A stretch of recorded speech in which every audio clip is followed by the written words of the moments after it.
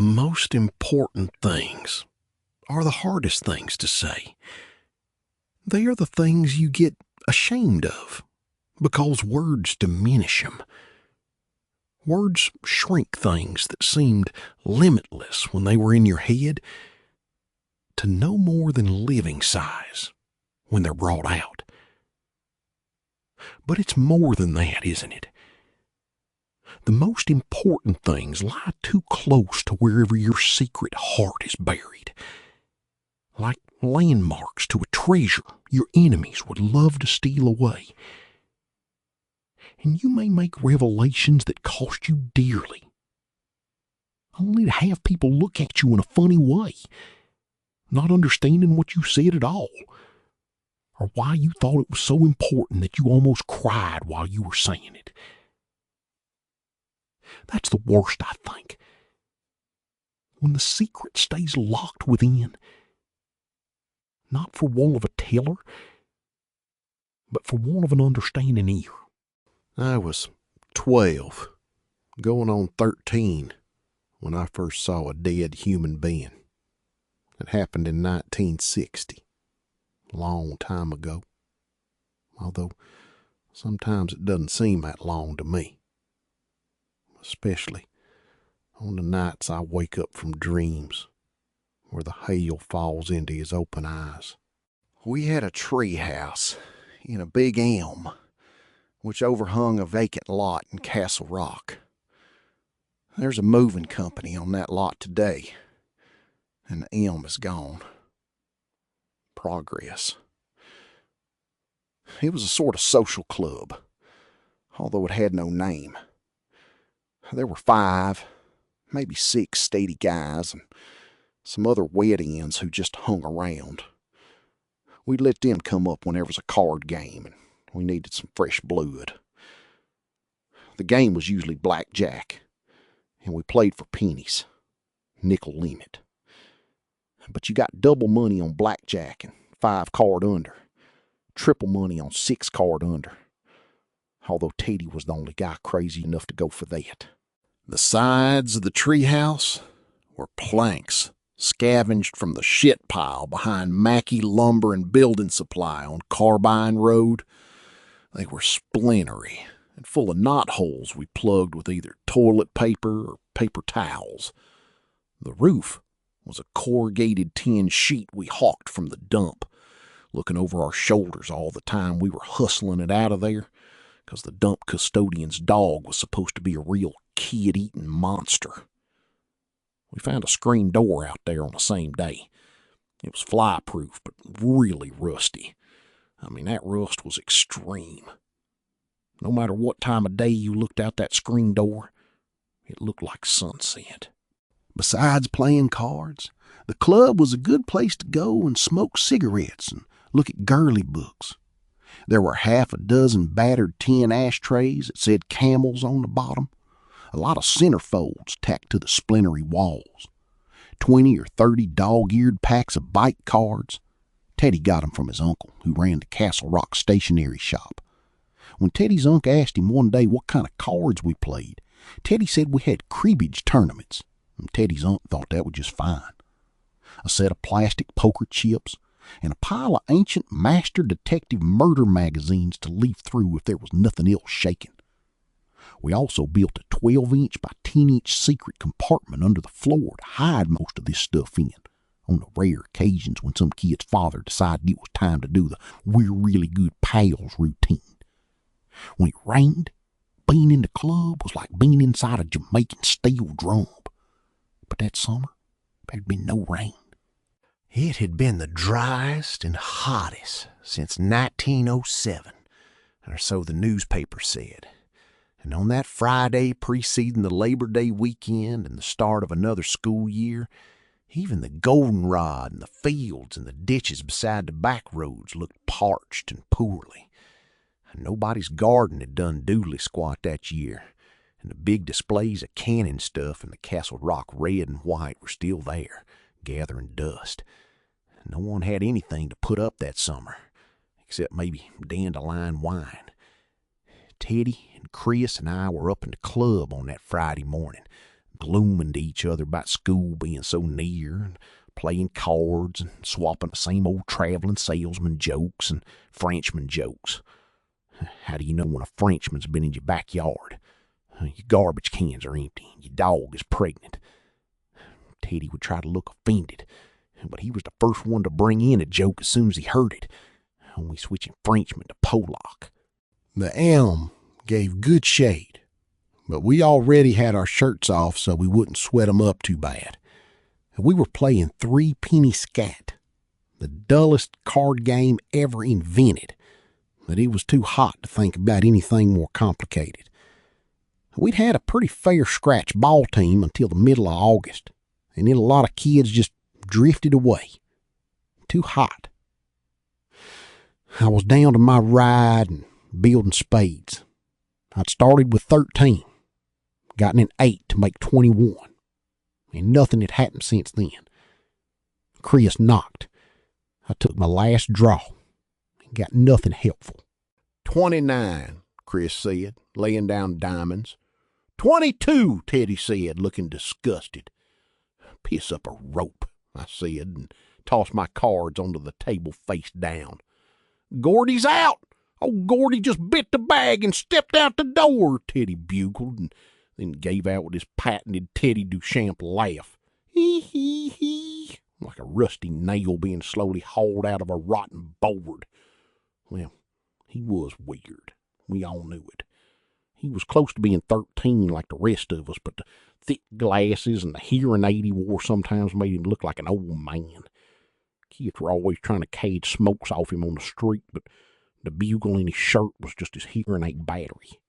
In spite of the glasses and the flesh-colored button always screwed into his ear, Teddy couldn't see very well and often misunderstood the things people said to him. In baseball, you had to have him play the fences, way beyond Chris in left field and Billy Greer in right. He just hoped no one would hit one that far, 'cause Teddy would go grimly after it, see it or not. Every now and then he got bonked a good one, and once he went out cold when he ran full tilt boogie into the fence by the treehouse. He laid there on his back with his eyes showing whites for almost 5 minutes, and I got scared. Then he woke up, walked around with a bloody nose and a huge purple lump rising on his forehead, trying to claim that the ball was foul. His eyesight was just naturally bad, but there was nothing natural about what had happened to his ears. Back in those days, when it was cool to get your hair cut so that your ears stuck out like a couple of jug handles, Teddy had Castle Rock's first Beatle haircut, 4 years before anyone in America had ever heard of the Beatles. He kept his ears covered because they looked like 2 lumps of warm wax. One day, when he was 8, Teddy's father got pissed at him for breaking a plate. His mother was working at the shoe factory in South Paris when it happened, and by the time she found out about it, he was all over. Teddy's dad took Teddy over to the big wood stove at the back of the kitchen and shoved the side of Teddy's head down against one of the cast iron burner plates. He held it down there for about 10 seconds. Then he yanked Teddy up by the hair of the head and did the other side. Then he called the Central Maine General Emergency Unit and told him to come get his boy. Then he hung up the phone, went into the closet, got his 410, and sat down to watch the daytime stories on TV with the shotgun laid across his knees. When Mrs. Burrs from next door came over to ask if Teddy was all right, she'd heard the screaming. Teddy's dad pointed the shotgun at her. Mrs. Burrs went out of the Duchamp house at roughly the speed of light, locked herself into her own house, and called the police. When the ambulance came, Mr. Duchamp let the orderlies in, and then went out on the back porch to stand guard while they wheeled Teddy to the old Porthole Buick ambulance on a stretcher. Teddy's dad explained to the orderlies that while the fucking brass hats said the area was clear, there were still Kraut snipers everywhere. One of the orderlies asked Teddy's dad if he thought he could hold on. Teddy's dad smiled tightly and told the orderly he'd hold until hell was a Frigidaire dealership if that's what it took. The orderly saluted, and Teddy's dad snapped it right back at him. A few minutes after the ambulance left, the state police arrived and relieved Norman Duchamp of duty. He'd been doing odd things like shooting cats and lighting fires in mailboxes for over a year, and after the atrocity he had visited upon his son, they had a quick hearing and sent him to Togus, which is a VA hospital. Togus is where you have to go if you're a Section 8.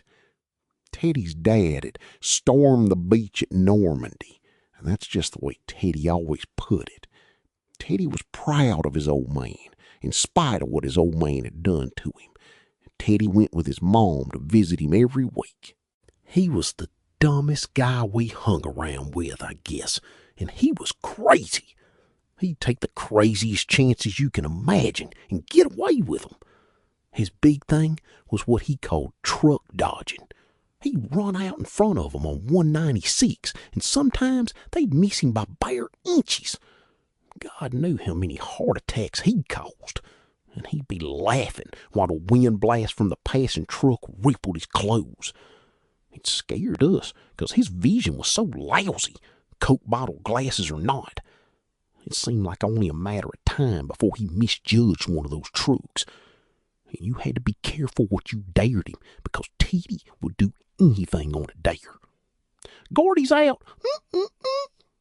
Screw, I said, and picked up a master detective to read while they played it out. I turned to, he stomped a pretty co-ed to death in a stalled elevator and got right into it. Teddy picked up his cards, gave them one brief look, and said, "I knock." "You four-eyed pile of shit," Chris cried. "The pile of shit has 1,000 eyes," Teddy said gravely, and both Chris and I cracked up. Teddy stared at us with a slight frown, as if wondering what had gotten us laughing. That was another thing about the cat. He was always coming out with weird stuff like the pile of shit has 1,000 eyes, and you could never be sure if he meant it to be funny or if it just happened that way. He'd look at the people who were laughing with that slight frown on his face, as if to say, "Oh, Lord, what is it this time?" Teddy had a natural 30, Jack, Queen, and King of Clubs. Chris had only 16 and went down to his ride. Teddy was shuffling the cards in his clumsy way, and I was just getting to the gooshy part of the murder story, where this deranged sailor from New Orleans was doing the Bristol stomp all over this college girl from Bryn Mawr because he couldn't stand being in closed-in places, when we heard someone coming fast up the ladder nailed to the side of the elm. A fist rapped on the underside of the trapdoor. "Who goes?" Chris yelled. "Vern!" He sounded excited and out of breath.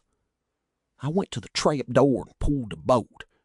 The trapdoor banged up, and Vern Tessio, one of the other regulars, pulled himself into the clubhouse.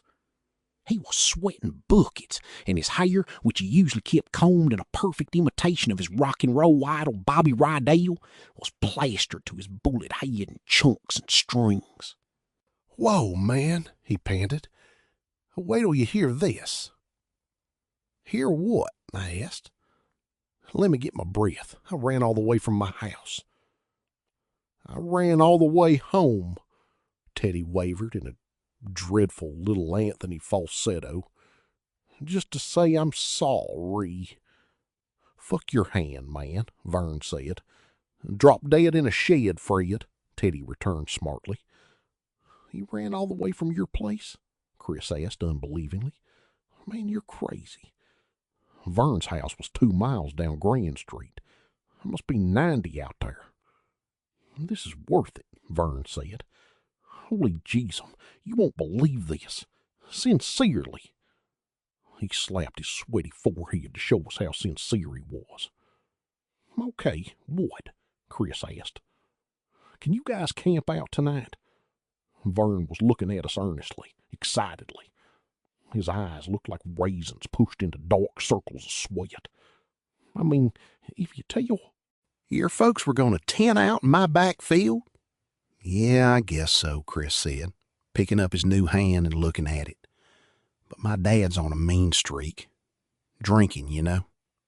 "You got to, man," Vern said. "Sincerely. You won't believe this. Can you, Gordy?" Probably. I was able to do most stuff like that. In fact, I'd been like the invisible boy that whole summer. In April, my older brother Dennis had been killed in a Jeep accident. I was at Fort Benning, Georgia, where he was in basic. He and another guy were on their way to the PX, and an army truck hit them broadside. Dennis was killed instantly, and his passenger had been in a coma ever since. Dennis would have been 22 later that week. I'd already picked out a birthday card for him at Daly's over in Castle Green. I cried when I heard, and I cried more at the funeral. And I couldn't believe that Dennis was gone. That anyone that used to knuckle my head or scare me with a rubber spider until I cried, or give me a kiss when I fell down and scraped both knees bloody, and whisper in my ear, "Now stop crying, you baby," that a person who had touched me could be dead. It hurt me, and it scared me that he could be dead. But it seemed to have taken all the heart out of my parents. For me, Dennis was hardly more than an acquaintance. He was 10 years older than me, if you can dig it, and he had his own friends and classmates. We ate at the same table for a lot of years. And sometimes he was my friend and sometimes my tormentor. But mostly he was, just a guy. When he died, he'd been gone for a year, except for a couple of furloughs. We didn't even look alike. It took me a long time after that summer to realize that most of the tears I cried were for my mom and dad. Felt a lot of good it did them, or me. "So what are you pissing and moaning about, Verno?" Teddy asked. "I knock," Chris said. "What?" Teddy screamed, immediately forgetting all about Vern. "You friggin' liar! You ain't got no pat hand. I didn't deal you no pat hand." Chris smirked. "Make your draw, shit heap."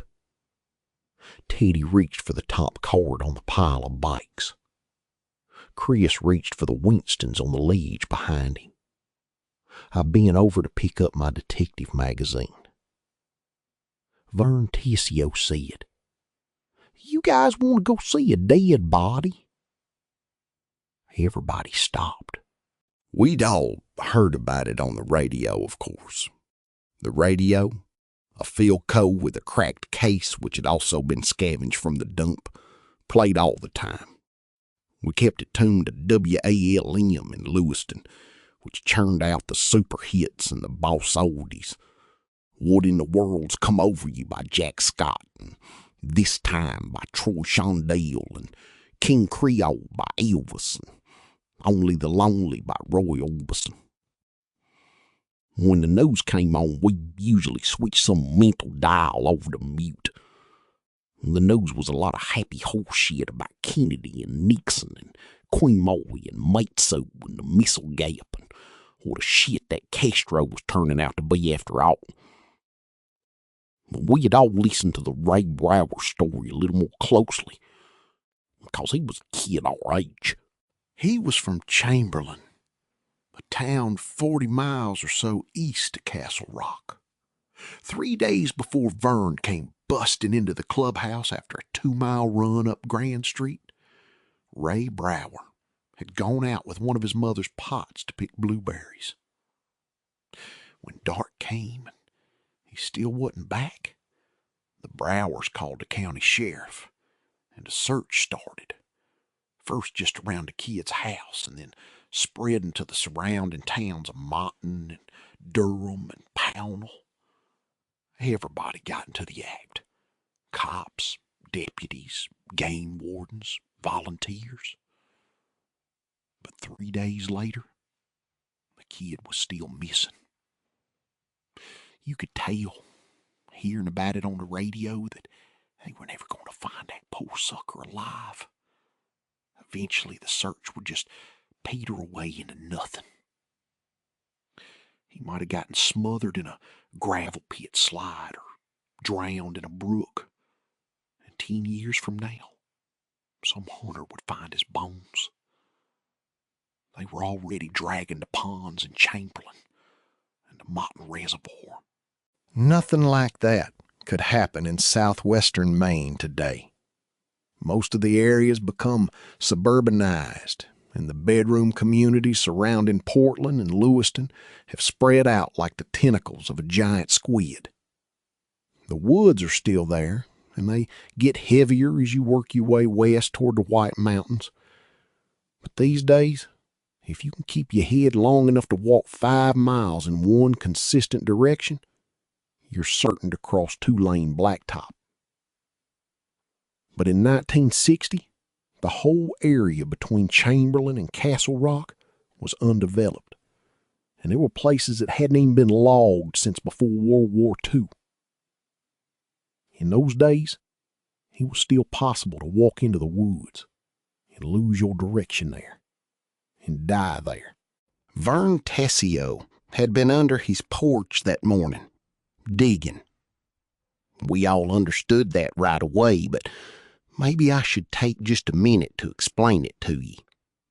Teddy Duchamp was only about half bright, but Vern Tessio would never be spending any of his spare time on College Bowl either. Still, his brother Billy was even dumber, as you will see. But first I have to tell you why Vern was digging under the porch. 4 years ago, when he was 8, Vern buried a quart jar of pennies under the long Tessio front porch. Vern called the dark space under the porch his cave. He was playing a pirate sort of game, and the pennies were buried treasure. Only if you were playing pirate with Vern, you couldn't call it buried treasure. You had to call it booty. So he buried the jar of pennies deep, filled in the hole, and covered the fresh dirt with some of the old leaves that had drifted under there over the years. He drew a treasure map, which he put up in his room with the rest of his junk. He forgot all about it for a month or so. Then, low on cash for a movie or something, he remembered the pennies and went to get his map. But his mom had been in to clean 2 or 3 times since then, and had collected all the old homework papers and candy wrappers and comic magazines and joke books. She burned them in the stove to start the cook fire one morning, and Vern's treasure map went right up the kitchen chimney. Or so he figured it. He tried to find the spot from memory and dug there. No luck. To the right and the left of that spot, still no luck. He gave up for the day, but had tried off and on ever since. 4 years, man. 4 years. Ain't that a pisser? He didn't know whether to laugh or cry. It had gotten to be sort of an obsession with him. The Tessio front porch ran the length of the house, probably 40 feet long and 7 feet wide.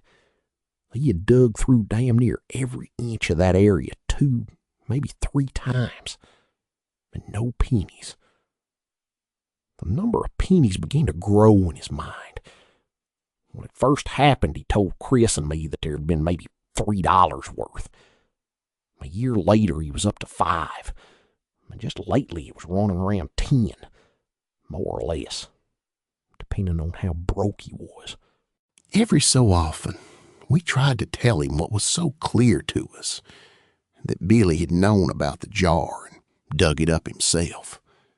Vern refused to believe it, although he hated Billy like the Arabs hate the Jews, and probably would have cheerfully voted the death penalty on his brother for shoplifting if the opportunity had ever presented itself. He also refused to ask Billy point blank. Probably he was afraid Billy would laugh and say, "Of course I got him, you stupid pussy. And there was $20 worth of pennies in that jar, and I spent every fucking cent of it." Instead, Vern went out and dug for the pennies whenever the spirit moved him, and whenever Billy wasn't around. He always crawled out from under the porch with his jeans dirty and his hair leafy and his hands empty. We ragged him about it something wicked, and his nickname was Penny Tessio. I think he came up to the club with his news as quick as he did, not just to get it out, but to show us that some good had finally come of his penny hunt. He had been up that morning before anybody, ate his cornflakes, and was out in the driveway shooting baskets through the old hoop nailed up on the garage. Nothing much to do, no one to play ghost with or anything, and he decided to have another dig for his pennies. He was under the porch when the screen door slammed up above. He froze, not making a sound. If it was his dad, he would crawl out. If it was Billy, he'd stay put until Billy and his J.D. friend Charlie Hogan had taken off. 2 pairs of footsteps crossed the porch, and then Charlie Hogan himself said in a trembling, crybaby voice, "Jesus Christ, Billy, what are we going to do?" Vern said that just hearing Charlie Hogan talk like that, Charlie, who was one of the toughest kids in town, made him prick up his ears. Charlie, after all, hung out with Ace Merrill and Eyeball Chambers. And if you hung out with cats like that, you had to be tough.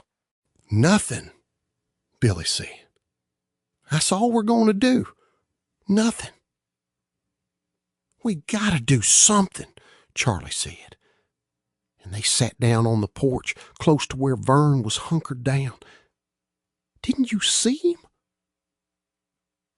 Vern took a chance and crept a little closer to the steps, practically slavering. At that point, he thought that maybe Billy and Charlie had been really drunked up and had run somebody down. Vern was careful not to crackle any of the old leaves as he moved. If the 2 of them found out he was under the porch and had overheard them, you could have put what was left of him in a kin-ration dog food can. "It's nothing to us," Billy Tessio said. "The kid's dead, so it's nothing to him neither. Who gives a fuck if they ever find him? I don't."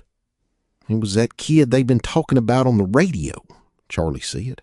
"It was. Sheer shit. Brocker, Brower, Flowers, whatever his name is. Fucking train must have hit him."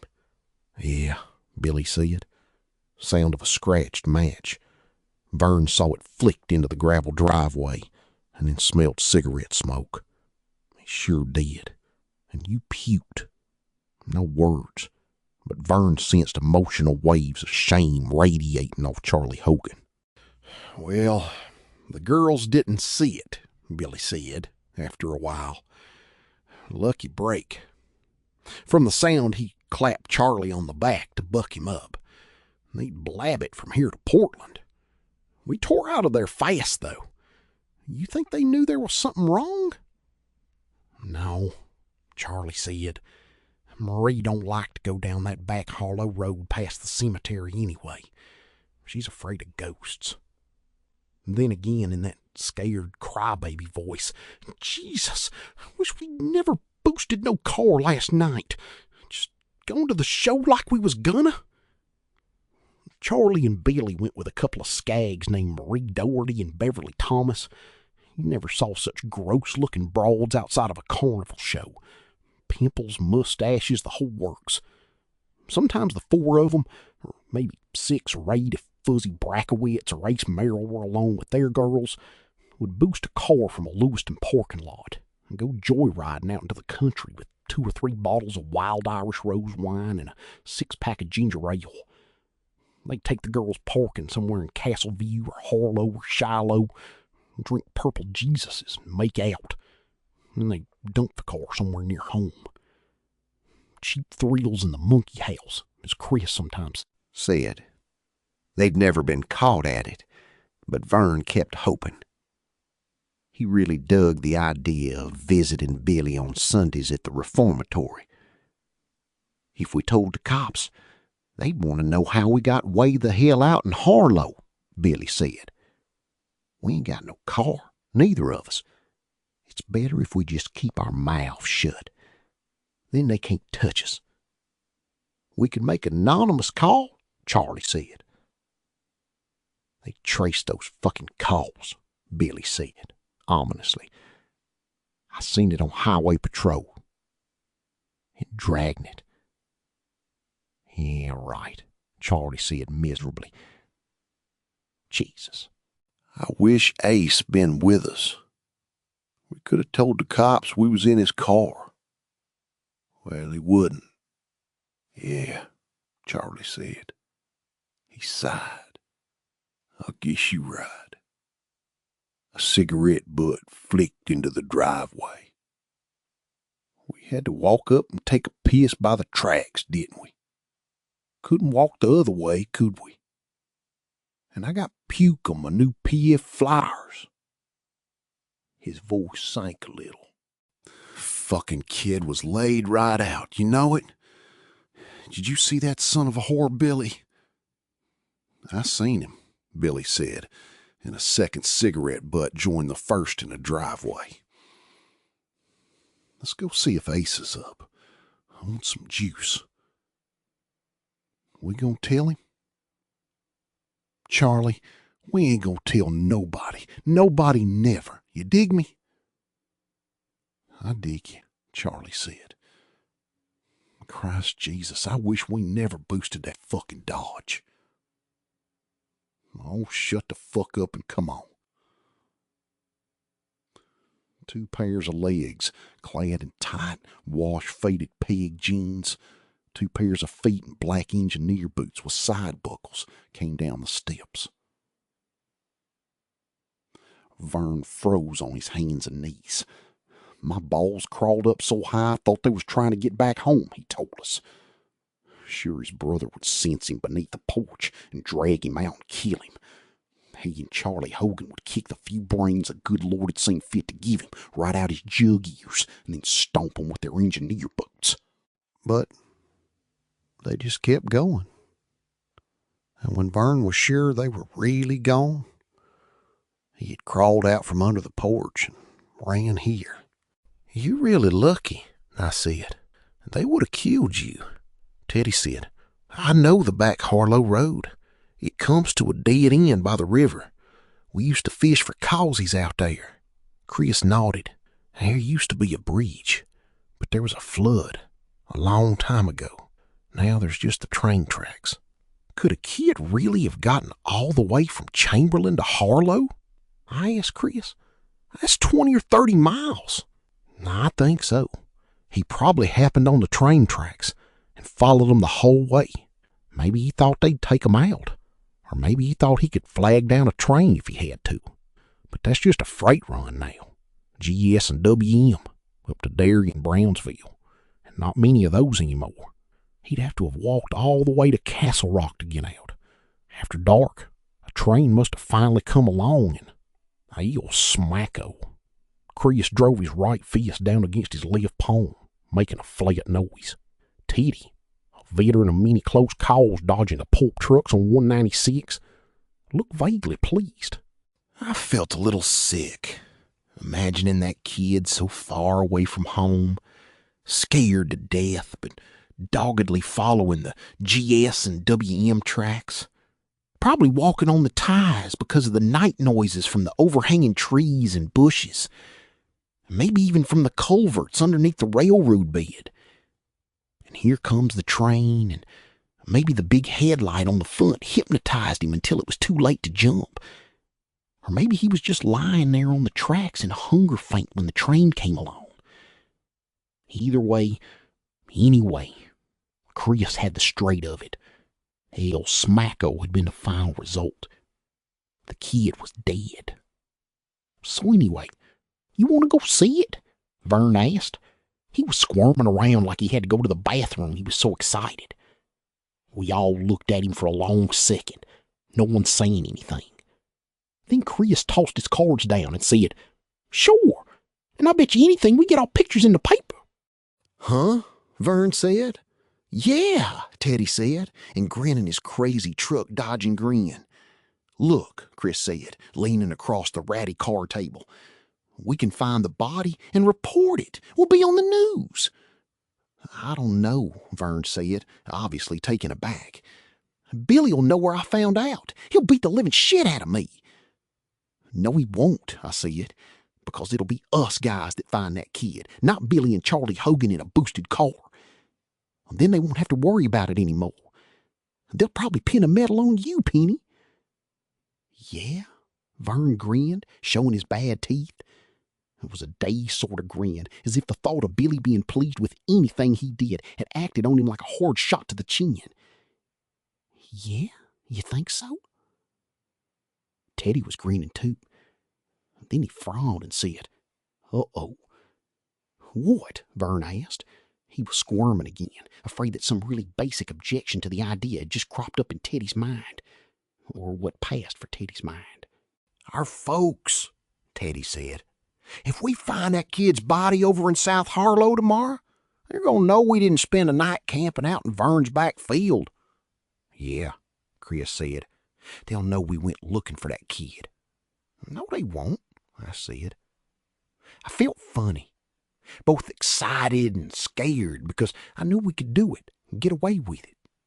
The mixture of emotions made me feel heat-sick and headachy. I picked up the bikes to have something to do with my hands and started box shuffling them. That and how to play cribbage was about all I got for older brother stuff from Dennis. The other kids envied that shuffle. I guess everyone I knew would ask me to show them how it went. Everyone except Chris. I guess only Chris knew that showing someone would be like giving away a piece of Dennis. I just didn't have so much of him that I could afford to pass pieces around. I said, We'll just tell them we got bored tenting in Vern's field because we've done it so many times before. So we decided to hike up the tracks and have a camp out in the woods. I bet we don't even get hided for it because everybody will be so excited about what we found. My dad'll hide me anyway, Chris said. He's on a really mean streak this time. He shook his head sullenly. What the hell, it's worth a hiding. Okay, Teddy said, getting up. He was still grinning like crazy, ready to break into his high-pitched, cackling laugh at any second. Let's all get together at Vern's house after lunch. What can we tell him about supper? Chris said, You and me and Gordy can say we're eating at Vern's. And I'll tell my mom I'm eating over at Chris's, Vern said. That would work, unless there was some emergency we couldn't control, or unless any of the parents got together. But neither Vern's folks or Chris's had a phone. Back then, there were a lot of families which still considered a telephone a luxury, especially families of the shirt-tail variety.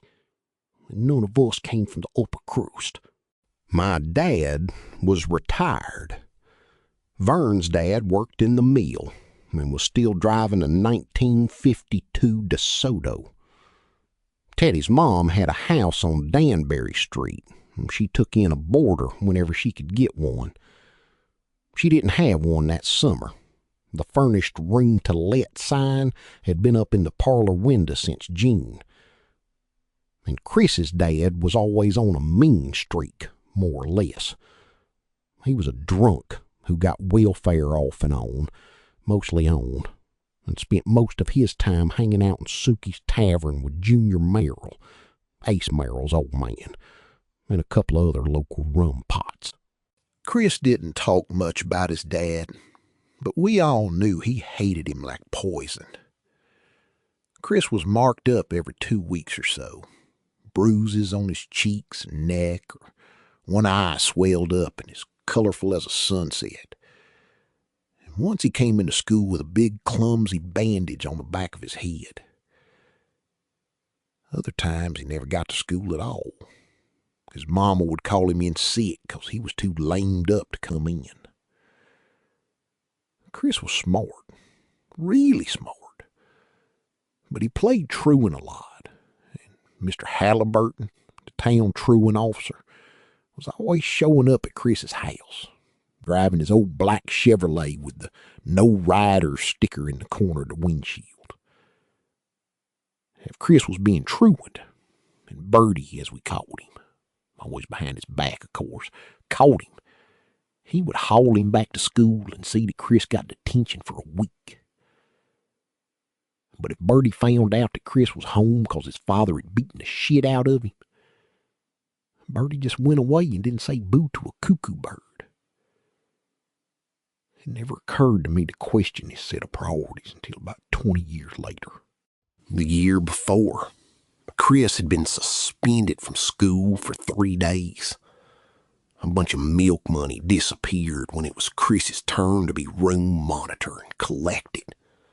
And because he was a Chambers, from those no-account Chamberses, he had to take a hike, even though he always swore he never hawked that money. That was the time Mr. Chambers put Chris in the hospital for an overnight stay. When his dad heard Chris was suspended, he broke Chris's nose and his right wrist. Chris came from a bad family, all right, and everybody thought he would turn out bad, including Chris. His brothers had lived up to the town's expectations admirably. Frank, the eldest, ran away from home when he was 17, joined the Navy, and ended up doing a long stretch in Portsmouth for rape and criminal assault. The next eldest, Richard, his right eye was all funny and jittery, which was why everybody called him Eyeball, had dropped out of high school in the 10th grade and chummed around with Charlie, Billy Tissio, and their J.D. buddies. I think all that'll work, I told Chris. What about John and Marty? John and Marty Dispain were 2 other members of our regular gang. They're still away, Chris said. They won't be back until Monday. No, that's too bad. So are we see it? Vern asked, still squirming. He didn't want the conversation sidetracked even for a minute. I guess we are, Chris said. Who wants to play some more skate? No one did. We were too excited to play cards. We climbed down from the tree house, climbed the fence into the vacant lot, and played 3 flies, 6 grounders for a while with Vern's old friction taped baseball. But that was no fun either. All we could think about was that kid Brower, hit by a train, and how we were going to see him, or what was left of him. Around 10 o'clock, we all drifted away home to fix it with our parents. I got to my house at 11:15 after stopping at the drugstore to check out the paperbacks. I did that every couple of days to see if there were any new John D. McDonald's. I had a few dollars, and I figured if there was, I'd take it along. But there were only the old ones, and I'd read most of those half a dozen times. When I got home, the car was gone, and I remembered that my mom and some of her hen party friends had gone to Boston to see a concert. A great old concert goer, my mother. And why not? She'd lost a child, and she had to do something to take her mind off it. I guess that sounds pretty bitter, and I guess if you'd been there, you'd understand why I felt that way. Dad was out back, passing a fine spray from the hose over his ruined garden. If you couldn't tell it was a lost cause from his glum face, you sure could by looking at the garden itself. The soil was a light, powdery gray. Everything in it was dead, except for the corn, which had never grown so much as a single edible ear. Dad said he'd never known how to water a garden. It had to be Mother Nature or nobody. He'd water too long in one spot and drown the plants. In the next row, plants were dying of thirst. He could never hit a happy medium. But he didn't talk about it often. He'd lost a son in April and a garden in August. If he didn't want to talk about either one, I guess that was his privilege. It just bugged me that he'd given up talking about everything else, too. That was taking democracy too fucking far. "Hi, Daddy," I said, standing beside him. I offered him the Rolos I'd bought at the drugstore. "Want one?" "Hello, Gordon." "No, thanks." He kept on flicking the fine spray over the hopeless gray earth. "Be okay if I camp out in Vern Tessio's backfield tonight with some of the guys?" "What guys?" "Vern, Teddy Duchamp, maybe Chris." I expected him to start right in on Chris. How Chris was bad company. A rotten apple from the bottom of the barrel. A thief. And an apprentice juvenile delinquent. But he just sighed and said, "I suppose it's okay." "Great, thanks." I turned to go into the house and check out what was on the boob tube when he stopped me with, "Those are the only people you want to be with, aren't they, Gordon?" I looked back at him, braced for an argument. But there was no argument in him that morning. It would have been better if there had been, I think. His shoulders were slumped. His face pointed toward the dead garden and not toward me. Sagged. There was a certain unnatural sparkle in his eyes that might have been tears. "Oh, Dad, they're okay." "Of course they are. A thief and two Phoebes. Fine company for my son." "Vern Tessio isn't feeble," I said. Teddy was a harder case to argue. 12 years old and still in the 5th grade, my dad said. And that time he slept over, when the Sunday paper came the next morning, he took an hour and a half to read the funny pages. That made me mad, because I didn't think he was being fair. He was judging Vern the way he judged all my friends, from having seen them off and on, mostly going in and out of the house. He was wrong about them. And when he called Chris a thief, I always saw red, because he didn't know anything about Chris. I wanted to tell him that, but if I pissed him off, he'd keep me home. He wasn't really mad anyway, not like he got at the supper table sometimes, ranting so loud that nobody wanted to eat. Now he just looked sad and tired and used. He was 63 years old enough to be my grandfather. My mom was 55. No spring chicken either.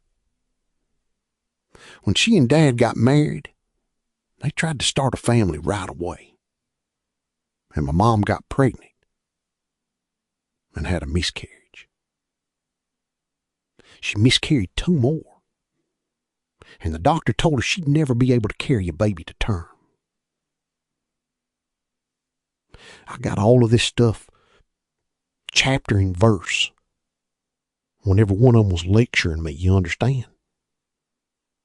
They wanted me to think I was a special delivery from God. And I wasn't appreciating my great good fortune in being conceived when my mother was 42 and starting to gray. I wasn't appreciating my great good fortune, and I wasn't appreciating her tremendous pain and sacrifices either. 5 years after the doctor said Mom would never have a baby, she got pregnant with Dennis. She carried him for 8 months, and then he just sort of fell out. All 8 pounds of him. My father used to say that if she had carried Dennis to term, the kid would have weighed 15 pounds. The doctor said, well, sometimes nature fools us, but he'll be the only one you'll ever have. Thank God for him and be content. 10 years later, she got pregnant with me. I not only carried me to term, the doctor had to use forceps to yank me out. Do you ever hear of such a fucked up family? I came into the world the child of 2 Geritol chuckers, Not to go on and on about it. My only brother was playing league baseball in the big kids' park before I even got out of diapers. In the case of my mom and dad, one gift from God had been enough. I won't say they treated me badly, and they sure never beat me. But I was a hell of a big surprise. And I guess when you get into your 40s, you're not as partial to surprises as you were in your 20s. After I was born, Mom got the operation her hen party friends referred to as the Band-Aid. I guess she wanted to make 100% sure that there wouldn't be any more gifts from God. When I got to college, I found out I'd beaten long odds just by not being born retarded. Although I think my dad had his doubts when he saw my friend Vern taking 10 minutes to puzzle out the dialogue in Beetle Bailey. This business about being ignored, I could never really pin it down till I did a book report in high school on this novel called The Invisible Man. When I agreed to do the book for Miss Hardy, I thought it was going to be the science fiction story about the guy in bandages and foster grants. Claude Rains played him in the movies. When I found out this was a different story, I tried to give the book back, but Miss Hardy wouldn't let me off the hook. I ended up being real glad. This Invisible Man is about a Negro. Nobody ever notices him at all unless he fucks up. People look right through him. When he talks, nobody answers. He's like a black ghost. Once I got into it, I ate that book up like it was a John D. MacDonald, because that cat Ralph Ellison was writing about me. At the supper table, it was, "Denny, how many did you strike out?" And Denny, who asked? You to the Sadie Hawkins dance. And Denny, I want to talk to you man to man about that car we were looking at. I'd say, pass the butter. And Dad would say, Denny, are you sure the Army is what you want? I'd say, pass the butter someone, okay? And Mom would ask Denny if he wanted her to pick him up one of the Pendleton shirts on sale downtown. And I'd end up getting the butter myself. One night when I was 9, just to see what would happen, I said, please pass those goddamn spuds. And my mom said, Denny, Auntie Grace called today and she asked after you and Gordon. The night Dennis graduated with honors from Castle Rock High School, I played sick and stayed home. I got Stevie Darabont's oldest brother Royce to buy me a bottle of Wild Irish Rose, and I drank half of it and puked in my bed in the middle of the night. In a family situation like that, you're supposed to either hate the older brother or idolize him hopelessly. Well, at least that's what they teach you in college psychology. Bullshit, right? But so far as I can tell, I didn't feel either way about Dennis. We rarely argued and never had a fist fight. That would have been ridiculous. Can you see a 14-year-old boy finding something to beat up his 4-year-old brother about? And all folks were always a little too impressed with him to burden him with the care of his kid brother, so he never resented me the way some older kids come to resent their sibs. When Denny took me with him somewhere, it was of his own free will. And those were some of the happiest times I can remember. Hey, LaChance, who the fuck is that? My kid brother, and you better watch your mouth, Davis. He'll beat the crap out of you. Gordy's tough. They gather around me for a moment, huge, impossibly tall. Just a moment of interest, like a patch of sun. They are so big. They are so old. Hey, kid, this wet end really your big brother? I nod shyly.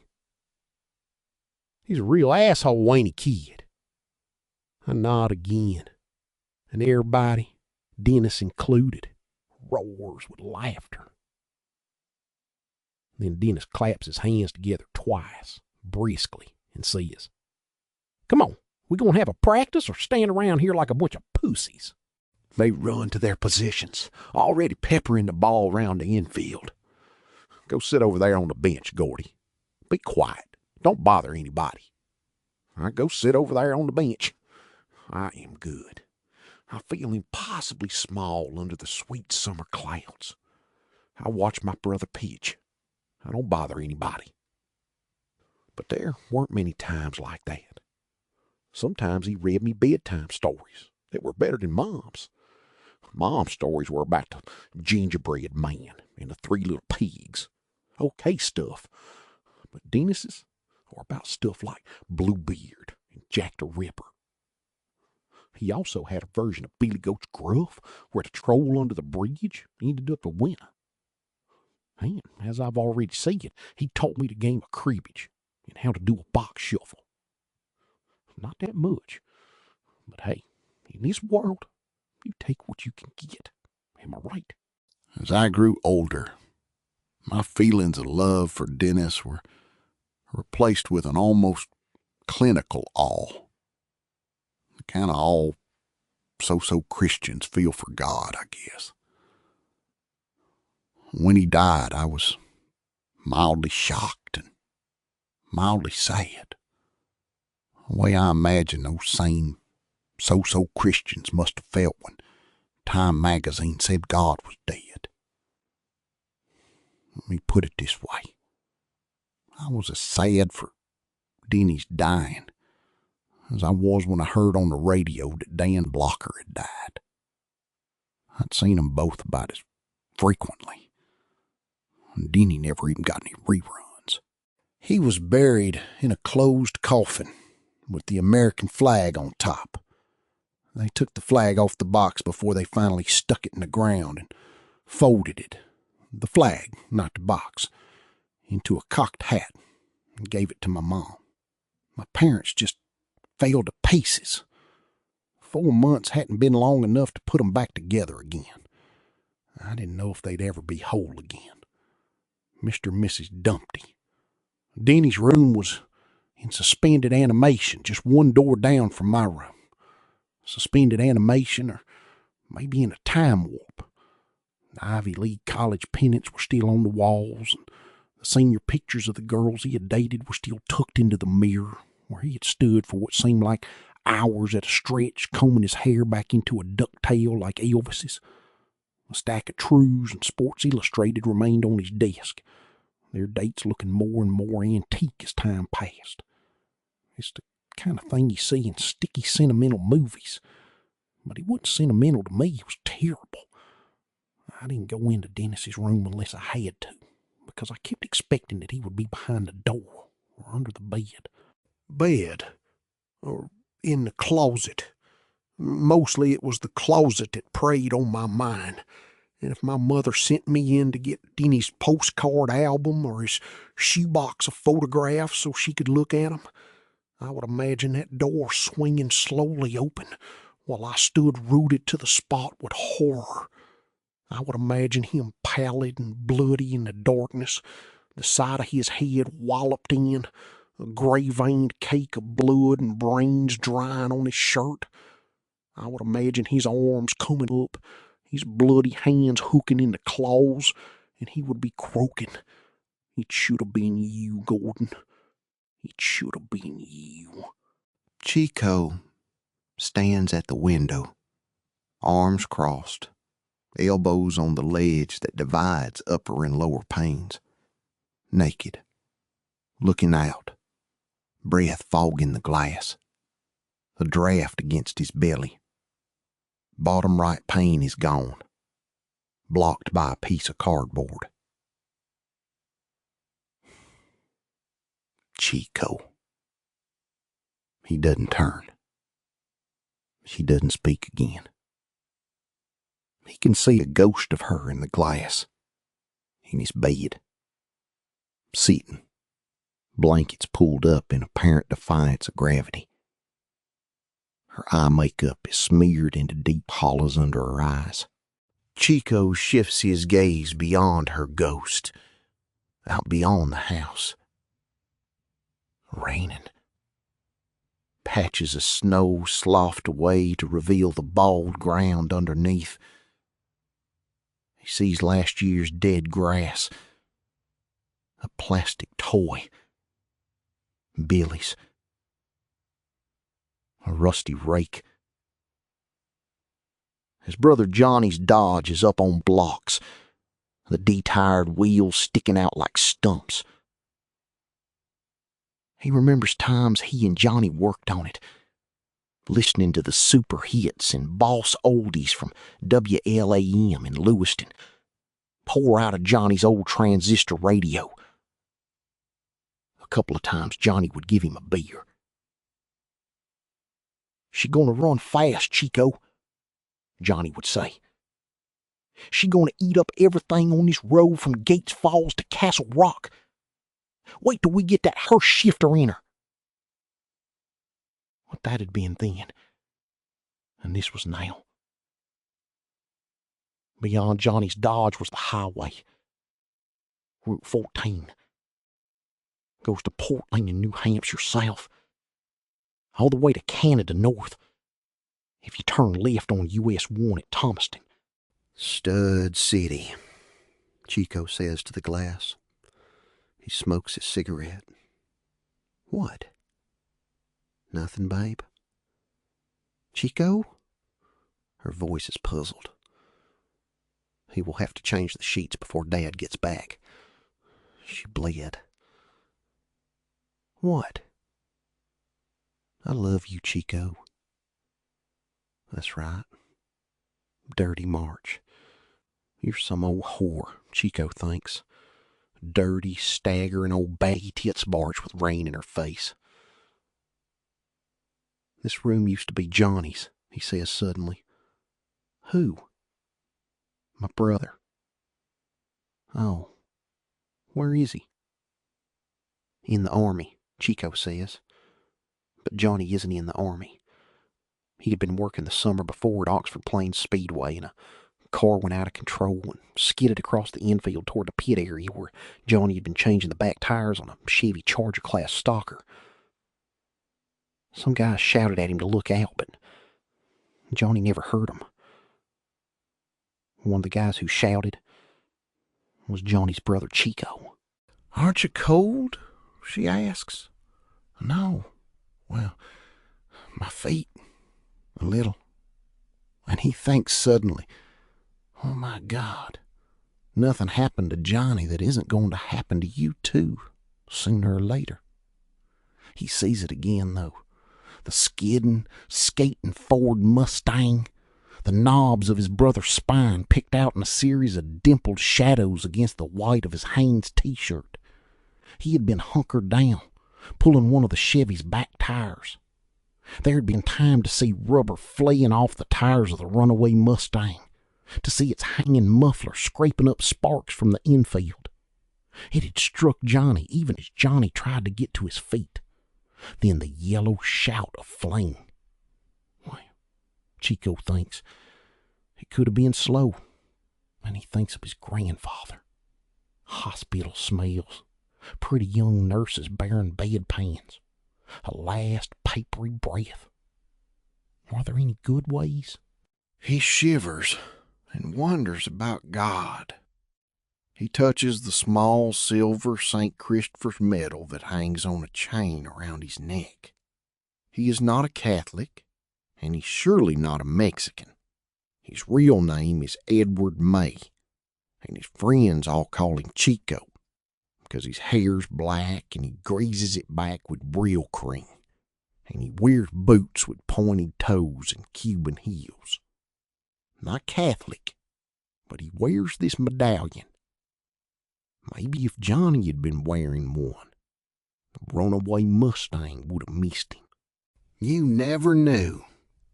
He smokes and stares out the window, and behind him the girl gets out of bed and comes to him quickly, almost mincing, maybe afraid he will turn around and look at her. She puts a warm hand on his back. Her breasts push against his side. Her belly touches his buttock. "Oh, it is cold. It's this place. Do you love me, Chico?" "You bet," he says offhandedly, and then more seriously, "You were Cherry. What does that? You were a virgin." The hand reaches higher. One finger traces the skin on the nape of his neck. I said, didn't I? Was it hard? Did it hurt? She laughs. No, but I was scared. They watch the rain. A new Oldsmobile goes by on 14, spraying up water. Stud City, Chico says. What? That guy. He's going Stud City in his new stud car. She kisses the place her finger has been touching gently, and he brushes at him as if she were a fly. What's the matter? He turns to her. Her eyes flick down to his penis and then up again hastily. Her arms twitch to cover herself, and then she remembers that they never do stuff like that in the movies, and she drops them to her sides again. Her hair is black, and her skin is winter white, the color of cream. Her breasts are firm, her belly perhaps a little too soft. One flaw to remind, Chico thinks, that this isn't the movies. Jane. What? He can feel himself getting ready.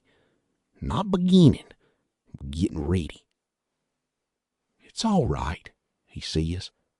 We're friends. He eyes her deliberately, letting himself reach at her in all sorts of ways. When he looks at her face again, it is flushed.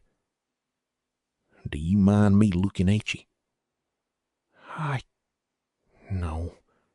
No, Chico. She steps back, closes her eyes, sits on the bed, and leans back, legs spread. He sees all of her. The muscles, the little muscles on the insides of her thighs. They're jumping, uncontrolled, and this suddenly excites him. More than the taut cones of her breasts or the mild pink pearl of her cunt. Excitement trembles in him, some stupid bozo on a spring. Love may be as divine as the poets say, he thinks, but sex is Bozo the Clown bouncing around on a spring. How could a woman look at an erect penis without going off into mad gales of laughter? The rain beats against the roof, against the window, against the sodden cardboard patch blocking the glassless lower pane. He presses his hand against his chest, looking for a moment like a stage Roman about to orate. His hand is cold. He drops it to his side. Open your eyes. We're friends, I said. Obediently, she opens them. She looks at him. Her eyes appear violet now. The rainwater running down the window makes rippling patterns on her face, her neck, her breasts. Stretched across the bed, her belly has been pulled tight. She is perfect in her moment. Oh, she says. Oh, Chico, it feels so funny. A shiver goes through her. She has curled her toes involuntarily. He can see the insteps of her feet. Her insteps are pink. Chico. Chico. He steps toward her. His body is shivering, and her eyes widen. She says something, one word, but he can't tell what it is. This isn't the time to ask. He half kneels before her for just a second, looking at the floor with frowning concentration, touching her legs just above the knees. He measures the tide within himself. Its pull is thoughtless, fantastic. He pauses a little longer. The only sound is the tinny tick of the alarm clock on the bed table, standing brassy-legged atop a pile of Spider-Man comic books. Her breathing flutters faster and faster. His muscles slide smoothly as he dives upward and forward. They begin. It's better this time. Outside, The rain goes on washing away the snow. A half hour later, Chico shakes her out of a light doze. "We gotta move," he says. "Dad and Virginia will be home pretty quick." She looks at her wristwatch and sits up. This time she makes no attempt to shield herself. Her whole tone, her body English has changed. She has not matured, although she probably believes she has, or learned anything more complex than tying a shoe, but her tone has changed just the same. He nods, and she smiles tentatively at him. He reaches for the cigarettes on the bed table. As she draws on her panties, he thinks of a line from an old novelty song. "Keep playing till I shoot through, Blue. Play your diggery-doo. Tie Me Kangaroo Down" by Rolf Harris. He grins. That was a song Johnny used to sing. It ended, "So we tanned his hide when he died, Clyde, and that's it hanging on the shed." She hooks her bra and begins buttoning her blouse. "What are you smiling about, Chico?" "Nothing," he says. "Zip me up." He goes to her, still naked, and zips her up. He kisses her cheek. "Go on in the bathroom and do your face if you want," he says. "Just don't take too long, okay?" She goes up the hall gracefully, and Chico watches her, smoking. She is a tall girl, taller than he, and she has to duck her head a little going through the bathroom door. Chico finds his underpants under the bed. He puts them in the dirty clothes bag hanging just inside the closet door and gets another pair from the bureau. He puts them on, and then, while walking back to the bed, he slips and almost falls in a patch of wetness. The square of cardboard is let in. "God damn," he whispers resentfully. He looks around at the room, which had been Johnny's until Johnny died. Why did I tell her he was in the army, for Christ's sake? He wonders, a little uneasily. Fiberboard walls, so thin he can hear Dad and Virginia going at it at night, that don't quite make it all the way to the ceiling. The floor has a slightly crazy hip-shot angle, so that the room's door will only stay open if you block it open. If you forget, it swings stealthily closed as soon as your back is turned. On the far wall is a movie poster from Easy Rider. Two men went looking for America and couldn't find it anywhere. The room had more life when Johnny lived here. Chico doesn't know how or why, only that it's true. And he knows something else as well. He knows that sometimes the room spooks him at night. Sometimes he thinks that the closet door will swing open and Johnny will be standing there, his body charred and twisted and blackened, his teeth yellow dentures poking out of charred tissue that is partially melted and rehardened, and Johnny will be whispering, "Get out of my room, Chico, and if you lay a hand on my Dodge, I'll fucking kill you. Got it?" "Got it, bro," Chico thinks. For a moment he stands still, looking at the rumpled sheet spotted with the girl's blood, and then he spreads the blankets up in one quick gesture. "Here, right here.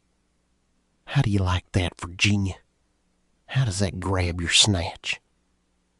He puts on his pants, his engineer boots, finds a sweater.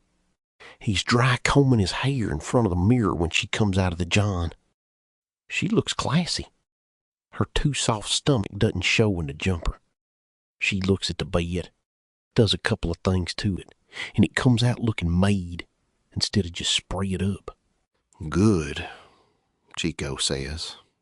She laughs a little self-consciously and pushes a lock of hair behind her ear. It is an evocative, poignant gesture. "Let's go," he says.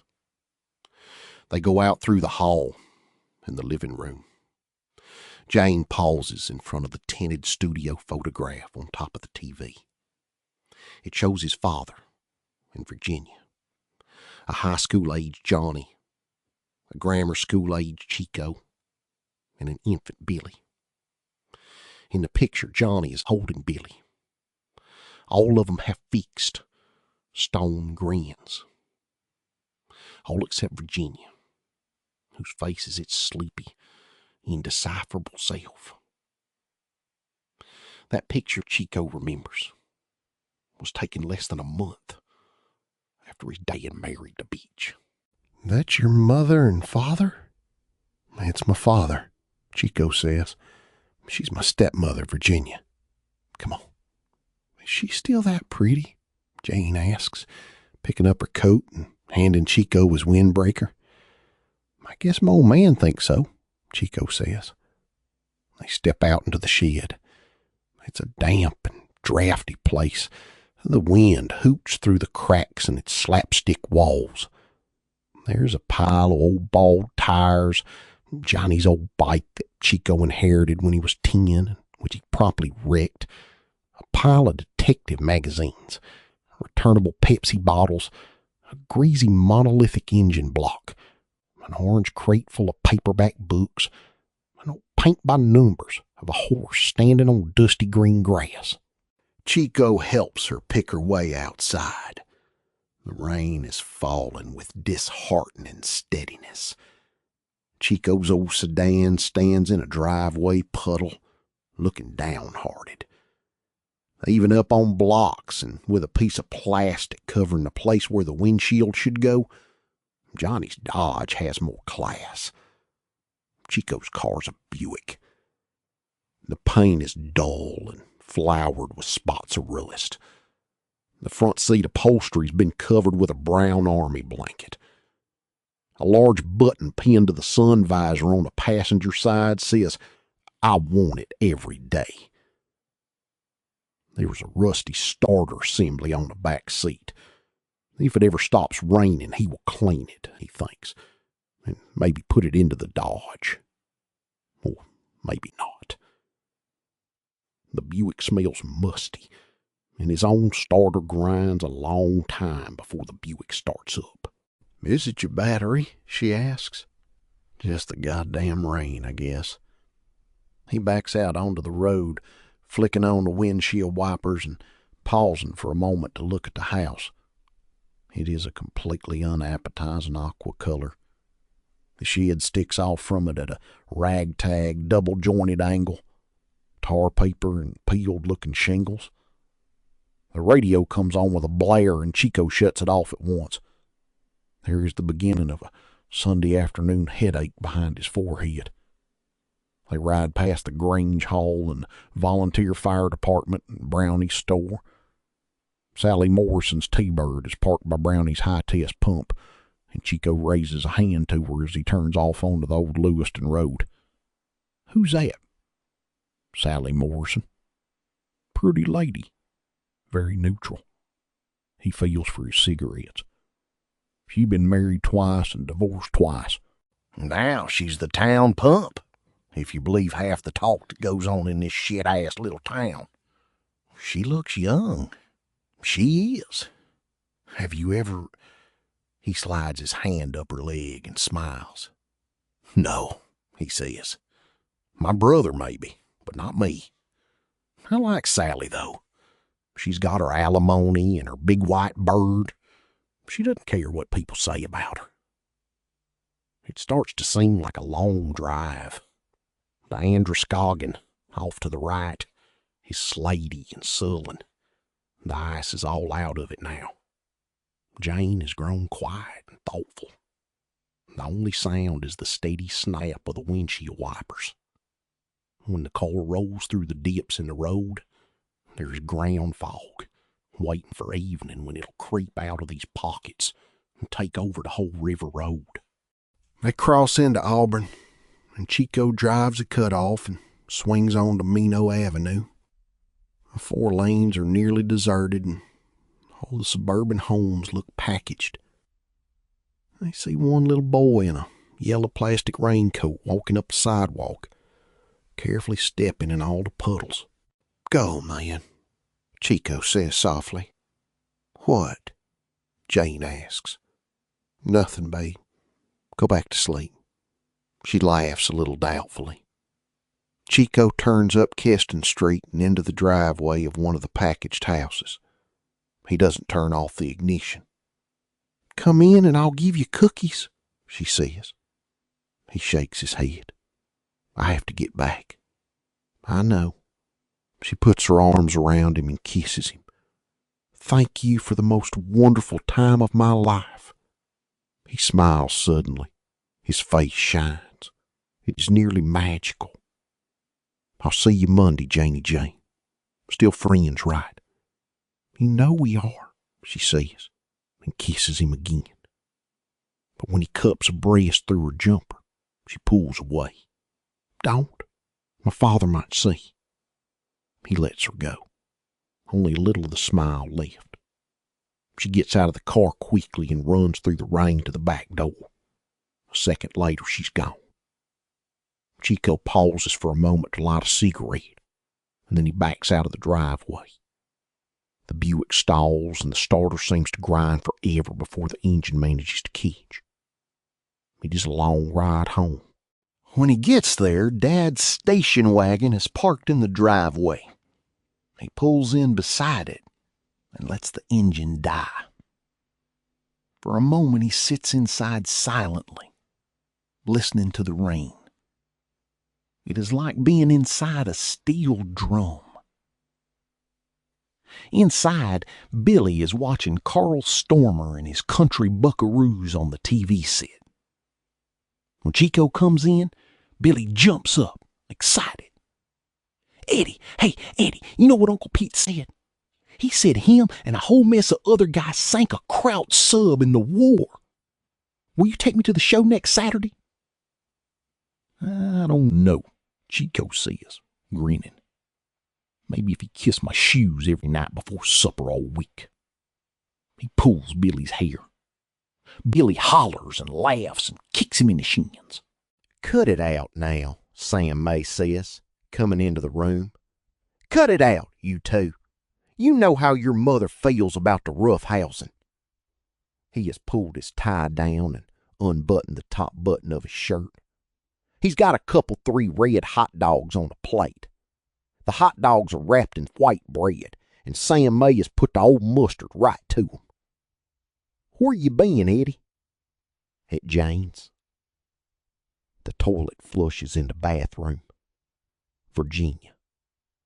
Chico wonders briefly if Jane has left any hairs in the sink, or a lipstick, or a bobby pin. You should have come with us to see your Uncle Pete and Aunt Ann, his father says. He eats a frank in 3 quick bites. You're getting to be like a stranger around here, Eddie. I don't like that. Not while we provide the bed and board. Some bed, Chico says. Some board. Sam looks up quickly, hurt at first, then angry. When he speaks, Chico sees that his teeth are yellow with French's mustard. He feels vaguely nauseated. Your lip.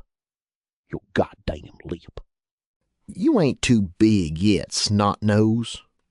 Chico shrugs, peels a slice of Wonder Bread off the loaf standing on the TV tray by his father's chair, and spreads it with ketchup. In 3 months, I'm going to be gone anyway. What the hell are you talking about? I'm going to fix up Johnny's car and go out to California. Look for work. Oh, yeah. Right. He's a big man. Big in a shambling way. But Chico thinks now that he got smaller after he married Virginia. And smaller again after Johnny died. And in his mind, he hears himself saying to Jane, my brother, maybe, but not me. And on the heels of that, play a didgeridoo, Blue. You ain't never gonna get that car as far as Castle Rock, let alone California. You don't think so? Just watch my fucking dust. For a moment, his father only looks at him, and then he throws the Frankie he's been holding. It hits Chico in the chest, spraying mustard on his sweater and on the chair. Say that word again and I'll break your nose for you, smartass. Chico picks up the frank and looks at it. Cheap red frank, smeared with French's mustard. Spread a little sunshine. He throws it back at his father.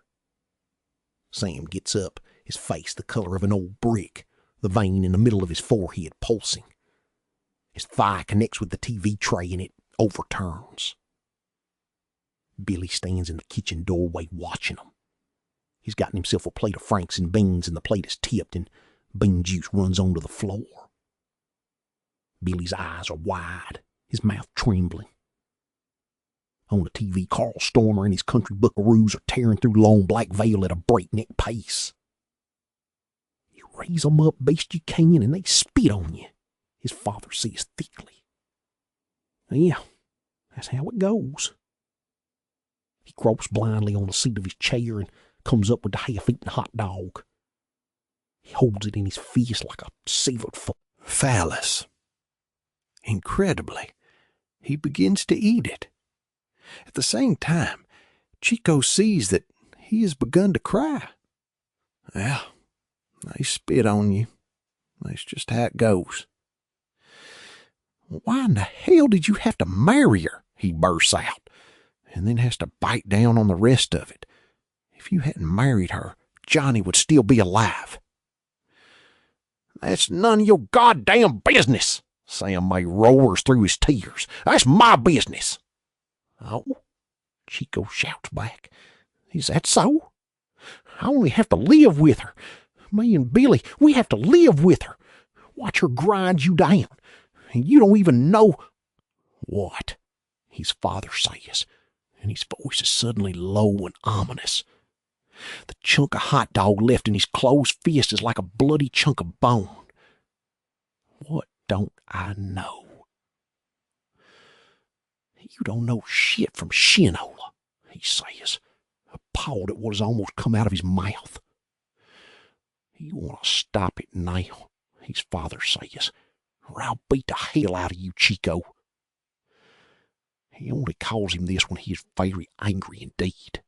Chico turns and sees that Virginia is standing at the other side of the room, adjusting her skirt minutely, looking at him with her large, calm brown eyes.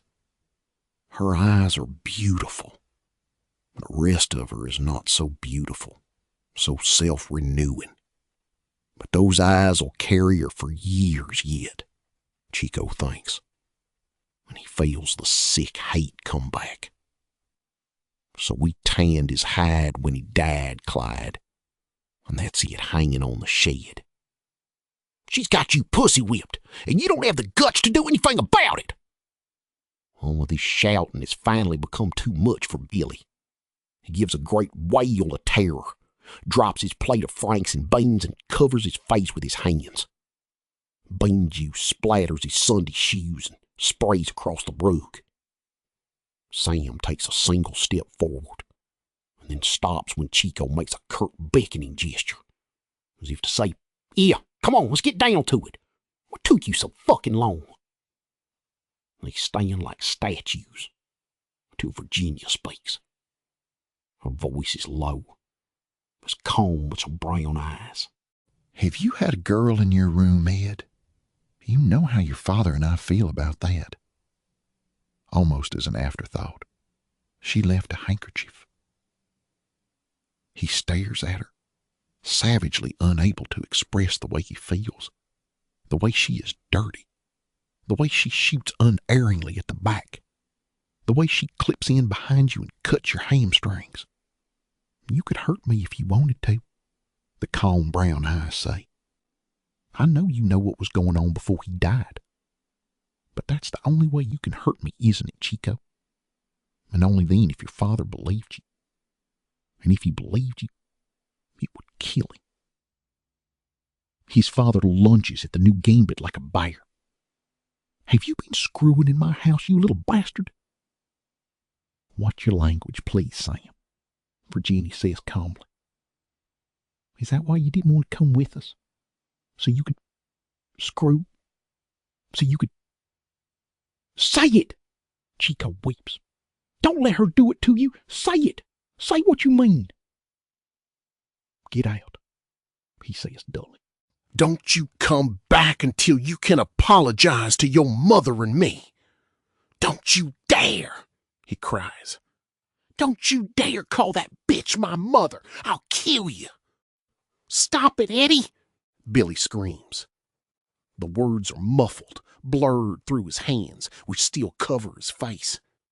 Stop yelling at Daddy. Stop it, please. Virginia doesn't move from the doorway. Her calm eyes remain on Chico. Sam blunders back a step, and the backs of his knees strike the edge of his easy chair. He sits down in it heavily and averts his face against a hairy forearm. I can't even look at you when you got words like that in your mouth, Eddie. You were making me feel so bad. She makes you feel bad. Why don't you admit it? He does not reply. Still not looking at Chico, he fumbles another franc wrapped in bread from the plate on the TV tray. He fumbles for the mustard. Billy goes on crying. Carl Stormer and his country buckaroos are singing a truck driving song. My rig is old, but that don't mean she's slow, Carl tells all his Western Maine viewers. The boy doesn't know what he's saying, Sam, Virginia says gently. It's hard at his age. It's hard to grow up. She's whipped him. That's the end, all right.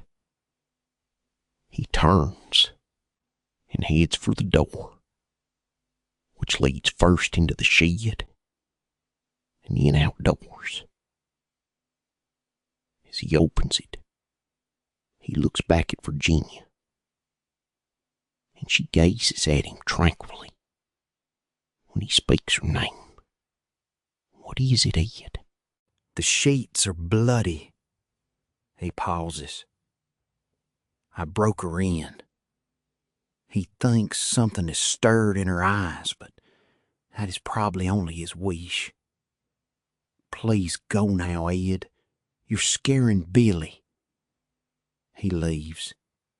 The Buick doesn't want to start, and he has almost resigned himself to walking in the rain when the engine finally catches. He lights a cigarette and backs out onto 14, slamming the clutch back in and racing the mill when it starts to jerk and splutter. The generator light blinks balefully at him twice, and then the car settles into a ragged idle. At last, he is on his way, creeping up the road toward Gates Falls. He spares Johnny's Dodge one last look. Johnny could have had steady work at Gates Mills and weaving, but only on the night shift. Night work didn't bother him, he had told Chico, and the pay was better than at the Plains. But their father worked days, and working nights at the mill would have meant Johnny would have been home with her, home alone or with Chico in the next room, and the walls were thin. I can't stop, and she won't let me try, Johnny said. Hey, I know what he would do to him, but she just won't stop, and it's like I can't stop. She's always at me, you know what I mean? You've seen her. Billy's too young to understand, but you've seen her. Yes, he had seen her. And Johnny had gone to work at the Plains, telling their father it was because he could get parts for the Dodge on the cheap. And that's how it happened, that he had been changing a tire when the Mustang came skidding and skating across the infield with its muffler dragging up sparks. That was how his stepmother had killed his brother. So just keep playing until I shoot through, Blue, 'cause we going stud city right here in this shit-heap Buick. And he remembers how the rubber smelled, and how the knobs of Johnny's spine cast small crescent shadows on the bright white of his T-shirt. He remembers seeing Johnny get halfway up from the squat he had been working in when the Mustang hit him, squashing him between it and the Chevy. and there had been a hollow bang as the Chevy came down off its jacks, and then a bright yellow flare of flame, and a rich smell of gasoline. Chico strikes the brakes with both feet, bringing the sedan to a crunching, juddering halt on the sodden shoulder. He leans wildly across the seat, throws open the passenger door, and sprays yellow puke onto the mud and snow. The sight of it makes him puke again, and the thought of it makes him dry heave one more time. The car almost stalls, but he catches it in time. The generator light winks out reluctantly when he guns the engine. He sits, letting the shakes work their way out of him. The car goes by him fast, a new Ford, white, throwing up great dirty fans of water and slush. Stud City, Chico says, in his new stud car. Funky.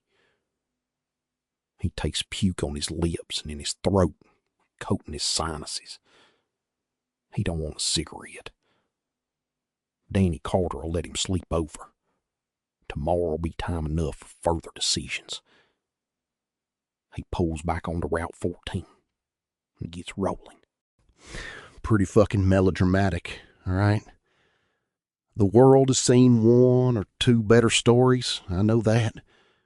100,000 or 200,000 better ones, more like it. It ought to have, "This is a product of an undergraduate creative writing workshop," stamped on every page. Because that's just what it was, at least up to a certain point. It seems both painfully derivative and painfully sophomoric to me now. Style by Hemingway, except we've got the whole thing in the present tense for some reason. How too fucking trendy. Thing by Faulkner. Could anything be more serious? More literary?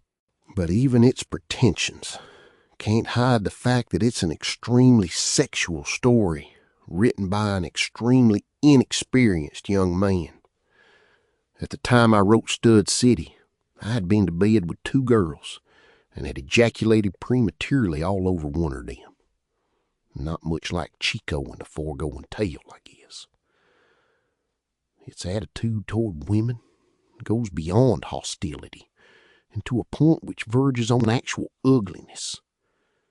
2 of the women in Stud City are sluts, and the third is a simple receptacle who says things like, "I love you, Chico, and come in, I'll give you cookies." Chico, on the other hand, is a macho, cigarette-smoking, working-class hero who could have stepped whole and breathing from the grooves of a Bruce Springsteen record. Although Springsteen was yet to be heard from when I published a story in the college literary magazine, where it ran between a poem called Images of Me and an essay on student parietals written entirely in lowercase. It is the work of a young man every bit as insecure as he was inexperienced. And yet, it was the first story I ever wrote that felt like my story. The first one that really felt whole after 5 years of trying. The first one that might still be able to stand up, even with its props taken away. Ugly, but alive. Even now, when I read it, stifling a smile at its pseudo-toughness and its pretensions, I can see the true face of Gordon LaChance lurking just behind the lines of print. A Gordon LaChance younger than the one living and writing now. One certainly more idealistic than the best-selling novelist who's more apt to have his paperback contracts reviewed than his books. But not so young as the one who went with his friends that day to see the body of a dead kid named Ray Brower. A Gordon LaChance halfway along in the process of losing the shine. No, it's not a very good story. Its author was too busy listening to other voices to listen as closely as he should have to the one coming from inside. But it was the first time I had ever really used the place I knew and the things I felt in a piece of fiction.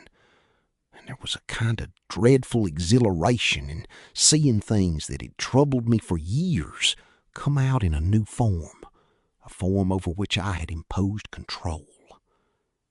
It had been years since that childhood idea of Denny being in the closet of his spookily preserved room had occurred to me.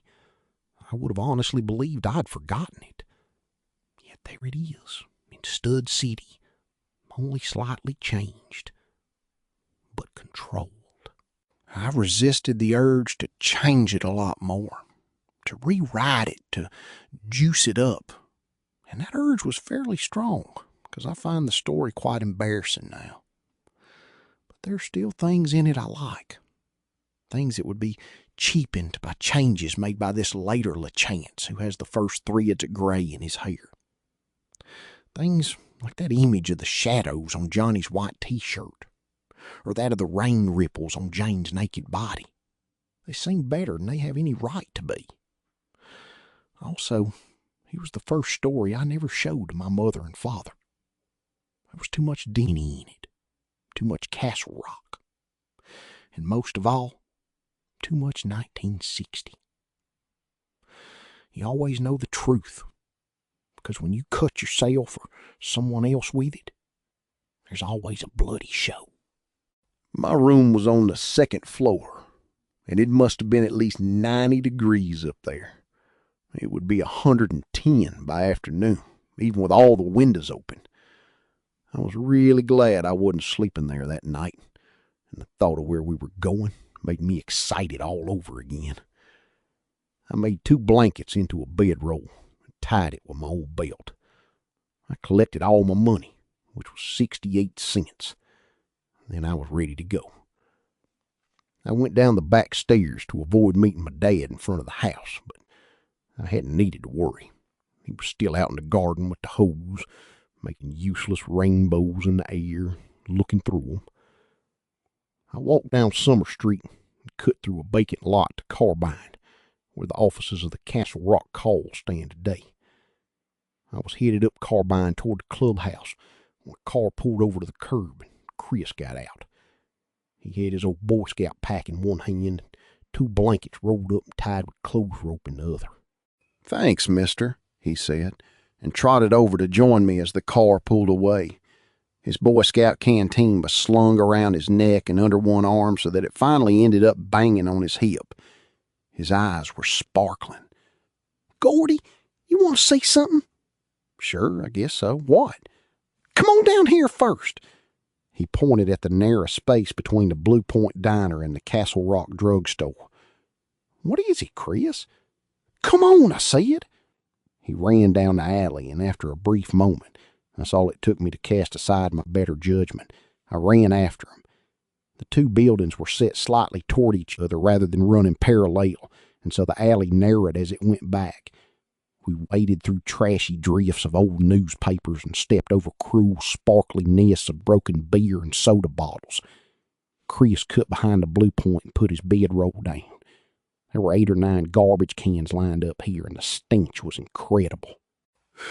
"Chris, come on, give me a break." "Give me your arm," Chris said, by rote. "No, sincerely, I'm going to throw up." The words broke off in my mouth, and I forgot all about the smelly garbage cans. Chris had unslung his pack and opened it and reached inside. Now he was holding out a huge pistol with dark wood grips.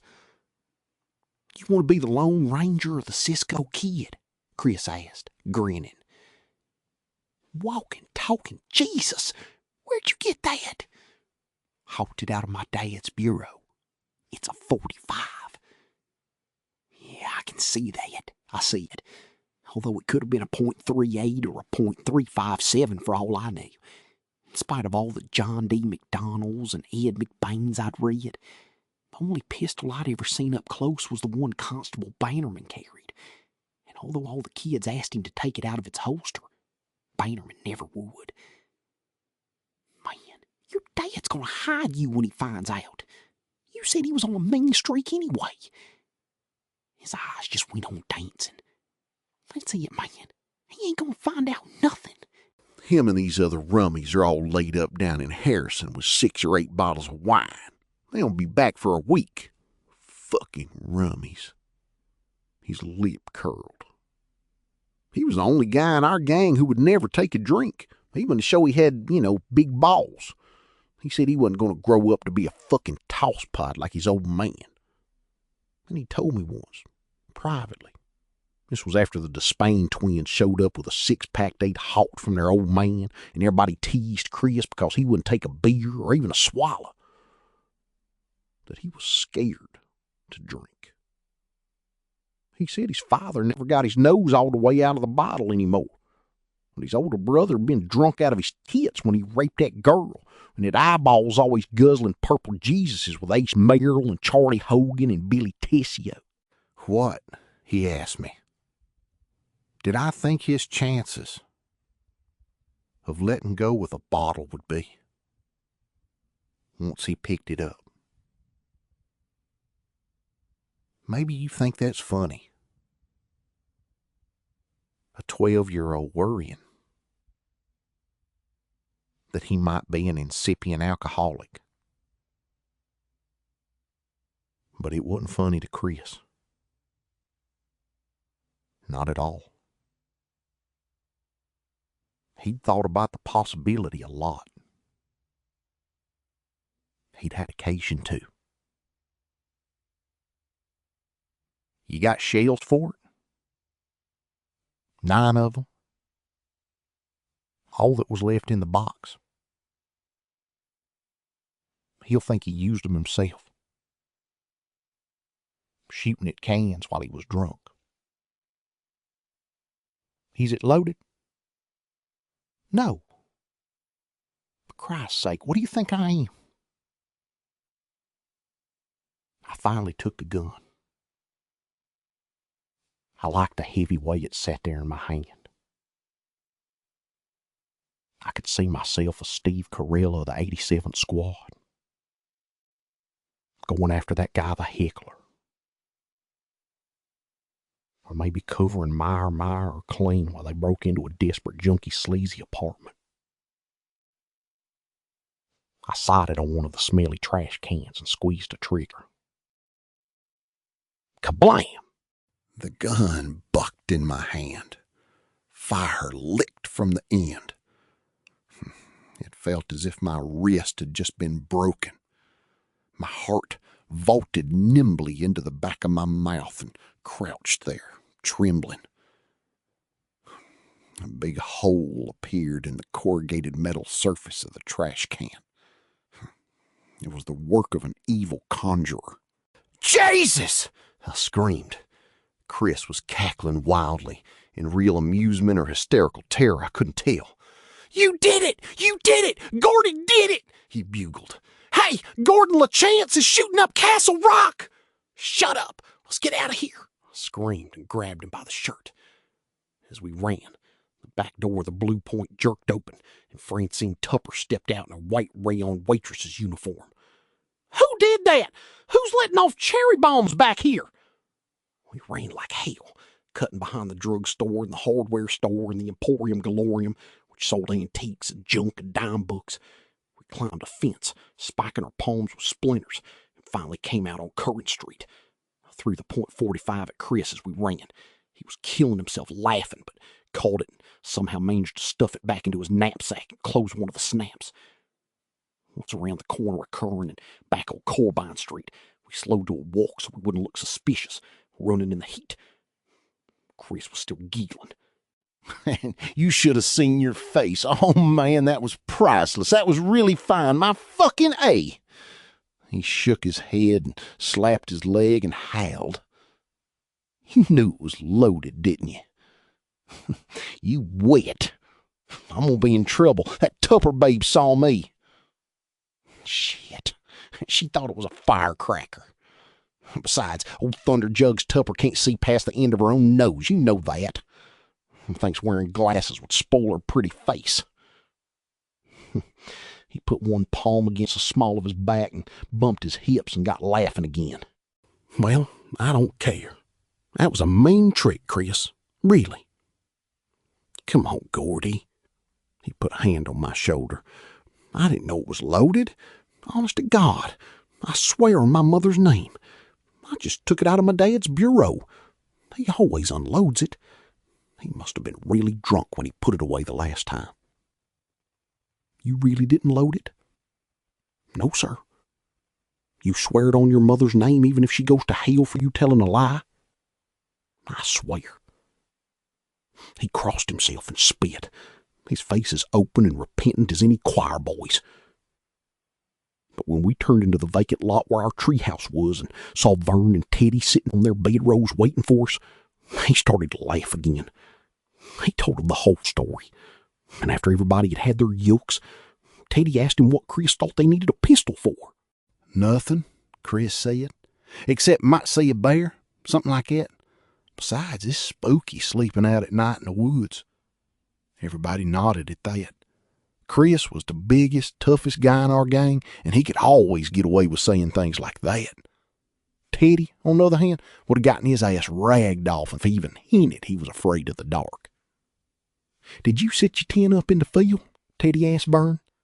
Yeah, and I put 2 turned-on flashlights in it so it'd look like we're there after dark. Hot shit, I said, and clapped Vern on the back. For him, that was thinking.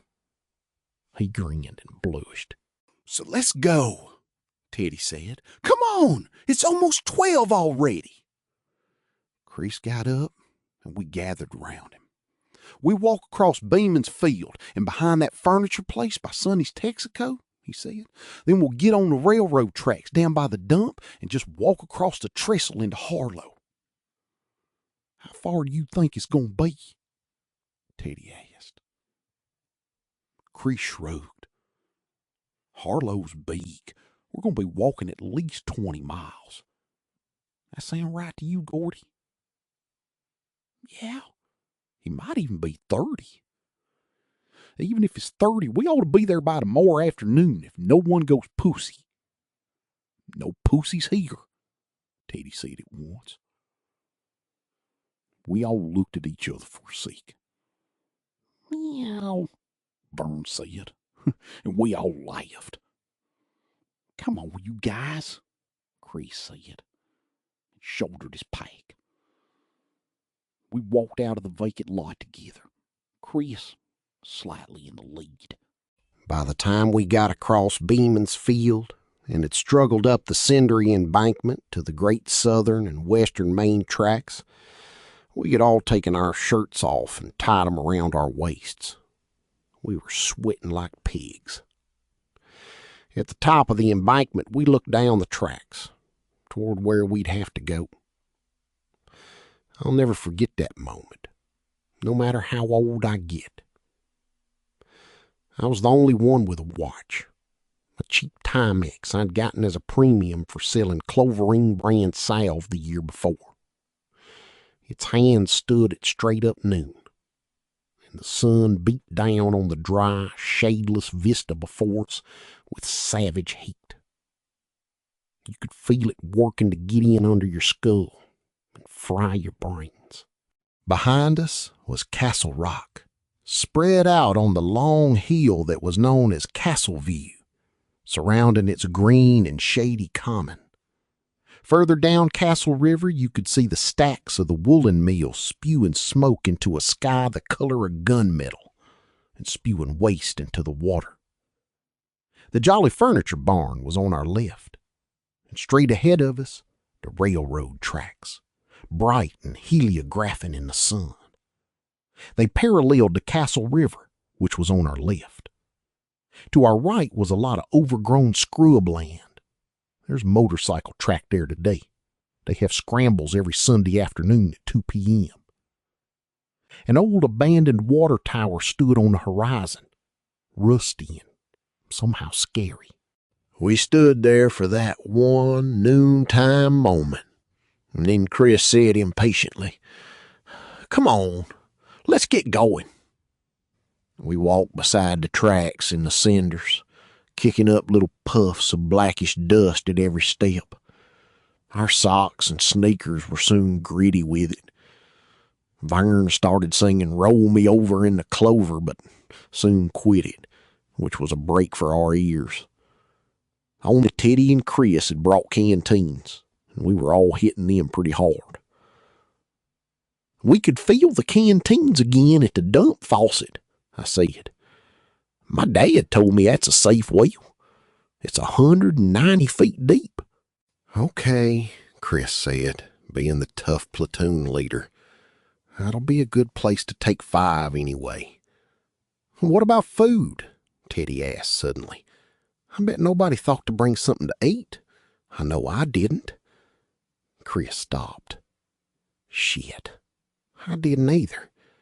Gordy?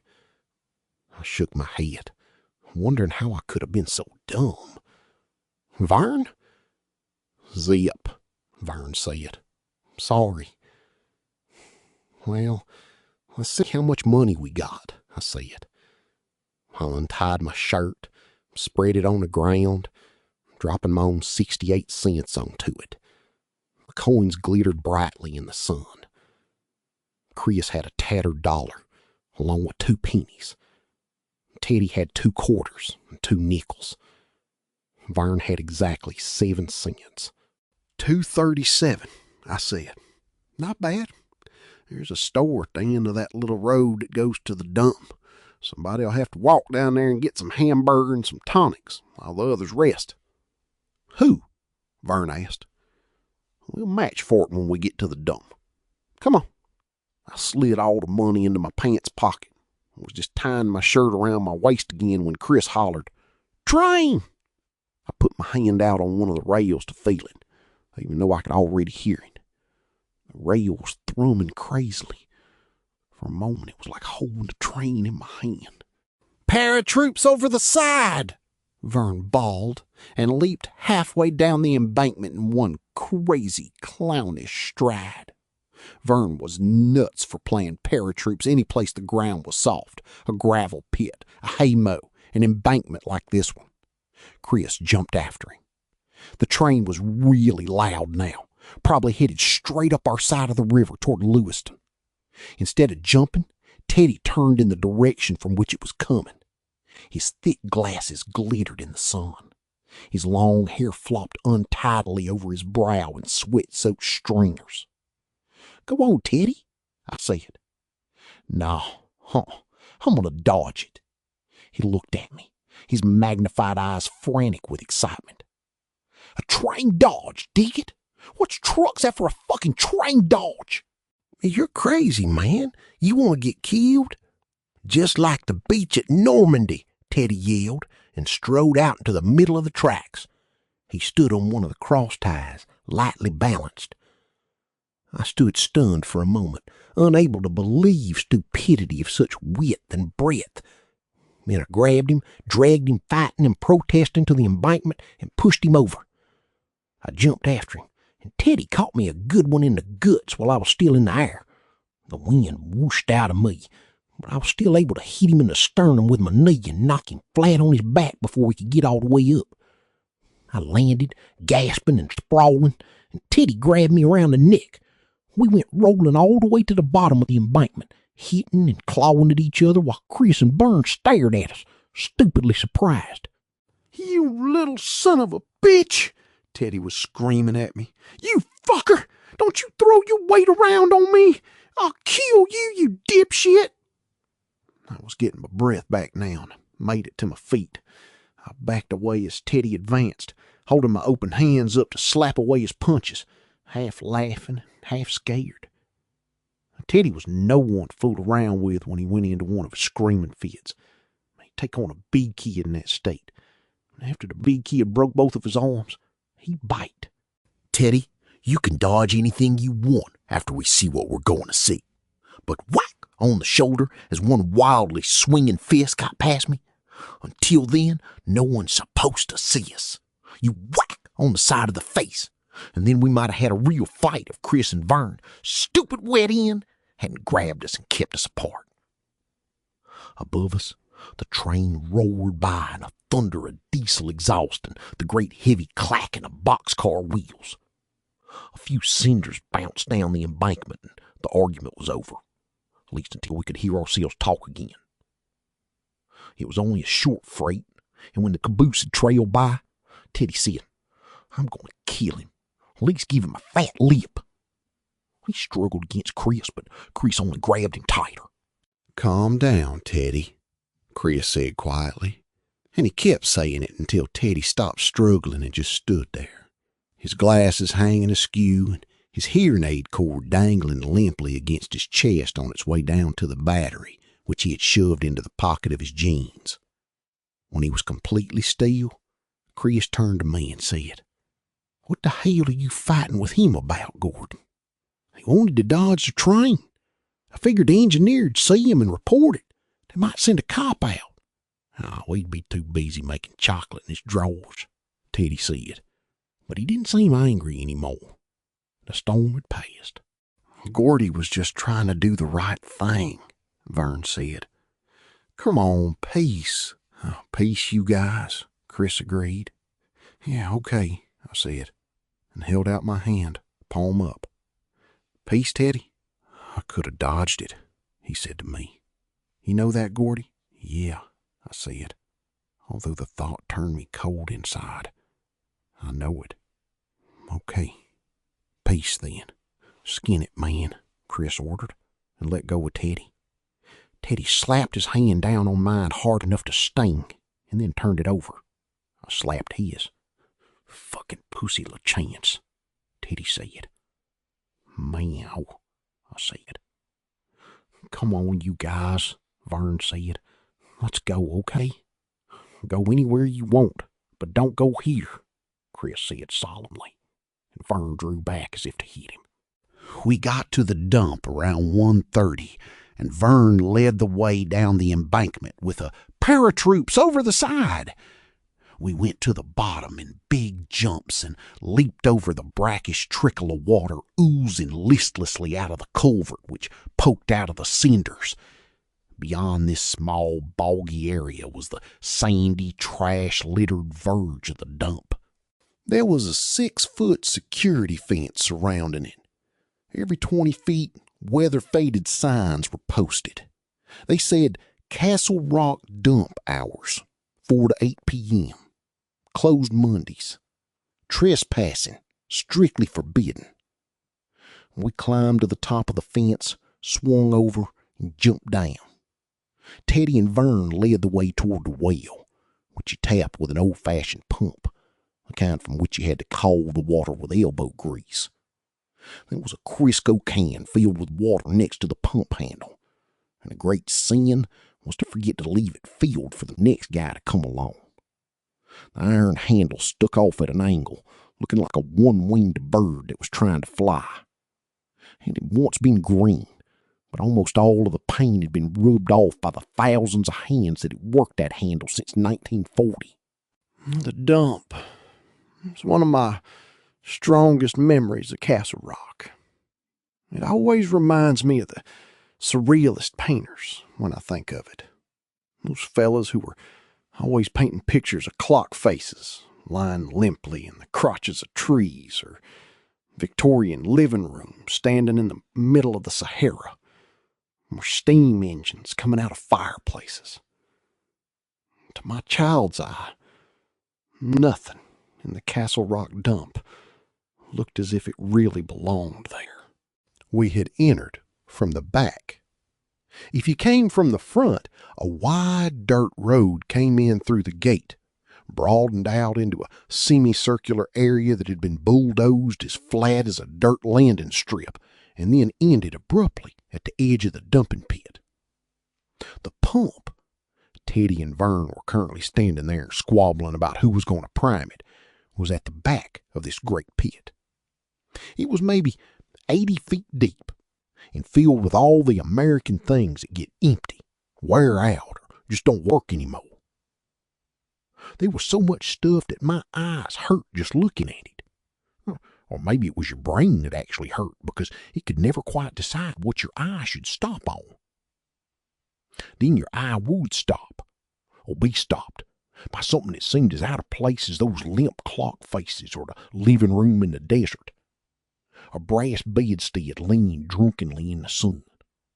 A little girl's dolly looking amazedly between her thighs as she gave birth to stuffing. An overturned Studebaker automobile with its chrome bullet nose glittering in the sun like some Buck Rogers missile. One of those giant water bottles they have in office buildings, transformed by the summer sun into a hot, blazing sapphire. There was plenty of wildlife there, too, although it wasn't the kind you see in the Walt Disney nature films or at those tame zoos where you can pet the animals. Plump rats, woodchucks grown sleek and lumbering on such rich chow as rotten hamburger and maggoty vegetables. Seagulls by the thousands, and stalking among gulls like thoughtful, introspective ministers, an occasional huge crow. It was also the place where the town's stray dogs came for a meal when they couldn't find any trash cans to knock over or any deer to ruin. They were a miserable, ugly-tempered mongrel lot. Slat-sided and grinning bitterly, they would attack each other over a fly-blown piece of bologna or a pile of chicken guts fuming in the sun. But these dogs never attacked Milo Pressman, the dump keeper, because Milo was never without Chopper at his heel.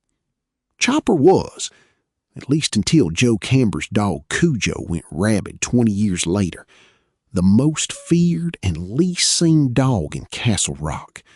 He was the meanest dog for 40 miles around, or so we heard, and ugly enough to stop a striking clock. The kids whispered legends about Chopper's meanness. Some said he was half German Shepherd. Some said he was mostly boxer.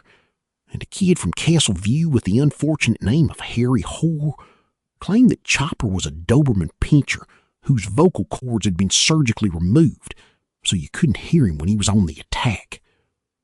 There were other kids who claimed Chopper was a maniacal Irish wolfhound, and Milo Pressman fed him a special mixture of Gaines meal and chicken blood. These same kids claimed that Milo didn't dare take Chopper out of his shack unless the dog was hooded like a hunting falcon. The most common story was that Pressman had trained Chopper not just to sick, but to sick specific parts of the human anatomy. Thus, an unfortunate kid who would illegally scale the dump fence to pick up illicit treasures might hear Milo Pressman cry, "Chopper, sick, hand!"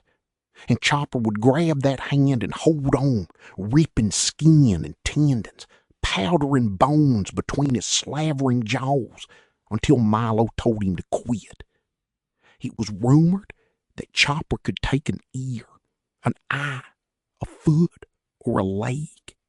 And that a second offender, who was surprised by Milo and the ever-loyal Chopper, would hear the dread cry, "Chopper, sick, balls!" And that kid would be a soprano for the rest of his life. Milo himself was more commonly seen, and thus more commonly regarded. He was just a half-bright working Joe who supplemented his small-town salary by fixing things people throw away and selling them around town. There was no sign of either Milo or Chopper today. Chris and I watched Vern prime the pump while Teddy worked the handle frantically.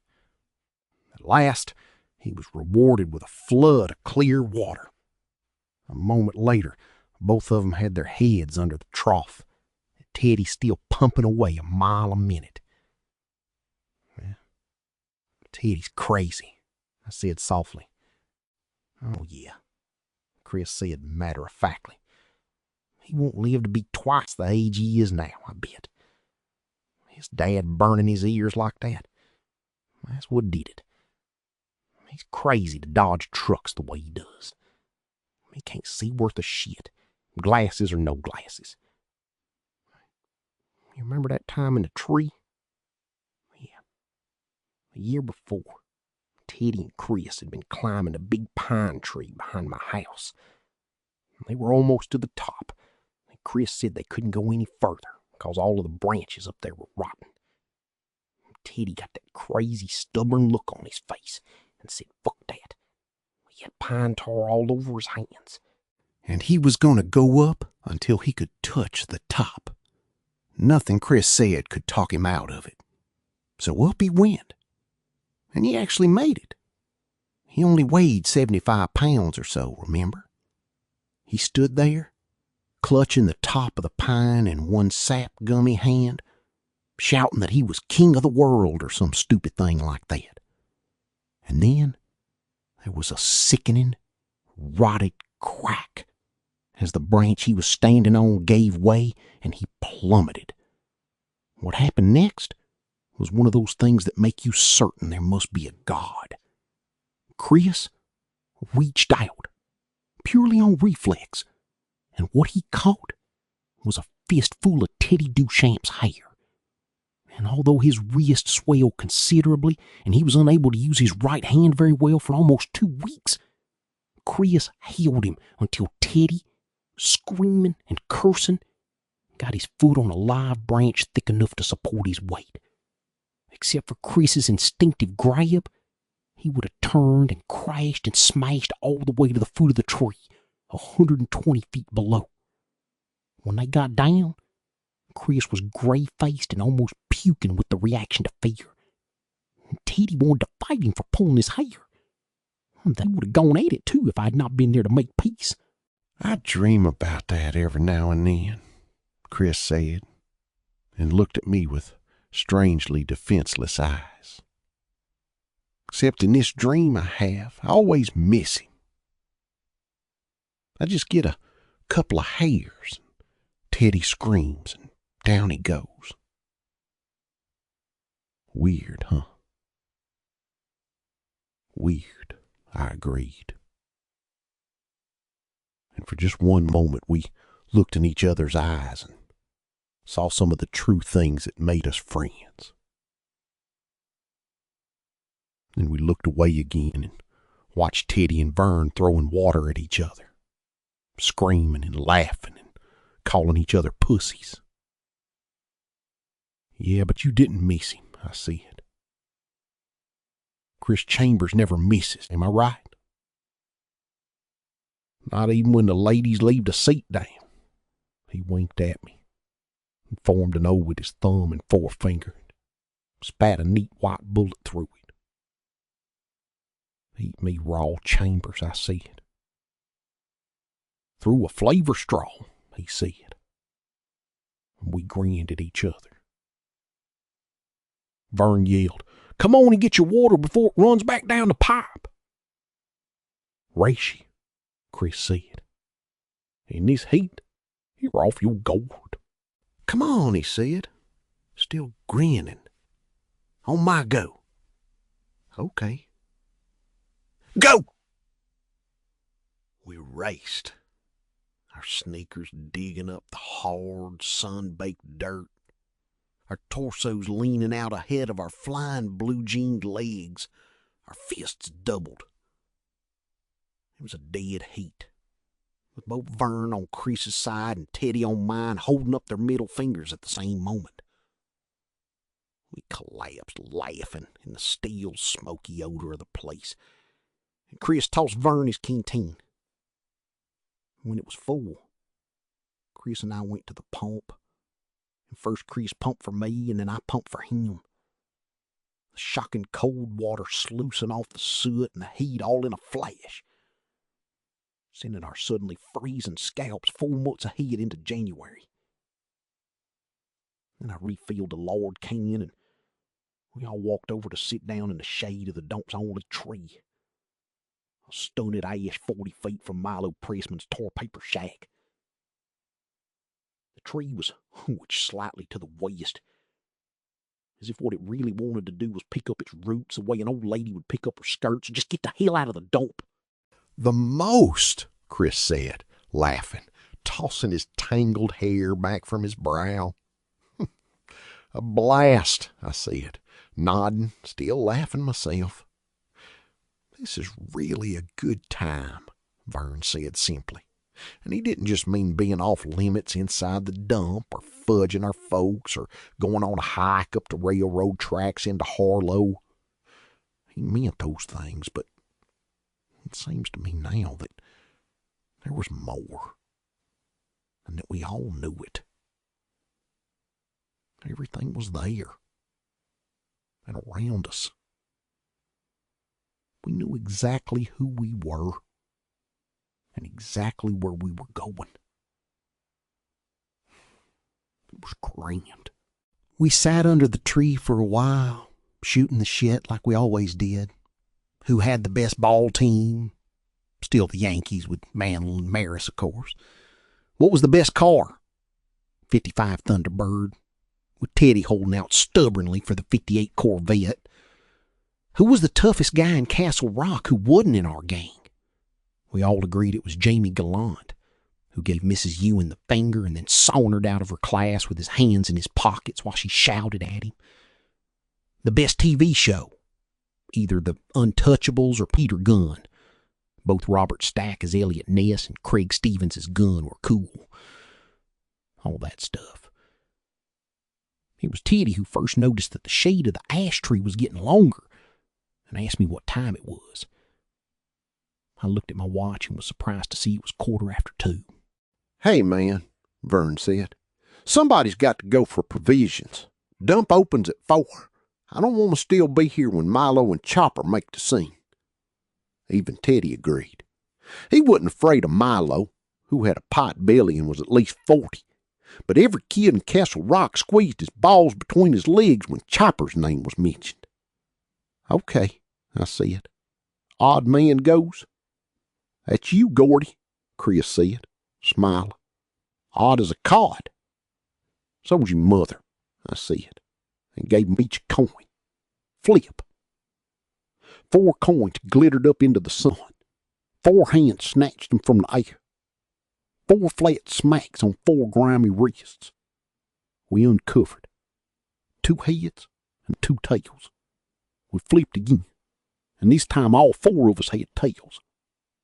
Oh, Jesus, that's a goocher, Vern said, not telling us anything we didn't know. 4 heads, or a moon, was supposed to be extraordinarily good look. 4 tails was a gooch, and that meant very bad look. Fuck that shit, Chris said. It doesn't mean anything. Go again. No, man, Vern said earnestly. A goocher? That's really bad. You remember when Clint Bracken and those guys got wiped out on Sir Roy's Hill in Durham? Billy told me they was flipping for beers, and they came up a goocher just before they got into the car. And bam, they all get fucking totaled. I don't like that. Sincerely. Nobody believes that crap about moons and goochers, Teddy said impatiently. It's baby stuff, Vern. You gonna flip or not? Vern flipped, but with obvious reluctance. This time he, Chris, and Teddy all had tails. I was showing Thomas Jefferson on a nickel, and I was suddenly scared. It was as if a shadow had crossed some inner sun. They still had a goocher, the 3 of them, as if dumb fate had pointed at them a second time. Abruptly, I thought of Chris saying, I just get a couple of hairs, and Teddy screams, and down he goes. Weird, huh? 3 tails, 1 head. And then Teddy was laughing, his crazy, cackling laugh, and pointing at me, and the feeling was gone. I heard that only fairies laugh like that, I said, and gave him the finger. Gordy, Teddy laughed. Go get the provisions, you fucking morphodite. I wasn't really sorry to be going. I was rested up. Didn't mind going down the road to the Florida market. Don't call me any of your mother's pet names, I said to Teddy. What a fucking witch you are, LaChance. Go on, Gordy, Chris said. We'll wait over by the tracks. You guys better not go without me, I said. Vern laughed.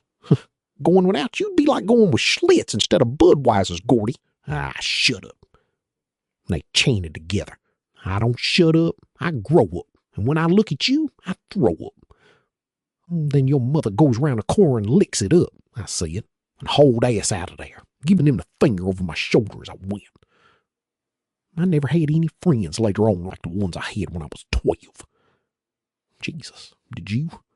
Different strokes for different folks, they say now, and that's cool. So if I say summer to you, you get one set of private, personal images that are all the way different from mine. That's cold.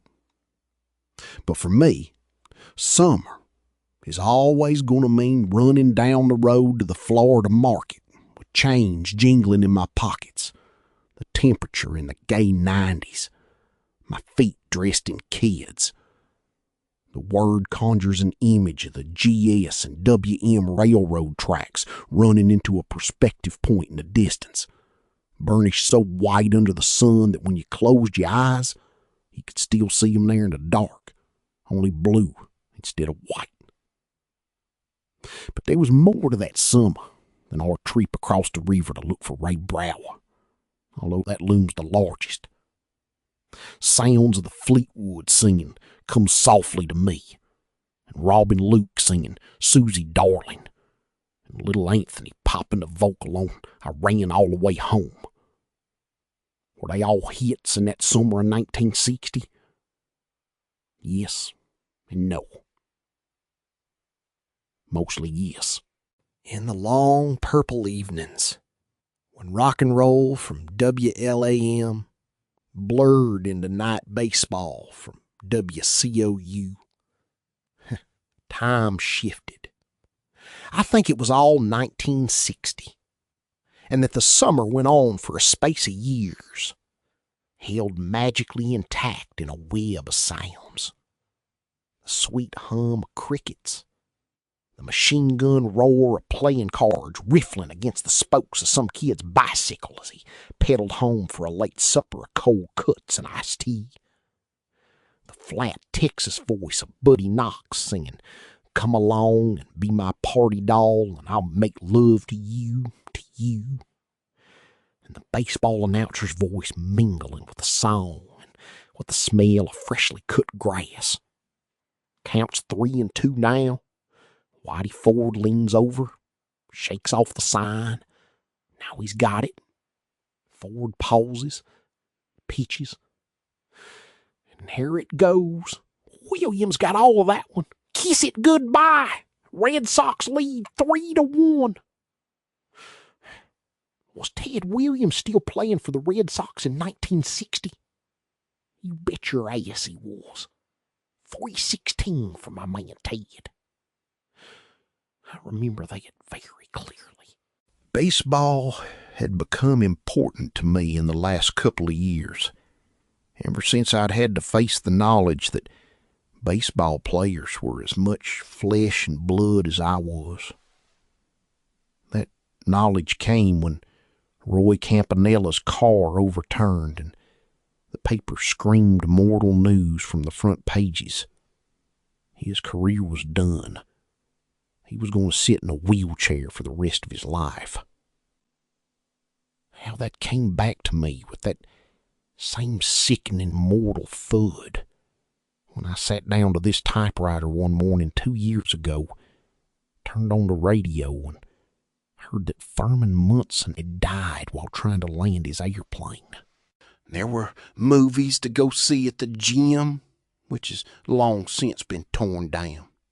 Science fiction movies like Gog with Richard Egan, and westerns with Audie Murphy. Teddy saw every movie Audie Murphy made at least 3 times. He believed Murphy was almost a god. And war movies with John Wayne. There were games and endless bolted meals, lawns to mow, places to run to, walls to pitch pennies against, people to clap you on the back. And now I sit here trying to look through an IBM keyboard and see that time, trying to recall the best and the worst of that green and brown summer. And I can almost feel the skinny, scabbed boy still buried in this advancing body, and hear those sounds. But the apotheosis of the memory and the time is Gordon LeChance running down the road to the Florida market with change in his pockets and sweat running down his back.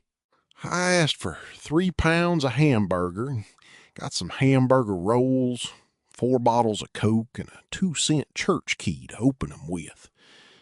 And the owner, a man named George Doucette, got the meat, then leaned by his cash register, one hammy hand planted on the counter by the big bottle of hard-cooked eggs, a toothpick in his mouth, his huge beer belly rounding his white T-shirt like a sail filled with a good wind. He stood right there as I shopped, making sure I didn't try to hawk anything. He didn't say a word until he was weighing up the hamburger. "I know you. You're Denny LeChance's brother, ain't you?" The toothpick journeyed from one corner of his mouth to the other, as if on ball bearings. He reached behind the cash register, picked up a bottle of S.O.K. cream soda, and chugged it. "Yes, sir. But Danny, yeah, I know. That's a sad thing, kid. The Bible says, in the midst of life, we are in death. Did you know that? Yeah. I lost a brother in Korea. You look just like Danny. People ever tell you that? Yeah. Spitting image. Yes, sir. Sometimes, I said glumly. I remember the year he was all conference. Halfback he played. Yeah. Could he run? Father God and Sonny Jesus. You're probably too young to remember. He was looking over my head, out through the screen door and into the blasting heat, as if he were having a beautiful vision of my brother. I remember. Mr. Doucette. What, kid? His eyes were still misty with memory, and the toothpick trembled a little between his lips. Your thumb is on that scales. What? He looked down, astounded, to where the ball of his thumb was pressed firmly on the white enamel. If I hadn't moved away from him a little bit when he started talking about Dennis, the ground meat would have hidden it. Why, so it is. Yeah. I guess I just got thinking about your brother. God love him. George Doucette signed a cross on himself. When he took his thumb off the scales, the needle sprang back 6 ounces. He patted a little more meat on top, and then did the package up with white butcher's paper. Okay, he said, past the toothpick. Let's see what we got here. 3 pounds of Hamburg. That's $1.44. Hamburg rolls. That's 27. 4 sodas. 40 cents. 1 church key. 2 pence. Comes to... He added it up on the bag he was going to put the stuff in. $2.29. 13, I said. He looked up at me very slowly, frowning. Huh. 2.13. You added it wrong. Kid, are you... You added it wrong, I said. First you put your thumb on the scales, and then you overcharged on the groceries, Mr. Doucette. I was going to throw some Hostess Twinkies on top of that order, but now I guess I won't. I spanged $2.13 down on the Schlitz placemat in front of him. He looked at the money, then at me. The frown was now tremendous, the lines on his face as deep as fissures. What are you, kid? He said in a low voice that was ominously confidential. Are you some kind of smart ass? No, sir, I said. But you ain't gonna jap me and get away with it. What would your mother say if she knew you was japping little kids? He thrust our stuff into the paper bag with quick, stiff movements, making the Coke bottles clunk together. He thrust the bag at me roughly, not caring if I dropped it and broke the sodas or not. His swarthy face was flushed and dull, the frown now frozen in place. Okay, kid, here you go. Now what you do is you get the Christ out of my store. I see you in here again and I'm gonna throw you out, mate. Yeah, smart-ass little son of a whore. I won't come in again, I said, walking over to the screen door and pushing it open. The hot afternoon buzzed somnolently along its appointed course outside, sounding green and brown and full of silent light. Neither will none of my friends. I guess I got 50 or so. "Your brother wasn't no smart-ass," George Doucette yelled. "Fuck you," I yelled, and ran like hell down the road. I heard the screen door bang open like a gunshot, and his bull roar came after me. "If you ever come in here again, I'll fetch your lip for you, you little punk." I ran until I was over the first hill, scared and laughing to myself, my heart beating out a trip hammer pulse in my chest. And I slowed to a fast walk, looking back over my shoulder every now and then to make sure he wasn't going to take after me in his car or anything. He didn't, and pretty soon I got to the dump gate. I put the bag inside my shirt, climbed the gate, and monkeyed down the other side. I was halfway across the dump area when I saw something I didn't like. Milo Pressman's port-holed 56 Buick was parked behind his tar paper shack. If Milo saw me, I was going to be in a world of hurt. As yet, there was no sign either him or the infamous Chopper. But all at once, the chain-link fence at the back of the dump seemed very far away. I found myself wishing I'd gone around the outside, but I was now too far into the dump to want to turn around and go back. If Milo saw me climbing the dump fence, I'd probably be in Dutch when I got home. But that didn't scare me as much as Milo yelling for Chopper to seek wood. Scary violin music started to play in my head.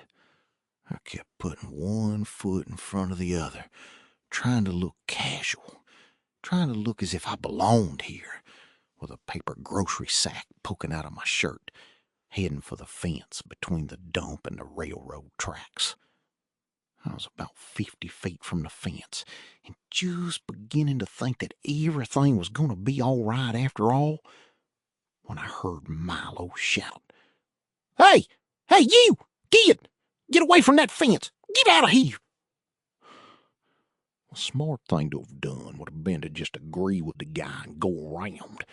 But by then I was so keyed, and instead of doing the smart thing, I just broke for the fence with a wild yell, my sneakers kicking up dirt.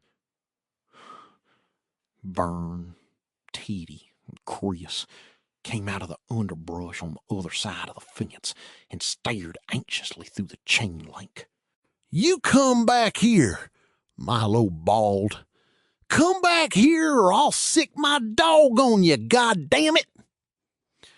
I did not exactly find that to be the voice of sanity and conciliation, and I ran even faster for the fence, my arms pumping, the brown grocery bag crackling against my skin. Teddy started to laugh, his idiotic, chortling laugh, into the air like some reed instrument being played by a lunatic. "Go, Gordy, go!" Vern screamed, and Milo yelled, "Sick him, Chopper! Go get him, boy!" I threw the bag over the fence, and Vern elbowed Teddy out of the way to catch it. Behind me, I could hear Chopper coming, shaking the earth, blurting fire out of one distended nostril and ice out of the other, dripping sulfur from his champing jaws. I threw myself halfway up the fence with one leap, screaming.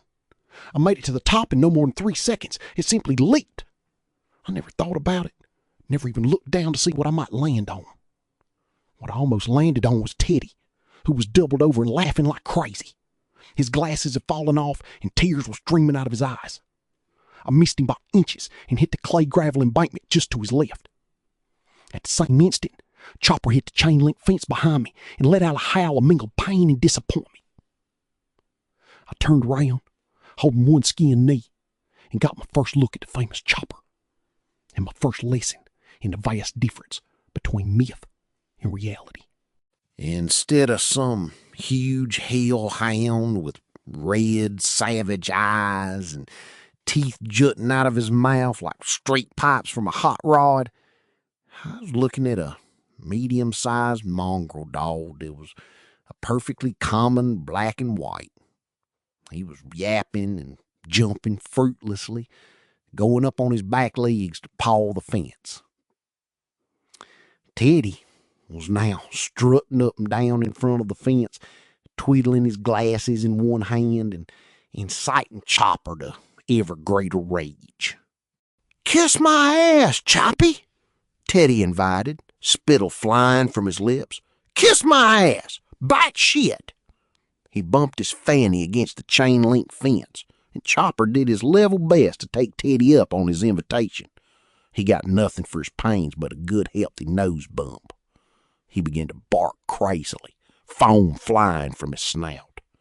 Teddy kept bumping his rump against the fence, and Chopper kept lunging at it, always missing, doing nothing but racking out his nose, which was now bleeding. Teddy kept exhorting him, calling him by the somehow grisly diminutive Choppy. And Chris and Vern were lying weakly on the embankment, laughing so hard that they could now do little more than wheeze.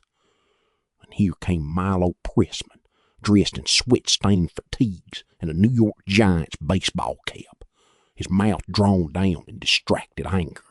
"Here, here," he was yelling. "You boys stop a-teasing that dog, you hear me? Stop it right now." "Bite it, Choppy," Teddy yelled, strutting up and down on our side of the fence like a mad Prussian reviewing his troops. "Come on and sick me, sick me." Chopper went nuts. I mean it sincerely. He ran around in a big circle, yelping and barking and foaming, rear feet spewing up tough little dry clods.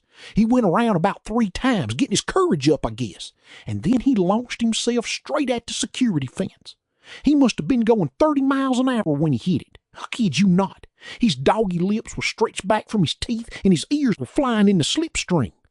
The whole fence made a low musical sound as the chain link was not just driven back against the post, but sort of stretched back. It was like a zither note. A strangled yelp came out of Chopper's mouth. Both eyes came up blank, and he did a totally amazing reverse snap roll, landing on his back with a solid thump to send dust puffing up around him. He just laid there for a moment, and then he crawled off with his tongue hanging crookedly from the left side of his mouth. At this, Milo himself went almost berserk with rage. His complexion darkened to a scary plum color. Even his scalp was purple under the short hedgehog bristles of his flat-top haircut. Sitting stunned in the dirt, both knees of my jeans torn out, my heart still thudding from the nearness of my escape, I thought that Milo looked like a human version of Chopper. "I know you," Milo raved. "You're Teddy Duchamp. I know all of you. Sonny, I'll beat your ass teasing my dog like that." "Like to see you try," Teddy raved right back. "Let's see you climb over this fence and get me, fat ass." What do you call me? Fat ass," Teddy screamed happily. "Lord book it, tub of goods." Come on. He was jumping up and down, fists clenched, sweat flying from his hair. "Teach you to sick your stupid dog on people. Come on, like to see you try. You little tan weasel peckerwood loony son. I'll see your mother gets an invitation to go down and talk to the judge in court about what you done to my dog." "What did you call me?" Teddy asked hoarsely. He had stopped jumping up and down. His eyes had gone huge and glassy, and his skin was the color of lead. Milo had called Teddy a lot of things, but he was able to go back and get to one that had struck home with no trouble at all. Since then, I have noticed again and again what a genius people have for that, for finding the loony button down inside and not just pressing it, but hammering on a fucker. "Your dad was a loony," he said, grinning. "Loony up in Togus, that's what. Crazier than a shithouse rat. Crazier than a buck with tickwood fever. Nuttier than a long-tailed cat in a room full of rocking chairs. Loony. No wonder you're acting the way you are, with a loony for a—" "Your mother blows dead rats," Teddy screamed. "And if you call my dad a loony again, I'll fucking kill you, you cocksucker." "Loony," Milo said smugly. He'd found the button all right. "Loony's kid, Loony's kid. Your father's got toys in the attic, kid. Tough break." Vern and Chris had been getting over their laughing fit, perhaps getting ready to appreciate the seriousness of the situation and call Teddy off. But when Teddy told Milo that his mother blew dead rats, they went back into hysterics again, lying there on the bank, rolling from side to side, their feet kicking, holding their... Baileys. No more, Chris said weakly. No more, please, no more. I swear to God, I'm going to bust. Chopper was walking around in a large, dazed figure 8 behind Milo. He looked like the losing fighter about 10 seconds after the ref has ended the match and awarded the winner a TKO. Meanwhile, Teddy and Milo continued their discussion of Teddy's father, standing nose to nose. With the wire fence, Milo was too old and too fat to climb between them.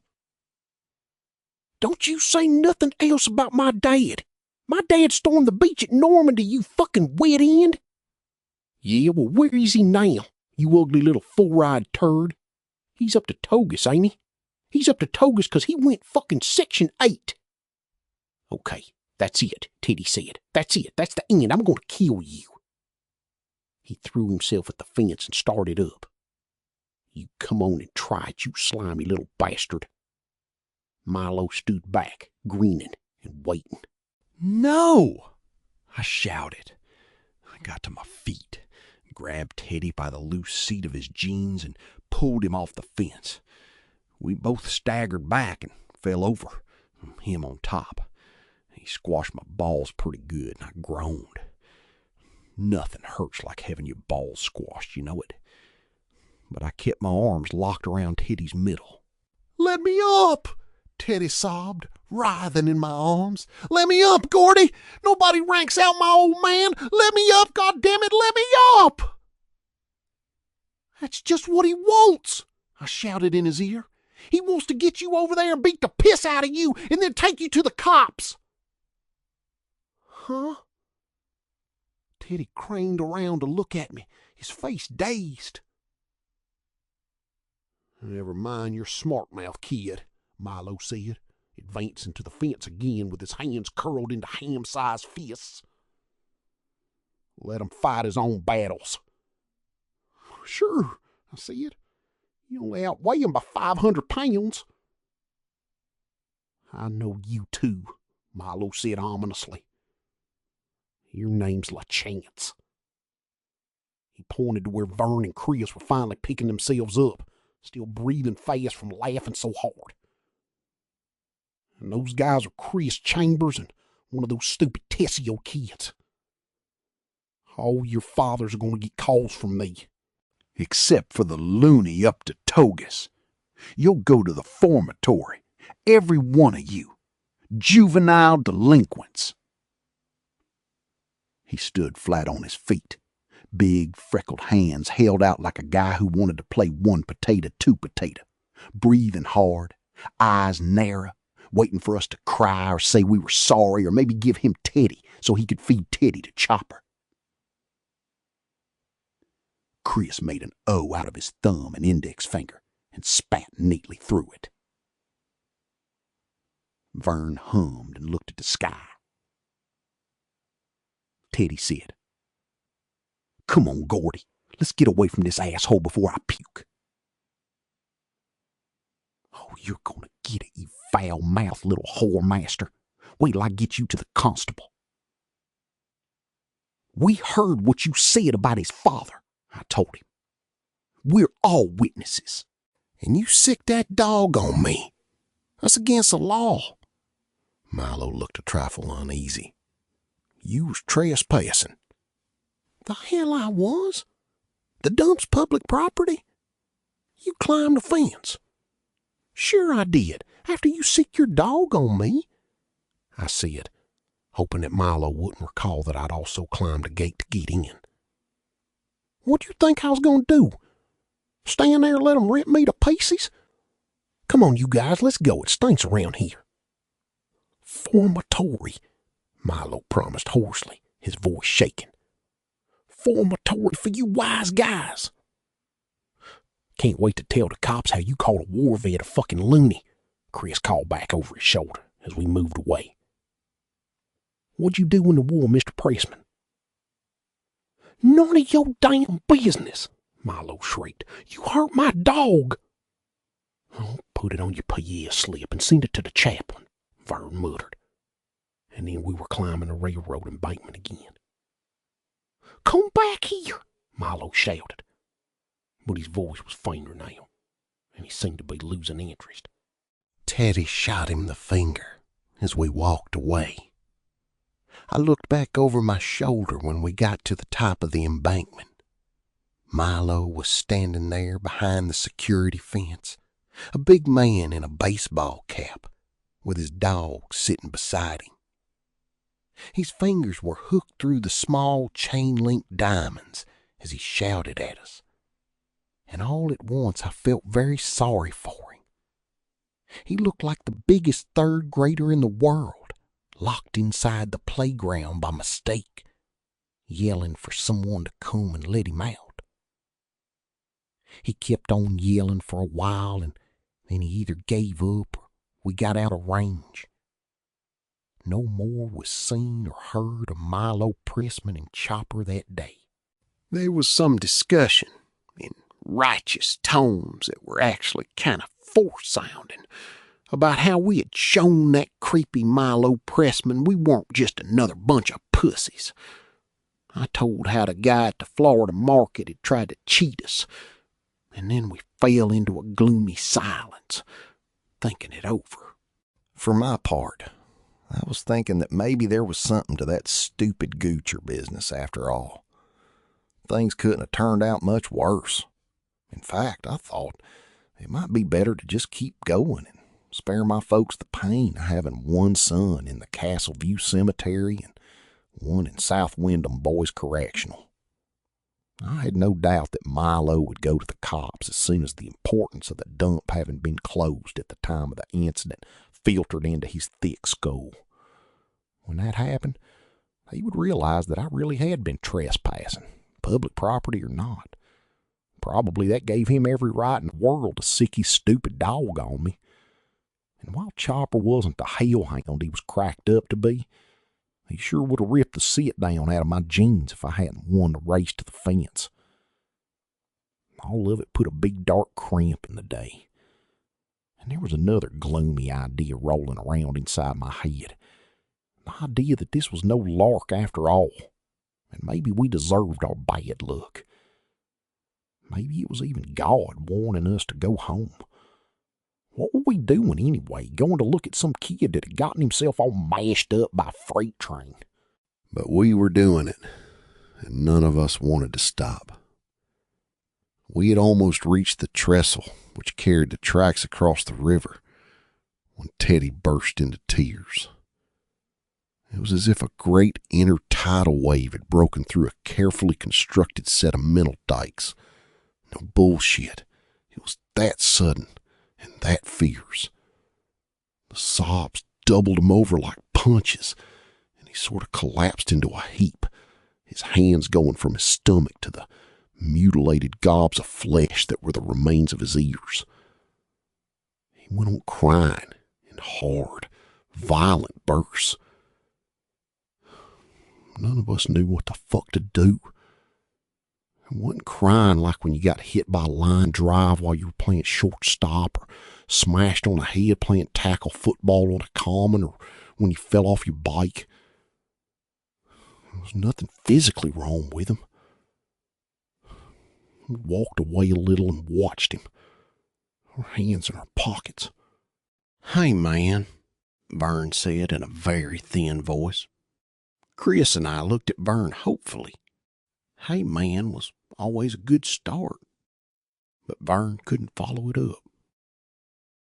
Teddy leaned forward onto the cross ties and put a hand over his eyes. Now he looked like he was doing the Allah bit. Salami, salami, baloney, as Popeye says. Except it wasn't funny. At last, when the force of his crying had trailed off a little, it was Chris who went to him. He was the toughest guy in our gang. Maybe even tougher than Jamie Gallant, I thought privately. But he was also the guy who made the best peace. He had a way about it.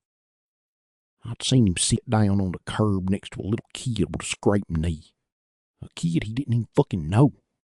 And get him talking about something. The Shrine Circus that was coming to town, or Huckleberry Hound on TV.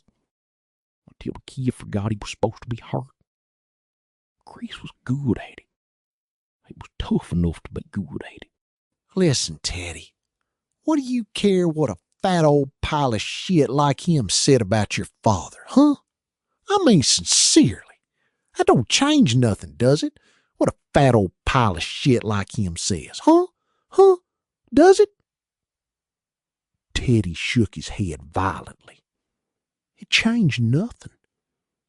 But to hear it spoken of in bright daylight, something he must have gone over and over in his mind while he was lying awake in bed and looking at the moon off center in one window pane, something he must have thought about in his slow and broken way until it seemed almost holy, trying to make sense out of it. And then to have it brought home to him that everybody else had merely dismissed his dad as a loony, that had rocked him. But it changed nothing. Nothing. He still stormed the beach at Normandy, right? Chris said. He picked up one of Teddy's sweaty, grimy hands and patted it. Teddy nodded fiercely, crying. Snot was running out of his nose. Do you think that pile of shit was at Normandy? Teddy shook his head violently. No. Do you think that guy knows you? No, but... Or your father? He one of your father's buddies? No. Angry, horrified. The thought. Teddy's chest heaved and more sobs came out of it. He had pushed his hair away from his ears, and I could see the round, brown plastic button of the hearing aid set in the middle of his right one. The shape of the hearing aid made more sense than the shape of his ear, if you get what I mean. Talk is cheap. Teddy nodded, still not looking up. And whatever's between you and your old man, talk can't change that. Teddy's head shook without definition, unsure if this was true. Someone had redefined his pain, and redefined it in shockingly common terms. That would, loony, have to be examined. Fucking Section 8. Later. In depth. On long, sleepless nights. Chris rocked him. He was ranking you, man, he said in soothing cadences that were almost a lullaby. He was trying to rank you over that friggin' fence, you know it? No strain, man, no fucking strain. He don't know nothing about your old man. He don't know nothing but stuff he heard from those rum-dums down at the Mellow Togger. He's just dog shit, man. Right, Teddy? Huh? Right? Teddy's crying was down to sniffles. He wiped his eyes, leaving 2 sooty rings around him, and sat up. I'm okay, he said, and the sound of his own voice seemed to convince him. Yeah, I'm okay. He stood up and put his glasses back on, dressing his naked face, it seemed to me. He laughed thinly and swiped his bare arm across the snot of his upper lip. Fucking crybaby, right?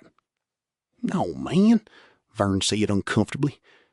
If anyone was ranking out my dad, then you got to kill him, Teddy said, briskly, almost arrogantly. Kill their asses, right, Chris? Right, Chris said amiably, and clapped Teddy on the back. Right, Gordy? Absolutely, I said, wondering how Teddy could care so much for his dad when his dad had practically killed him, and how I couldn't seem to give much of a shit one way or the other about my own dad. When, so far as I could remember, he had never laid a hand on me since I was 3, and got some bleach from under the sink and started to eat it. We walked another 200 yards down the tracks, and Teddy said in a quieter voice, Hey, if I spoiled you a good time, I'm sorry. I guess that was pretty stupid shit back there at that fence. I ain't sure I want it to be no good time, Vern said suddenly. Chris looked at him. You saying you won't go back, man? No? Oh. Vern's face nodded in thought. But going to see a dead kid, it shouldn't be a party, maybe. I mean, if you can dig it. I mean, he looked at us rather wildly. I mean, I could be a little scared, if you get me. Nobody said anything, and Vern plunged on. I mean, sometimes I get nightmares. Like, oh, you guys remember the time Danny Naughton left that pile of old funny books? The ones with the vampires and people getting cut up and all that shit? Gee, some crow, I'd wake up in the middle of the night dreaming about some guy hanging in the house with his face all green or something, you know? Like that. And it seems like there's something under the bed. If I dangled a hand over the side, that thing might, grab me. We all began to know it. We knew about the night shift. I would have laughed then, though, if you'd have told me that one day not too many years from then, I'd parlay all those childhood fears and night sweats into about $1 million. And I don't dare say anything because my friggin' brother, well, you know Billy, he'd broadcast it. He shrugged miserably. So I'm scared to look at that kid, 'cause if he's, if he's really bad. I swallowed and glanced at Chris. He was looking gravely at Vern and nodding for him to go on. If he's really bad, Vern resumed, I'll have nightmares about him and wake up thinking it's him under my bed, all cut up in a pool of blood like he just came out of one of those salad master gadgets they show on TV. Just eyeballs and hair, but moving somehow, if you can dig that. Moving somehow, and getting ready to grab. Jesus Christ, Teddy said thickly. What a fucking bedtime story. Well, I can't help it, Vern said, his voice defensive. But I feel like we have to see him, even if there are bad dreams. Like we have to. But maybe it shouldn't be no good time. Yeah, Chris said softly. Maybe it shouldn't, Vern said pleadingly. You won't tell none of the other guys, will you? I don't mean about the nightmares. Everybody has those. I mean about waking up and thinking there might be something under the bed. I'm too fucking old for the boogeyman. We all said we wouldn't tell, when a glum silence fell over us again. It was only 2:45, but it felt much later. It was too hot and too much had happened. We weren't even over into Harlow yet. We're going to have to pick 'em up and lay 'em down if we're going to make some real miles before dark. We passed the railroad junction and a signal on a tall, rusty pole, and all of us paused to chuck cinders at the steel flag on top. But nobody hit it. And around 3:30 we came to the Castle River and the GS and WM trestle which crossed it. The river was better than 100 yards across at that point in 1960.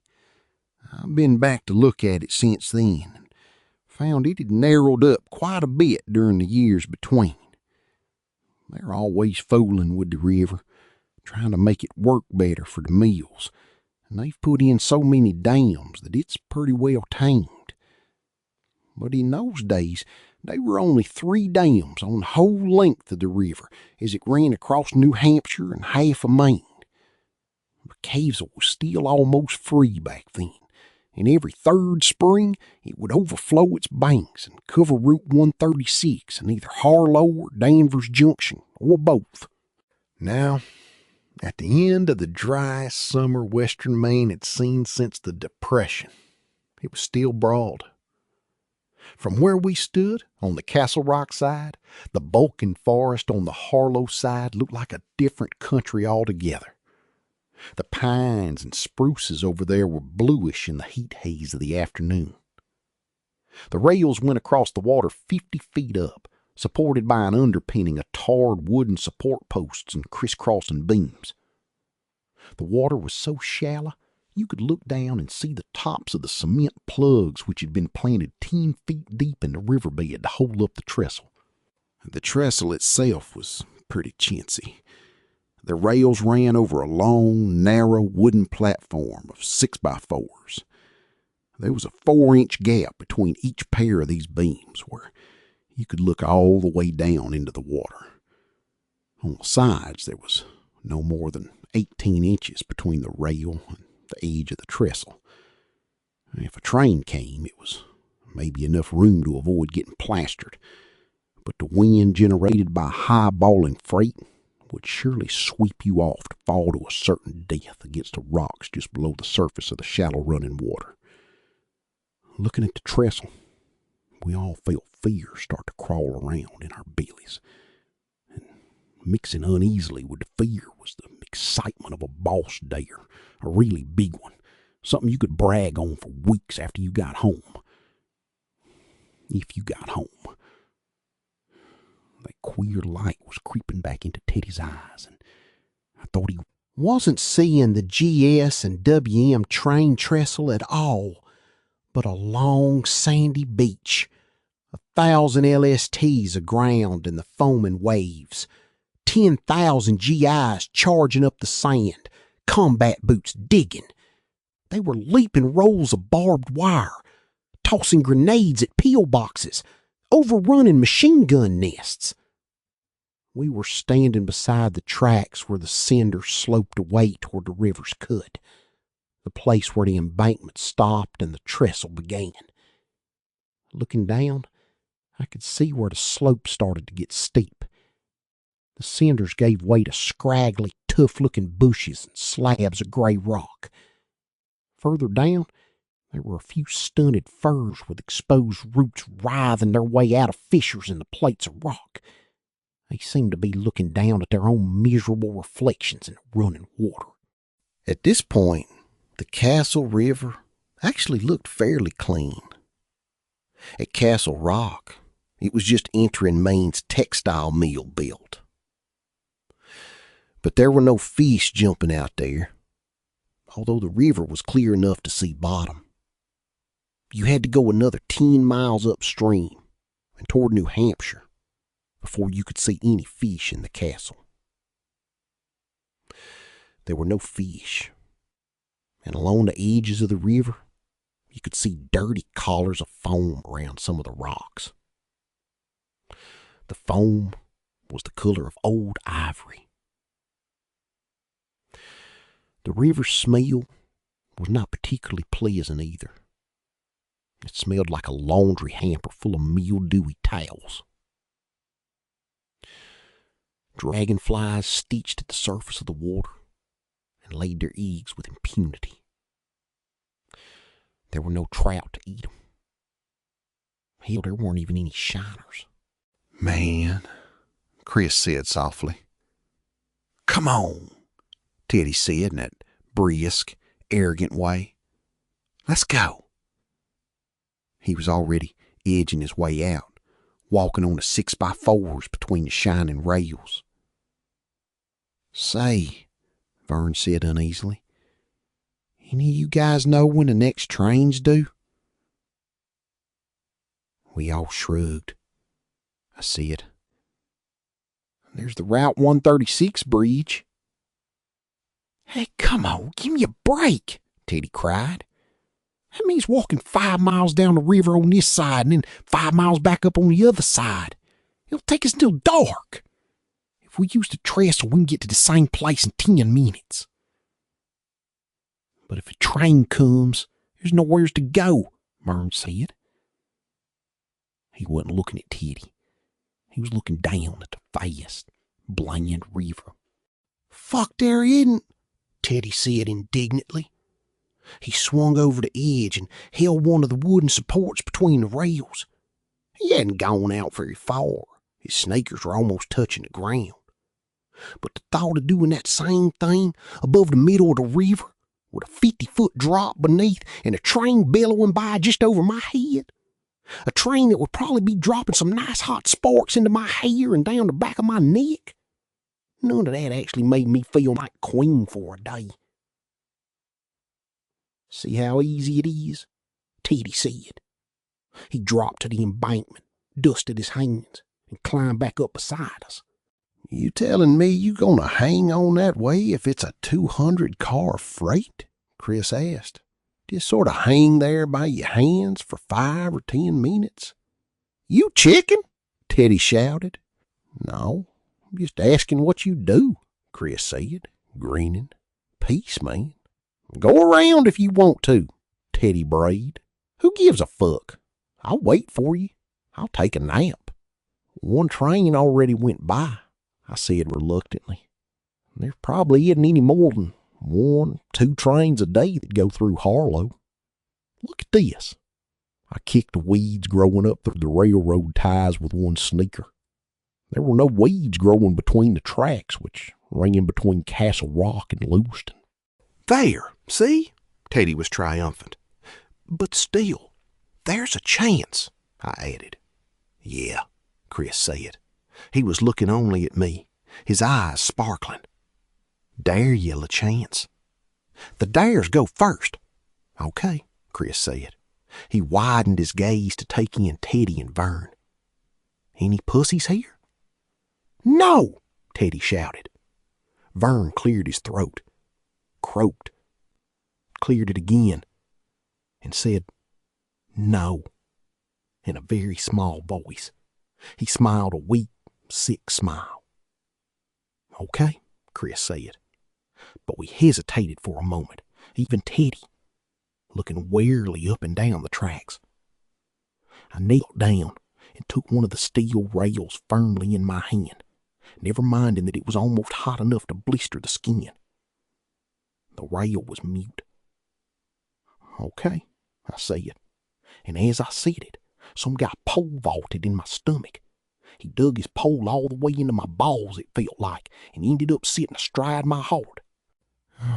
We went out onto the trestle, single file. Chris first, then Teddy, then Vern, and me playing Tailing and Charlie because I was the one who said dares go first. We walked on the platform cross ties between the rails. And you had to look at your feet, whether you were scared of heights or not. A misstep, and you would go down to your crotch. Probably with a broken ankle to pay.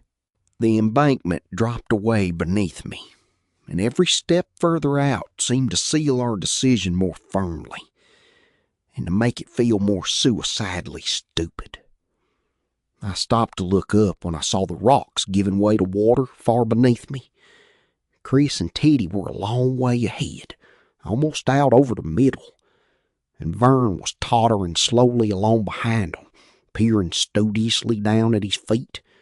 He looked like an old lady trying out stilts, with his head poked downward, his back hunched, his arms held out for balance. I looked back over my shoulder. Too far, man. I had to keep going now, and not only because a train might come. If I went back, I'd be a pussy for life. So I got walking again. After looking down at that endless series of cross ties for a while, with a glimpse of running water between each pair, I started to feel dizzy, disoriented. Each time I brought my foot down, part of my brain assured me it was going to plunge through into space, even though I could see it was not. I became acutely aware of all the noises inside me and outside me, like some crazy orchestra tuning up to play. A steady thump of my heart, the blood beat in my ears like a drum being played with brushes, the creak of sinews like the strings of a violin that has been tuned radically upward, a steady hiss of the river, the hot hum of a locust digging into tight bark, a monotonous cry of a chickadee, and somewhere, far away, a barking dog. Chopper, maybe. The mildewy smell of the Castle River was strong in my nose. The long muscles in my thighs were trembling. I kept thinking how much safer it would be, probably faster as well, if If I just got down on my hands and knees and scuttered along that side. Way, but I wouldn't do that. None of us would. If the Saturday matinee movies down to the gym had taught us anything, it was that only losers crawl. It was one of the central tenets of the gospel according to Hollywood. Good guys walk firmly upright. And if your sinews are creaking like overtimed violin strings because of the adrenaline rush going on in your body, and if the long muscles in your thighs are trembling for the same reason, why, so be it. I had to stop in the middle of the trestle and look up at the sky for a while. That dizzy feeling had been getting worse. I saw phantom cross ties. They seemed to float right in front of my nose. Then they faded out and I began to feel okay again. I looked ahead and saw I'd almost caught up with Vern, who was slow poking along worse than ever. Chris and Teddy were almost all the way across. And although I've since written 7 books about people who can do such exotic things as read minds and precognate the future, that was when I had my first and last psychic flash. I'm sure that's what it was. How else to explain it? I squatted and made a fist around the rail on my left. It thrummed in my hand. It was thrumming so hard that it was like gripping a bundle of deadly metallic snakes. You've heard it said, his bowels turn to water. I know what that phrase means. Exactly what it means. It may be the most accurate cliche ever coined. I've been scared since, badly scared. But I've never been as scared as I was in that moment, holding that hot, live rail. It seemed that for a moment, all my works below throat level just went limp and lay there in an internal faint. A thin stream of urine ran listlessly down the inside of one thigh. My mouth opened. I didn't open it. It opened by itself. The jaw dropping like a trapdoor from which the hinge pins had suddenly been removed.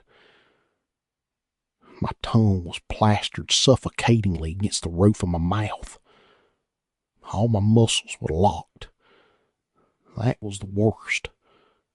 My works went limp, but my muscles were in a kind of dreadful lock bolt, and I couldn't move at all. It was only for a moment, but in the subjective time stream, it seemed forever.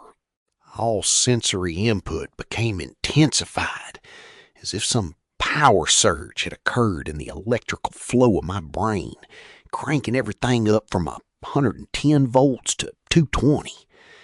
I could hear a plane passing in the sky somewhere near and had time to wish I was on it, just sitting in a window seat with a Coke in my hand and gazing idly down at the shining line of a river whose name I did not know. I could see every little splinter and gouge in the tarred cross tie I was squatting on. And out of the corner of my eye, I could see the rail itself with my hand still clutched around it, glittering insanely. And the vibration from that rail sank so deeply into my hand that when I took it away, it still vibrated, the nerve endings kicking each other over again and again, tingling the way a hand or foot tingles when it has been asleep and is starting to wake up. I could taste my saliva, suddenly all electric and sour and thickened to curds along my gums.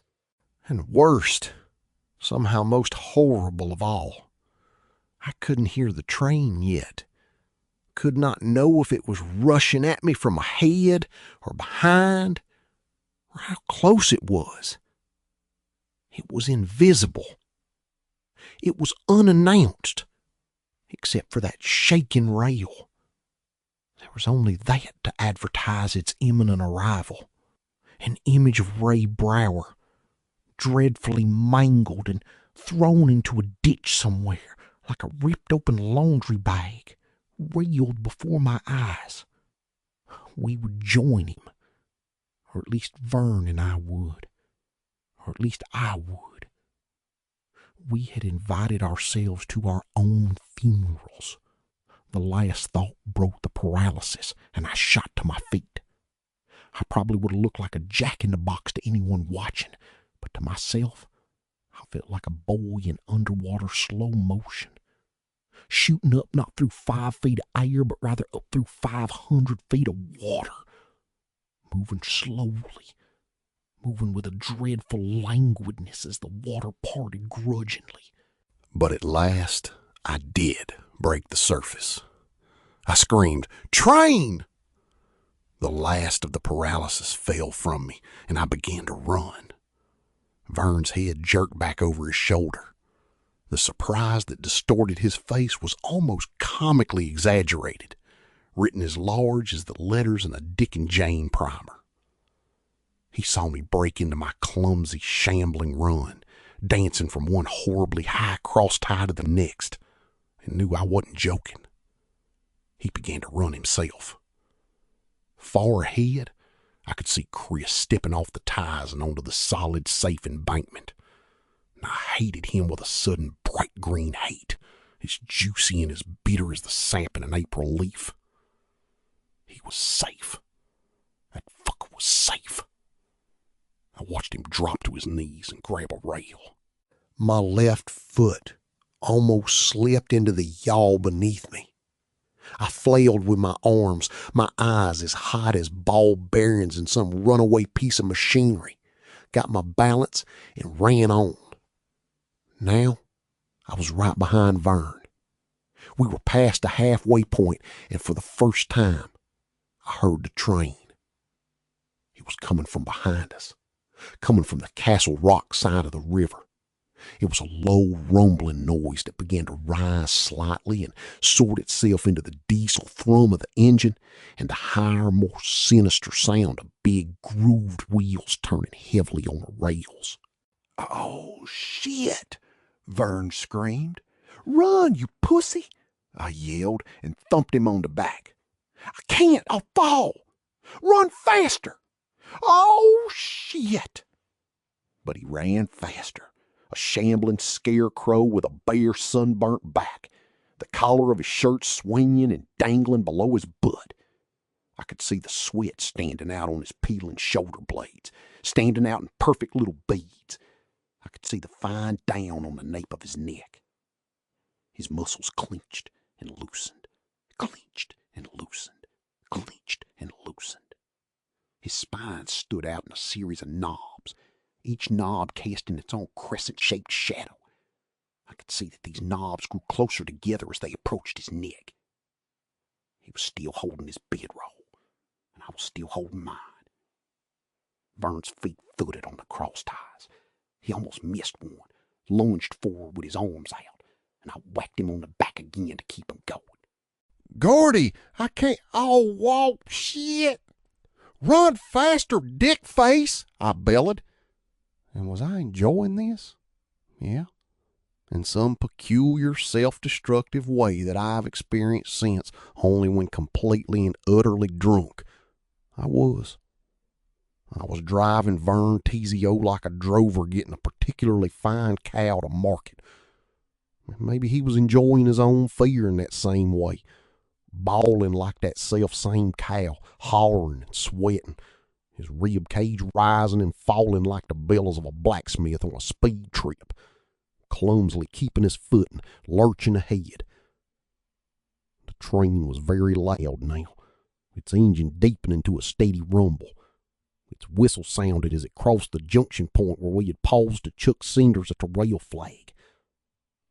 I had finally gotten my hellhound, like it or not. I kept waiting for the trestle to start shaking under my feet. When that happened, he would be right behind us. Go faster, Vern, faster! Oh, God, Gordy! Oh, God, Gordy! Oh, God! Oh, shit!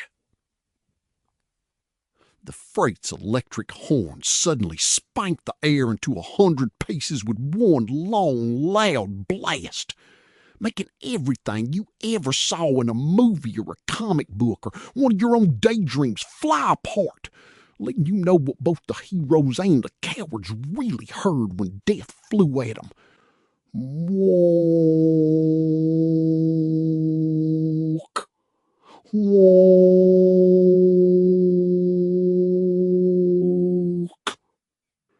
And then Chris was below us and to the right, and Teddy was behind him, his glasses flashing back arcs of sunlight, and they were both mouthing a single word, and the word was jump.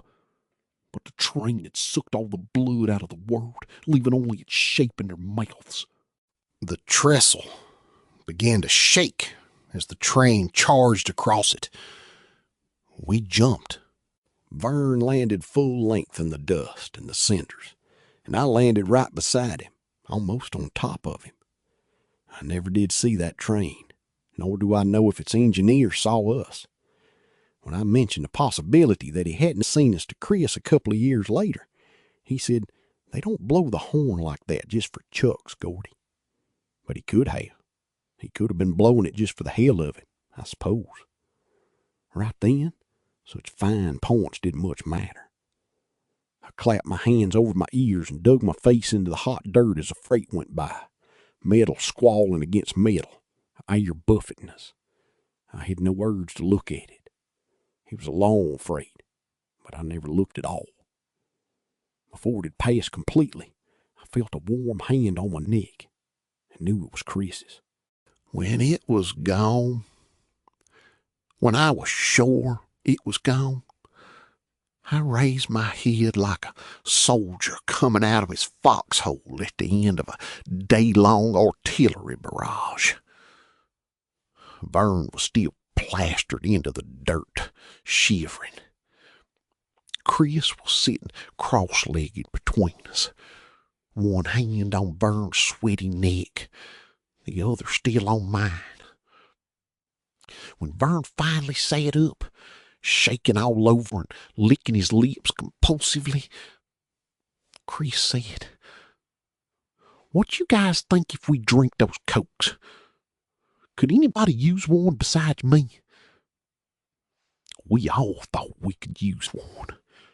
About a quarter of a mile along on the Harlow side, the GS and WM tracks plunged directly into the woods. The heavily wooded land sloped down to a marshy area. It was full of mosquitoes almost as big as fighter planes, but it was cool, blessedly cool.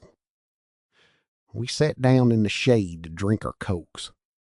Vern and I threw our shirts over our shoulders to keep the bugs off, but Chris and Teddy just sat naked to the waist, looking as cool and collected as two Eskimos in an ice house. We hadn't been there 5 minutes when Vern had to go off into the bushes and take a squat, which led to a good deal of joking and elbowing when he got back. "Train scare you much, Vern?" "No," Vern said. "I was going to squat when we got across anyway. I had to take a squat, you know?" "Vern!" Chris and Teddy chorused. "Come on, you guys. I did. Sincerely." "Then you won't mind if we examine the seat of your jockeys for Hershey squirts, will you?" Teddy asked, and Vern laughed, finally understanding that he was getting ribbed. "Go screw." Chris turned to me. "That train scare you, Gordy?" "Nope," I said, and sipped my Coke. "Not much, you sucker." He punched my arm. "Sincerely, I wasn't scared at all." "Yeah? You wasn't scared?" Teddy was looking me over carefully. No, I was fucking petrified.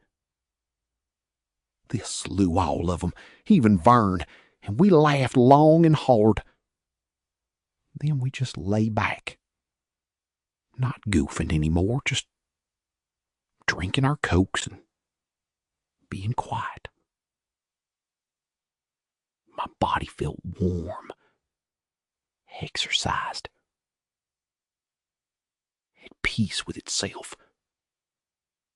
Nothing in it was working cross-grained to anything else. I was alive. and glad to be. Everything seemed to stand. Out with a special dearness, and although I never could have said that out loud, I didn't think it mattered.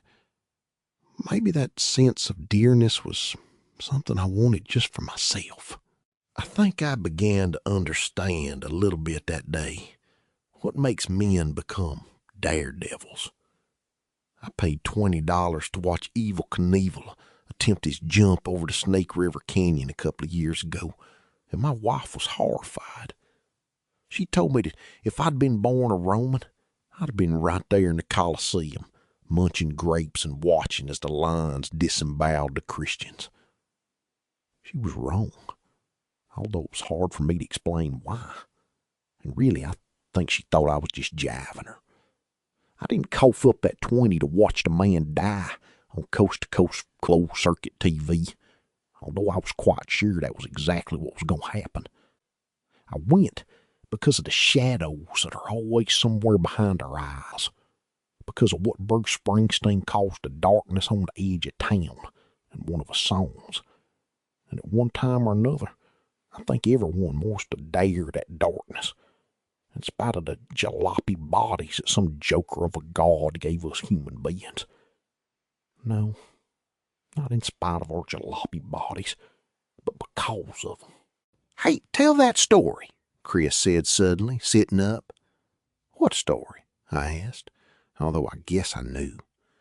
I always felt uncomfortable when the talk turned to my stories, although all of them seemed to like them. Wanting to tell stories, even wanting to write them down, that was just peculiar enough to be sort of cool. Like wanting to grow up to be a sewer inspector or a Grand Prix mechanic. Richie Jenner, a kid who hung around with us until his family moved to Nebraska in 1959, was the first one to find out that I wanted to be a writer when I grew up, that I wanted to do that for my full-time job. We were up in my room, just fooling around, and he found a bunch of handwritten pages under the comic books in a carton in my closet. "What's this?" Richie asked. "Nothing," I say, and try to grab them back. Richie held the pages up out of reach, and I must admit that I didn't try very hard to get them back. I wanted them to read them, and at the same time I didn't. An uneasy mix of pride and shyness that has never changed in me very much when someone asked to look. The act of writing itself is done in secret, like masturbation. I have one friend who has done things like write stories and the display windows of bookshops and department stores. But this is a man who was nearly crazy with courage. The kind of man you'd like to have with you if you just happened to fall down with a heart attack in a city where no one knew you. For me, it always wants to be sex, and always falls short. It's always that adolescent hand job in the bathroom with the door locked. Richie sat right there on the end of my bed for most of the afternoon reading his way through the stuff I'd been doing. Most of it influenced by the same sort of comic books as the ones that had given Vern nightmares. And when he was done, Richie looked at me in a strange new way that made me feel very peculiar, as if he'd been forced to reappraise my whole personality. He said, "You're pretty good at this. Why don't you show these to Chris?" I said no. I wanted it to be a secret. And Richie said, "Why? It ain't pussy. You ain't no queer. I mean, it ain't poetry." Still, I made him promise not to tell anybody about my stories. And of course he did. And it turned out most of them liked to read the stuff I wrote, which was mostly about getting burned alive or some crook coming back from the dead and slaughtering the jury that had condemned him in 12 interesting ways, or a maniac that went crazy and chopped a lot of people into veal cutlets before the hero, Kirk Cannon, cut the subhuman, screeching madman to pieces with round after round from his smoking .45 automatic. In my stories, they were always whams, never bullets. For a change of pace, there were the Lee Dio stories. Lee Dio was a town in France, and during 1942, a grim squad of tired American dog faces were trying to retake it from the Nazis. This was 2 years before I discovered that the Allies didn't land in France until 1944. They went on trying to retake it, fighting their way from street to street through about 40 stories, which I wrote between the ages of 9 and 14. Teddy was absolutely mad for the Lee Dio stories, and I think I wrote the last dozen or so just for him. By then, I was hardly sick of Lee Dio and writing things like Mon Dieu and Cherchez la Boche and Fermez la Porte. In Lee Dio, French peasants were always hissing to G.I. dog faces to Fermez la Porte. Teddy would hunch over the pages, his eyes big, his brow beaded with sweat, his face twisting. There were times when I could almost hear air-cooled Brownings and whistling 88s going off in his skull. The way he clamored for more Lee Dio stories was both pleasing and frightening.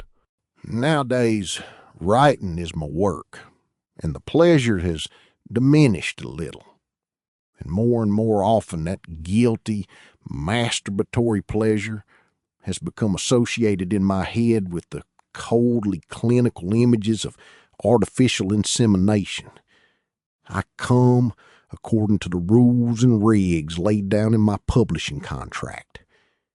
And although no one is ever going to call me the Thomas Wolfe of my generation, I rarely feel like a cheat. I get it off as hard as I can every fucking time. Doing less would, in an odd way, be like going faggot, or what that meant to us back then. What scares me is how often it hurts these days. Back then, I was sometimes disgusted by how damn good it felt to write. These days, I sometimes look at this typewriter and wonder when it's going to run out of good words. I don't want that to happen. I guess I can stay cool as long as I don't run out of good words, you know? "What's this story?" Vern asked uneasily. It ain't a horror story, is it, Gordy? I don't think I want to hear no horror stories. I'm not up for that, man. No, it ain't a horror, Chris said. It's really funny. Gross, but funny. Go on, Gordy. Hammer that fucker to us. Is it about Lee Dio? Teddy asked. No, it ain't about Lee Dio, you psycho, Chris said, and Wabbit punched him. It's about this pie-eating contest. Hey, I didn't even write it down yet, I said. Yeah, but tell it. You guys want to hear it? Sure, Teddy said. Boss. Well, it's about this made-up town. Gretna, I call it. Gretna, Maine. Gretna, Vern said, grinning. What kind of name is that? There ain't no Gretna in Maine. Shut up, fool, Chris said. He just told you it was made up, didn't he? Yeah, but Gretna, that sounds pretty stupid. Lots of real towns sound stupid, Chris said. I mean, what about Alfred, Maine? Or Psycho, Maine? Or Jerusalem's Lot? Or Castle fucking Rock? Well, ain't no castle here. Most town names are stupid. You just don't think so because you're used to them. Right, Gordy? Sure, I said, but privately I thought Vern was right. Gretna was a pretty stupid name for a town. I just hadn't been able to think of another one. So anyway, they're having their annual Pioneer Days, just like in Castle Rock. Yeah, Pioneer Days, that's a fucking blast, Vern said earnestly. I put my whole family in that jail on wheels they have, even fucking Billy. It was only for half an hour, and it cost me my whole allowance. But it was worth it just to know where that son of a whore was. Will you shut up and let him tell it? Teddy hollered. Vern blinked. Sure, yeah, okay. Go on, Gordy, Chris said. It's not really much. No, we don't expect much from a wet end like you, Teddy said. Tell it anyway. Cleared my throat. So anyway, it's Pioneer Days, and on the last night, they have these 3 big events. There's an egg roll for the little kids, and a sack race for kids that are like 8 or 9. And then there's the pie eating contest. And the main guy of the story is this fat kid nobody likes named Davy Hogan. Like Charlie Hogan's brother if he had one, Vern said, and then shrank back as Chris Rabbit punched him again. This kid, he's our age, but he's fat.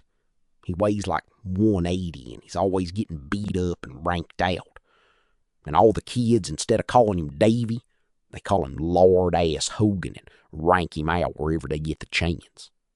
They nodded respectfully, showing the proper sympathy for Lord Ass.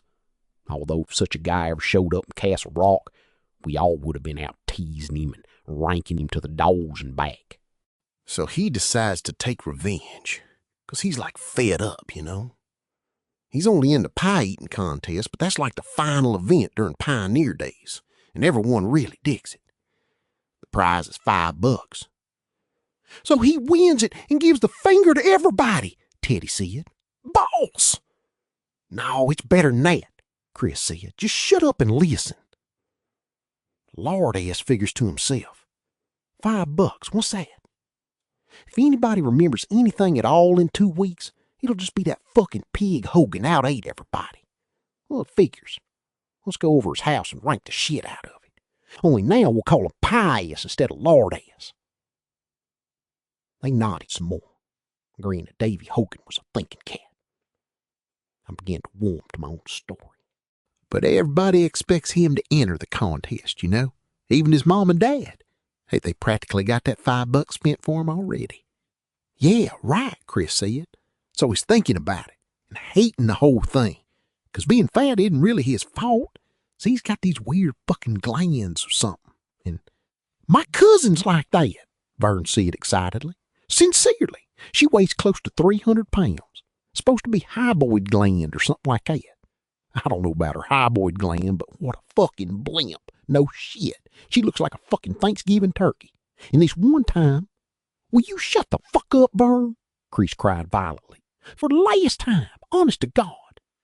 He had finished his Coke, and now he turned the hourglass-shaped green bottle upside down and brandished it over Vern's head.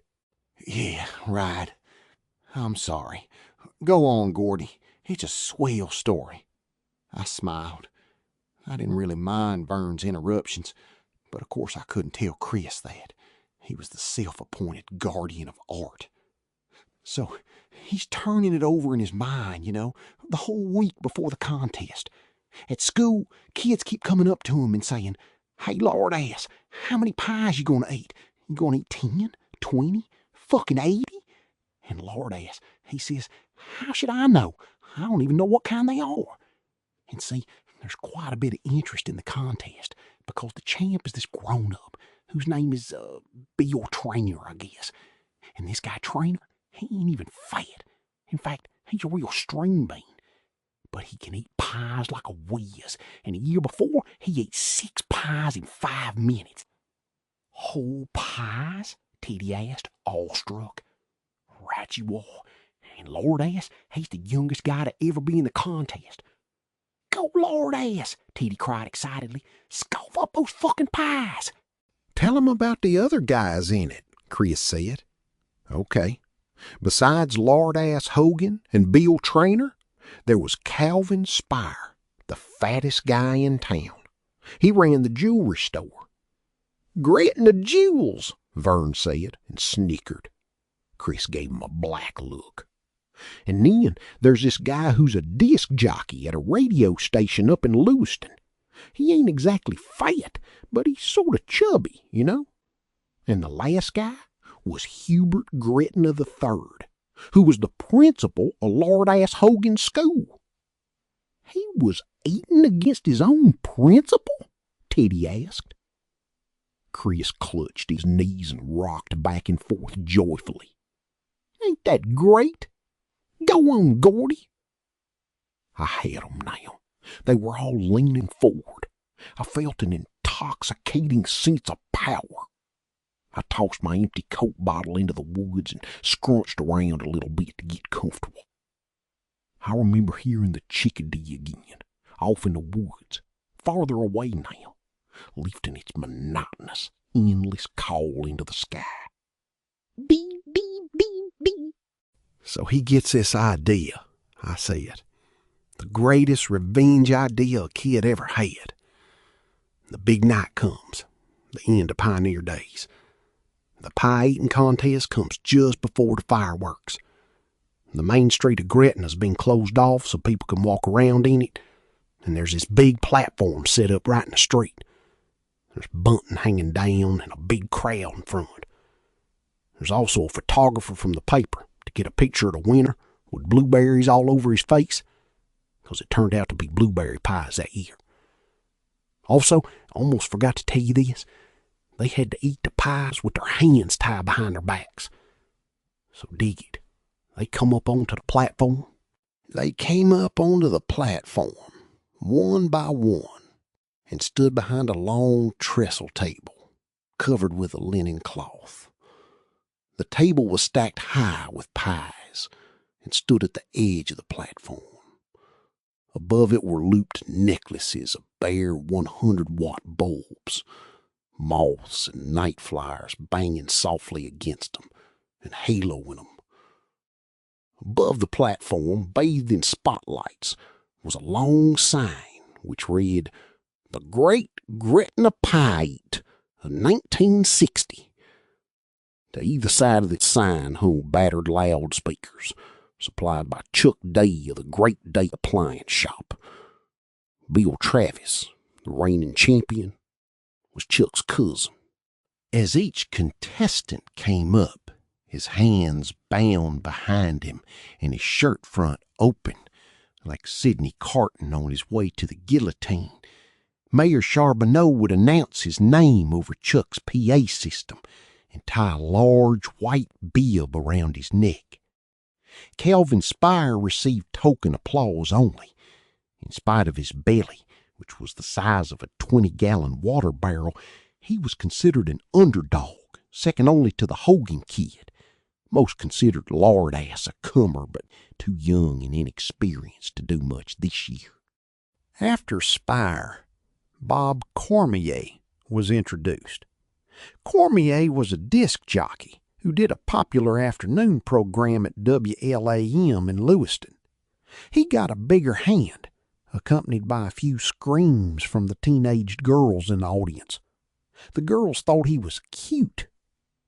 John Wiggins, principal of Gretna Elementary School, followed Cormier. He received a hearty cheer from the older section of the audience, and a few scattered boos from the fractious members of his student body. Wiggins managed to beam paternally and frown sternly down on the audience at the same time. Next, Mayor Charbonneau introduced Lard Ass, a new participant in the annual Great Gretna Pie Eat, but one we expect great things from in the future. Young Master David Hogan. Lard Ass got a big round of applause as Mayor Charbonneau tied on his bib, and as it was dying away, a rehearsed Greek chorus just beyond the reach of the 100-watt bulbs cried out in wicked unison, "Go get 'em, Lard Ass!" There were muffled shrieks of laughter, running footsteps, a few shadows that no one could or would identify, some nervous laughter, some judicial frowns, the largest from His Honor Charbonneau, the most visible figure of authority. Lard Ass himself appeared to not even notice. The small smile greasing his thick lips and creasing his thick chops did not change as the mayor, still frowning largely, tied his bib around his neck and told him not to pay any attention to fools in the audience, as if the mayor had even the faintest inkling of what monstrous fools Lard Ass Hogan had suffered and would continue to suffer as he rumbled through life like a Nazi tiger tank. The mayor's breath was warm and smelled of beer. The last contestant to mount the bunting-decorated stage drew the loudest and most sustained applause. This was the legendary Bill Travis, 6 feet 5 inches tall, gangling, voracious. Travis was a mechanic at the local Amoco station, down by the rail yard. A likable fella, if there ever was one. It was common knowledge around town that there was more involved in the great Gretna pie eat than a mere $5. At least, for Bill Travis there was. There were 2 reasons for this. First, people always came by the station to congratulate Bill after he won the contest, and most everyone who came to congratulate stayed to get his gas tank filled. And the 2 garage bays were sometimes booked up for a solid month after the contest. Folks would come in to get a muffler replaced or their wheel bearings greased and would sit in the theater chairs ranged along one wall. Jerry Mailing, who owned the Amoco, had salvaged them from the old Gym Theater when it was torn down in 1957. Drinking Cokes and Moxies from out of the machine and gassing with Bill about the contest as he changed spark plugs or rolled around on a crawly wheelie under someone's International Harvester pickup looking for holes in the exhaust system. Bill always seemed willing to talk, which was one of the reasons he was so well liked in Gretna. There was some dispute around town as to whether Jerry Mailing gave Bill a flat bonus for the extra business his yearly feat, or yearly eat, if you prefer, brought in, or if he got an out-and-out raise. Whatever way it was, there could be no doubt that Travis did much better than most small-town ranch jockeys. He had a nice-looking 2-story ranch out on the Sabattis Road, and certain snide people referred to it as the house that Pies built. That was probably an exaggeration, but Bill had it coming another way. Which brings us to the second reason there was more in it for Travis than just $5. The pie eat was a hot wagering event in Gretna. Perhaps most people only came to laugh, but a goodly minority also came to lay their money down. Contestants were observed and discussed by these bettors as ardently as thoroughbreds are observed and discussed by racing touts. The wagerers accosted contestants' friends, relatives, even mere acquaintances. They pried out any and all details concerning the contestants' eating habits. There was always a lot of discussion about that year's official pie. Apple was considered a heavy pie, apricot a light one, although a contestant had to resign himself to a day or 2 of the trots after downing 3 or 4 apricot pies. That year's official pie, blueberry, was considered a happy medium. Bettors, of course, were particularly interested in their man's stomach for blueberry dishes. How'd he do on blueberry buckle? Did he favor blueberry jam over strawberry preserves? Had he been known to sprinkle blueberries on his breakfast cereal? Or was he strictly a bananas and cream sort of fella? There were other questions of some moment. Was he a fast eater who slowed down, or a slow eater who started to speed up as things got serious, or just a good, steady, all-around trencher man? How many hot dogs could he put away while watching a Babe Ruth League game down at the St. Dom's baseball field? Was he much of a beer drinker, and if so, how many bottles did he usually put away in the course of an evening? Was he a belcher? It was believed that a good belcher was a bit tougher to beat over the long haul. All of this and other information was sifted, the odds laid, the bets made. How much money actually changed hands during the week or so following pie night, I have no way of knowing. But if you held a gun to my head and forced me to guess, I'd put it at close to $1,000. That probably sounds like a pretty paltry figure, but it was a lot of money to be passing around in such a small town 15 years ago.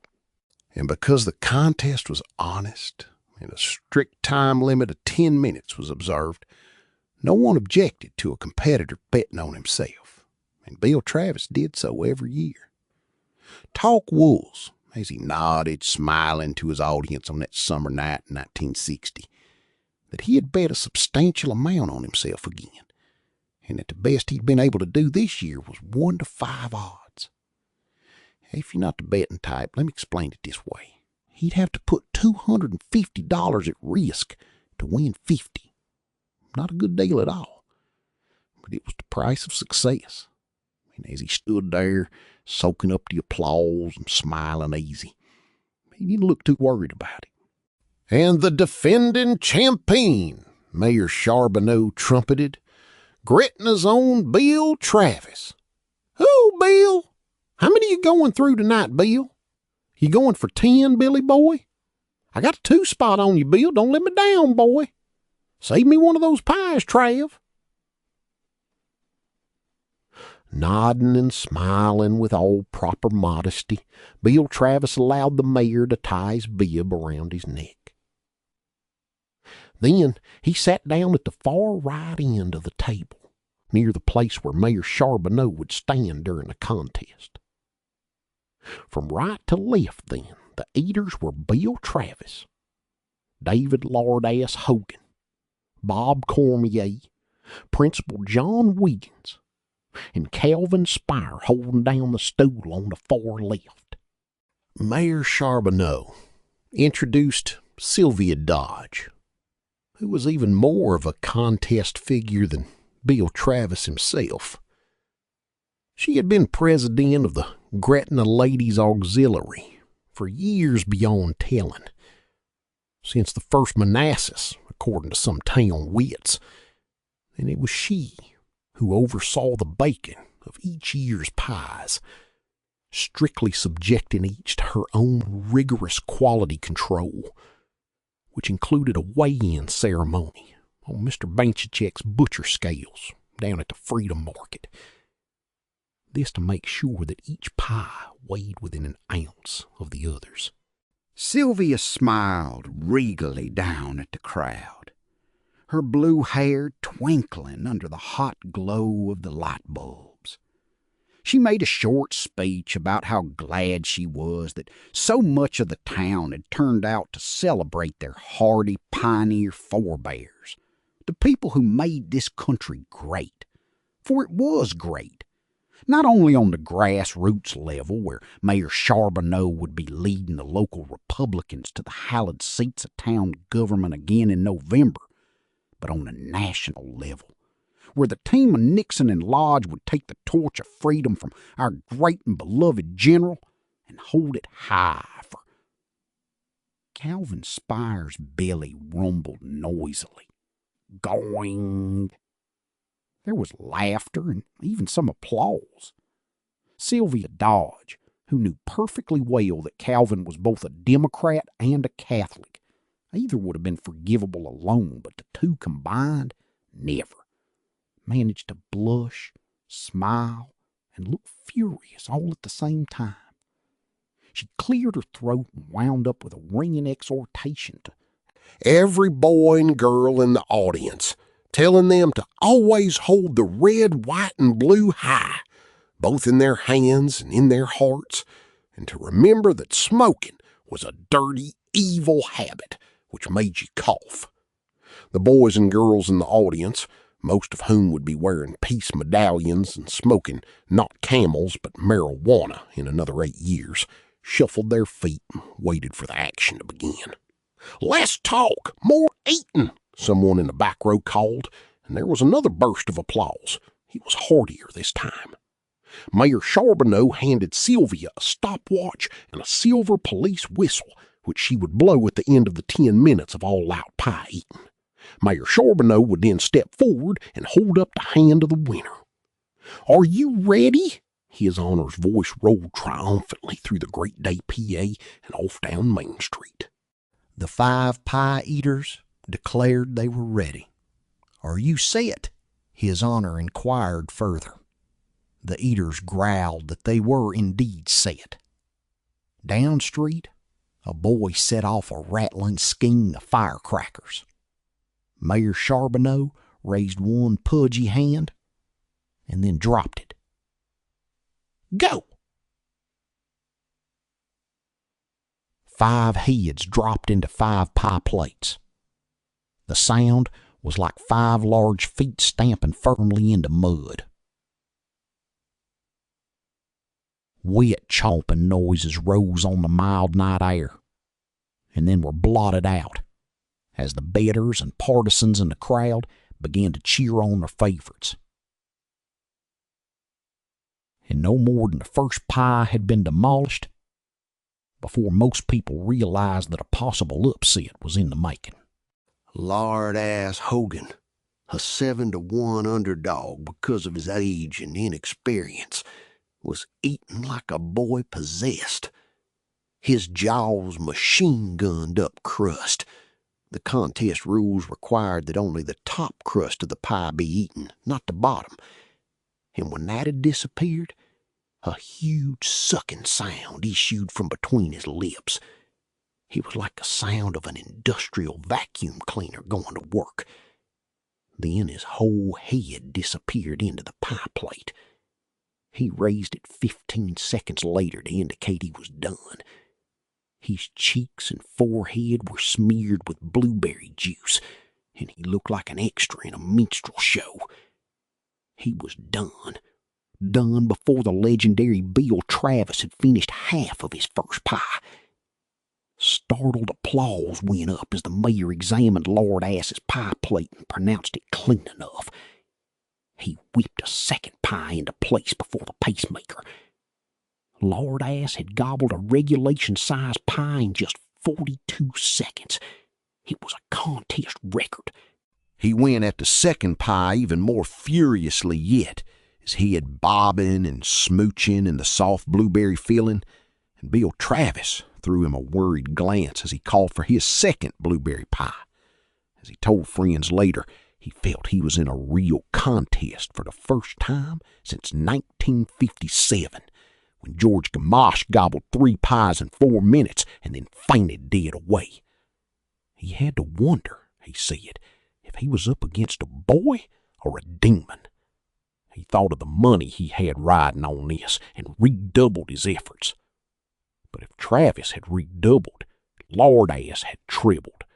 Blueberries flew from his second pie dish, staining the tablecloth around him like a Jackson Pollock painting. There were blueberries in his hair, blueberries on his bib, blueberries standing out on his forehead, as if in an agony of concentration he had actually begun to sweat blueberries. "Done!" he cried, lifting his head from his second pie dish before Bill Travis had even consumed a crust on his new pie. "Better slow down, boy," His Honor murmured. "Charbonneau himself had $10 riding on Bill Travis. You gotta pace yourself if you want to hold out." It was as if Lard-ass hadn't heard. He tore into his third pie with lunatic speed, jaws moving with lightning rapidity. And then... But I must interrupt for a moment to tell you that there was an empty bottle in the medicine cabinet at Lard-ass Hogan's house.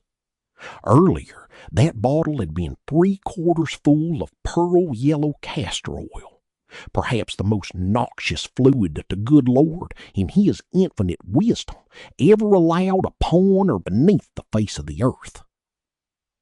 Lard-ass had emptied the bottle himself, drinking every last drop, and then licking the rim, his mouth twisting, his belly gagging sourly, his brain filled with thoughts of sweet revenge. And as he rapidly worked his way through his third pie, Calvin Spire, dead last as predicted, had not yet finished his first. Lard-ass began to deliberately torture himself with grisly fantasies. He wasn't eating pies at all. He was eating cow flops. He was eating great big gobs of greasy, grimy gopher guts. He was eating diced up woodchuck intestines with blueberry sauce poured over them. Rancid blueberry sauce. He finished his third pie and called for his fourth. Now 1 full pie ahead of the legendary Bill Travis. The fickle crowd, sensing a new and unexpected Champ in the making, began to cheer him on lustily. But Lord-ass had no hope or intention of winning. He could not have continued at the pace he was currently setting if his own mother's life had been the prize. And besides, winning for him was losing. Revenge was the only blue ribbon he sought. His belly groaning with castor oil, his throat opening and closing sickly, he finished his 4th pie and called for his 5th, the ultimate pie. Blueberries become Electra, so to speak. He dropped his head into the dish, breaking the crust, and snuffled blueberries up his nose. Blueberries went down his shirt. The contents of his stomach seemed to suddenly gain weight. He chewed up pasty crust and swallowed it. He inhaled blueberries. And suddenly, the moment of revenge was at hand. His stomach, loaded beyond endurance, revolted. It clenched like a strong hand encased in a slick rubber glove. His throat opened. Lord-ass raised his head. He grinned at Bill Travis with blue teeth. Puke rumbled up his throat like a 6-ton Peterbilt shooting through a tunnel. It roared out of his mouth in huge blue and yellow glurt, warm and gaily steaming. It covered Bill Travis, who only had time to utter one nonsense syllable. Goog was what it sounded like. Women in the audience screamed. Calvin Spire, who had watched this unannounced event with a numb and surprised expression on his face, leaned conversationally over the table as if to explain to the gaping audience just what was happening, and puked on the head of Marguerite Charbonneau, the mayor's wife. She screamed and backed away, pawing futilely at her hair, which was now covered with a mixture of crushed berries, baked beans, and partially digested frankfurters. The latter two had been Cal Spire's dinner. She turned to her good friend Maria Lavin and threw up on the front of Maria's buckskin jacket.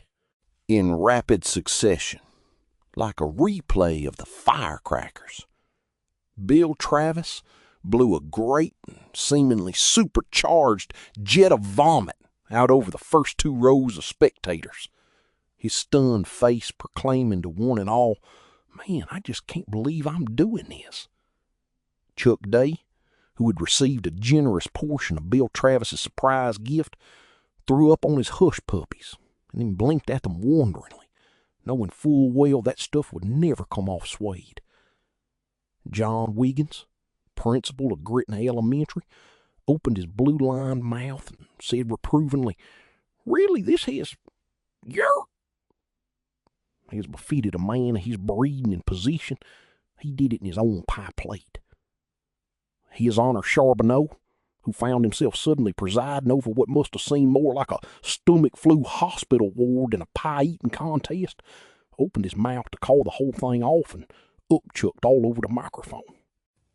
"Jesus save us," moaned Sylvia Dodge. And then her outraged supper, fried clams, coleslaw, butter and sugar corn, 2 ears worth, and a generous helping of Muriel Harrington's Bosco chocolate cake, bolted out the emergency exit and landed with a large wet splash on the back of the mayor's Robert Hall suit coat. Lord-ass Hogan, now at the absolute apogee of his young life, beamed happily out over the audience. Puke was everywhere. People staggered around in drunken circles, holding their throats and making weak cawing noises. Somebody's pet Pekingese ran past the stage, yapping crazily, and a man wearing jeans and a Western-style silk shirt threw up on it, nearly drowning it. Mrs. Brockway, a Methodist minister's wife, made a long basso belching noise, which was followed by a gusher of degenerated roast beef and mashed potatoes and apple cobbler. The cobbler looked as if it might have been good when it first went down. Jerry Maitling, who'd come to see his pet mechanic walk away with all the marbles again, decided to get the righteous fuck out of this madhouse. He got about 15 yards before tripping over a kid's little red wagon and realizing he had landed in a puddle of warm bile. Jerry tossed his cookies in his own lap and told folks later he only thanked Providence he had been wearing his coveralls. And Miss Norman, who taught Latin and English fundamentals at the Gretna Consolidated High School, vomited into her own purse in an agony of propriety. Lord-ass Hogan watched it all, his large face calm and beaming, his stomach suddenly sweet and steady, with a warm balm it might never know again. That balm was a feeling of utter and complete satisfaction.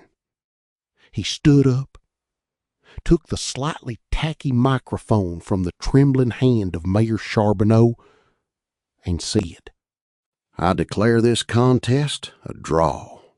Then he puts the mic down, walks off the back of the platform, and goes straight home. His mother's there, on account of she couldn't get a babysitter for Lord-ass's little sister, who was only 2. And as soon as he comes in, all covered with puke and pie drool, still wearing his bib, she says, "Davy, did you win?" But he doesn't say a fucking word, you know. Just goes upstairs to his room, locks the door, and lays down on his bed. I downed the last swallow in Chris's Coke and tossed it into the woods. "Yeah, that's cool. Then what happened?" Teddy asked eagerly. "I don't know." "What do you mean you don't know?" Teddy asked. "It means it's the end. And you don't know what happens next? That's the end." "What?" Vern cried. There was an upset, suspicious look on his face, like he thought maybe he'd just gotten rooked playing penny-up bingo at the Topsham Fair. What's all this happy-crappy? How'd it come out? You have to use your imagination, Chris said patiently. No, I ain't, Vern said angrily. He's supposed to use his imagination. He made up the fucking story. Yeah, what happened to the cat? Teddy persisted. Come on, Gordy, tell us. I think his dad was at the pie eating, and when he came home, he beat the living crap out of Lord-ass. Yeah, right, Chris said. I bet that's just what happened. And, I said, the kids went right on calling him Lord-ass. Except that maybe some of them started calling him Pukey Guts, too. That ending sucks, Teddy said sadly. That's why I didn't want to tell it. You could have made it so he shot his father and ran away and joined the Texas Rangers, Teddy said. How about that? Chris and I exchanged a glance. Chris raised one shoulder in a barely perceptible shrug. I guess so, I said. Hey, you got any new Lee Dio stories, Gordy? Not just now. Maybe I'll think of some. I didn't want to upset Teddy, but I wasn't very interested in checking out what was happening in the radio either. I'm sorry you didn't go for this one better. Nah, it was good, Teddy said. Right up to the end, it was good. All that puking was really cool. Yeah, that was cool. Really gross, Vern agreed. But Teddy's right about the ending. It was sort of a jip. Yeah, I see it, and sighed. Chris stood up. Let's do some walking, he said. It was still bright daylight, the sky hot, steely blue, but our shadows had begun to trail out long. I remembered that as a kid. September days always seemed to end much too soon, catching me by surprise. It was as if something inside my heart expected it to always be June, or daylight lingering in the sky until almost 9:30. What time is it, Gordy? I looked at my watch and was astonished to see it was after 5. Yeah, let's go, Teddy said. Well, let's make camp before dark so we can see to get wood and stuff. I'm getting hungry too. 6:30, Chris promised. Okay with you guys? It was. We started to walk again, using the cinders beside the tracks now. Soon the river was so far behind us we couldn't even hear its sound. Mosquitoes homed, and I slapped one off my neck. Vern and Teddy were walking up ahead, working out some sort of complicated comic book trade. Chris was beside me, hands in his pockets, shirt slapping against his knees and thighs like an apron. I got some Winstons, he said. Hawked 'em off my old man's dresser, one apiece, for after supper. Yeah, that's boss. That's when a cigarette tastes best, Chris said. After supper. Right. We walked in silence for a while. That's a really fine story, Chris said suddenly. They're just a little too dumb to understand. No, it's not that hard. It's a mumbler. That's what you always say. Don't give me that bullshit you don't believe. Are you going to write it down, the story? Probably, but not for a while. Well, I can't write 'em down right after I tell 'em. It'll keep. What Vern said? About the ending being a jip? Yeah, Chris laughed. Life's a jip, you know it. I mean, look at us. No, we have a great time. Sure, Chris said. All the fucking time, you wet. I laughed. Chris did too. They come out of you just like bubbles out of soda pop, he said after a while. What does? But I thought I knew what he meant. The stories. That really bugs me, man. It's like you could tell a million stories and still only get the ones on top. You'll be a great writer someday, Gordy. No, I don't think so. Yeah, you will. Maybe you'll even write about us guys if you ever get hard up for material.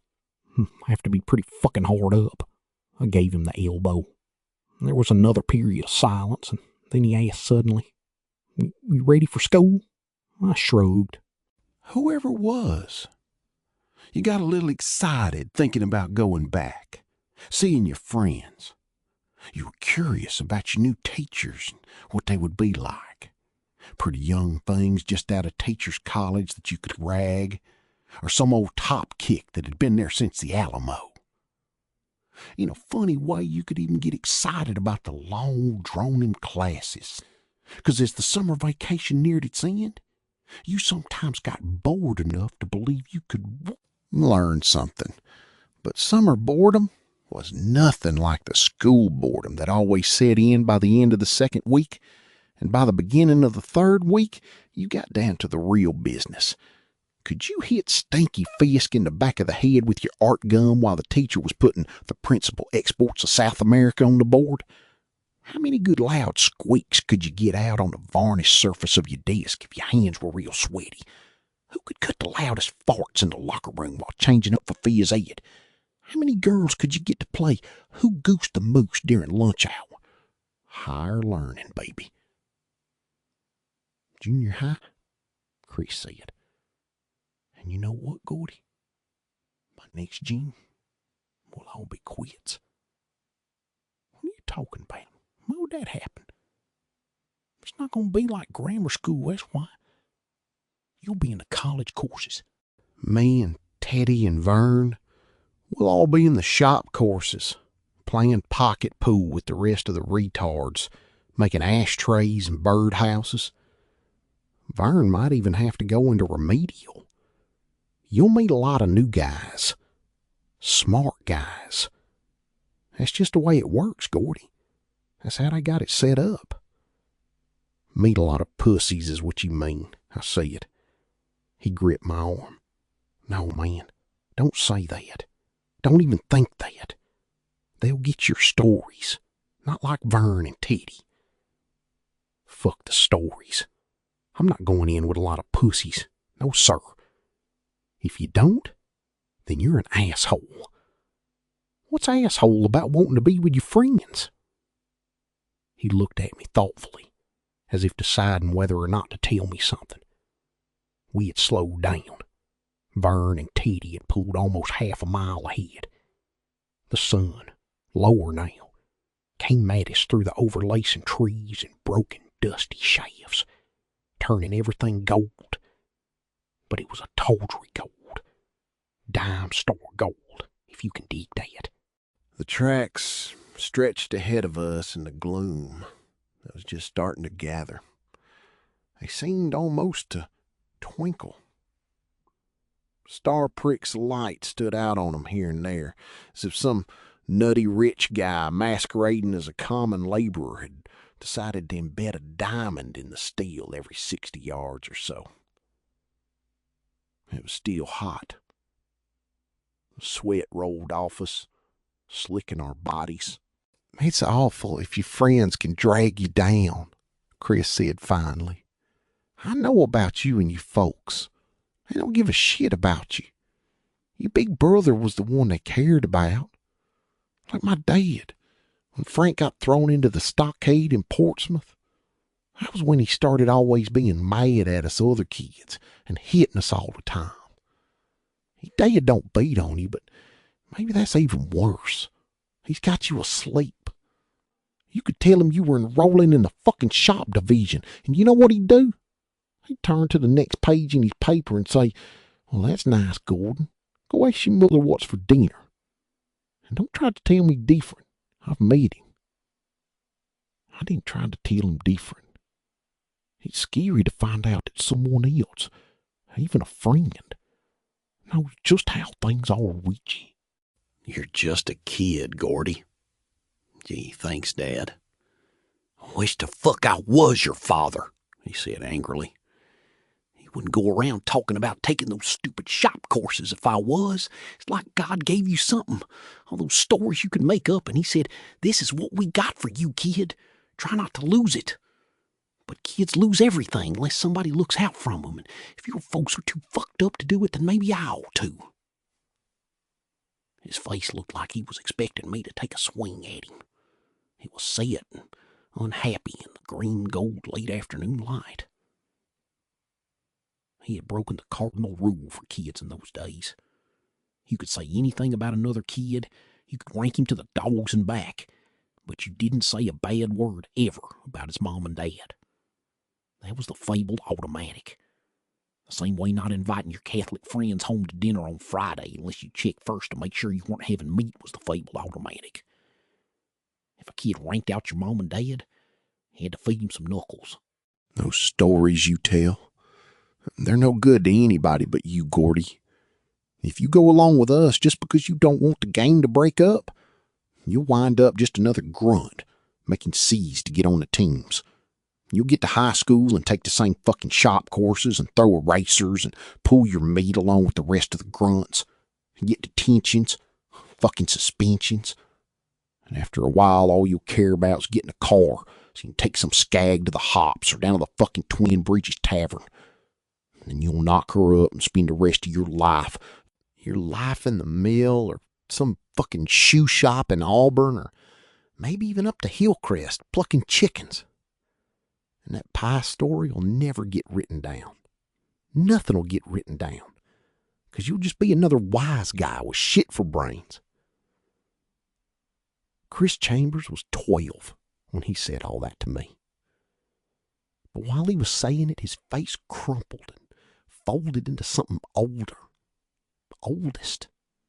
Ageless. He spoke tonelessly, colorlessly. But nevertheless, what he said struck terror into my bowels. It was as if he had lived that whole life already. That life where they tell you to step right up and spin the wheel of fortune. And it spins so pretty. And then the guy steps on a pedal and it comes up double zeros. House number. Everybody loses. They give you a free pass.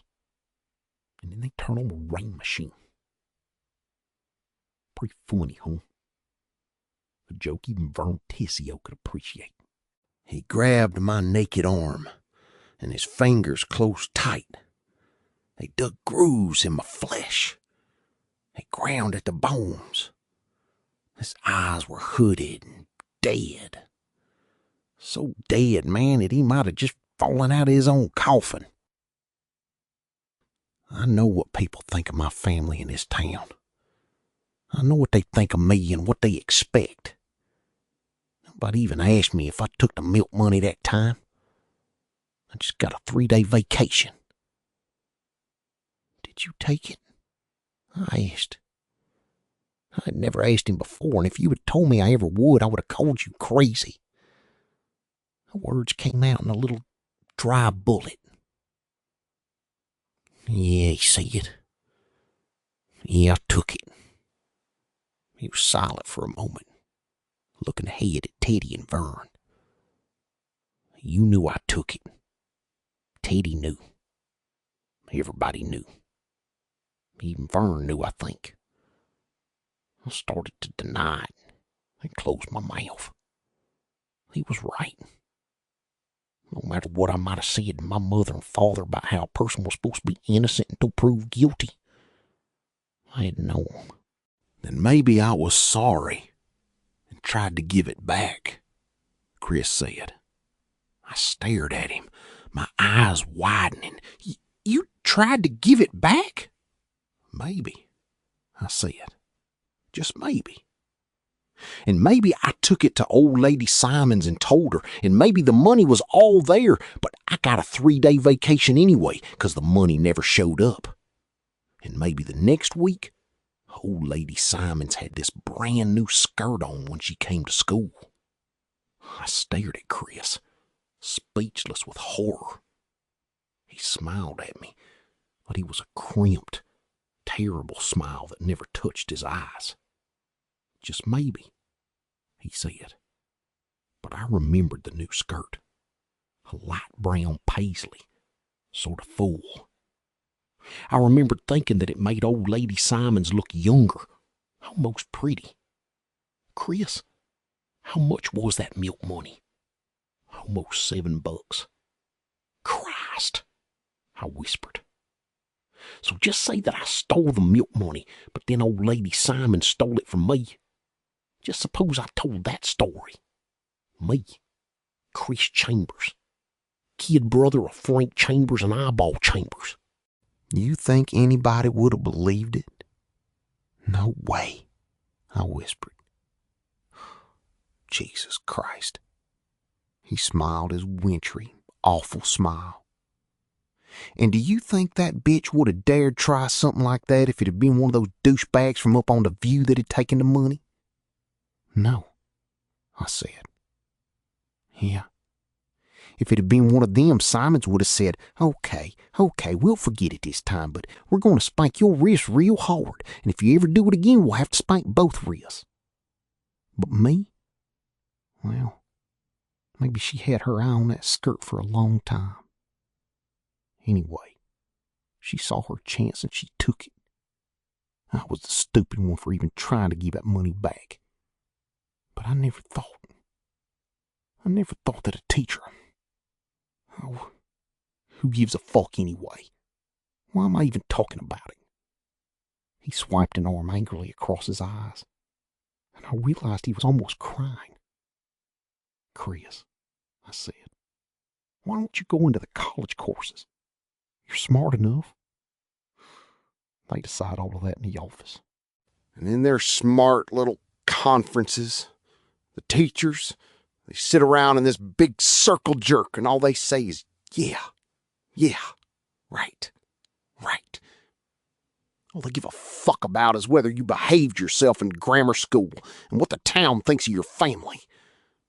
All they're deciding is whether or not you'll contaminate all those precious college course douchebags. Maybe I'll try to work myself up. I don't know if I could do it, but I might try.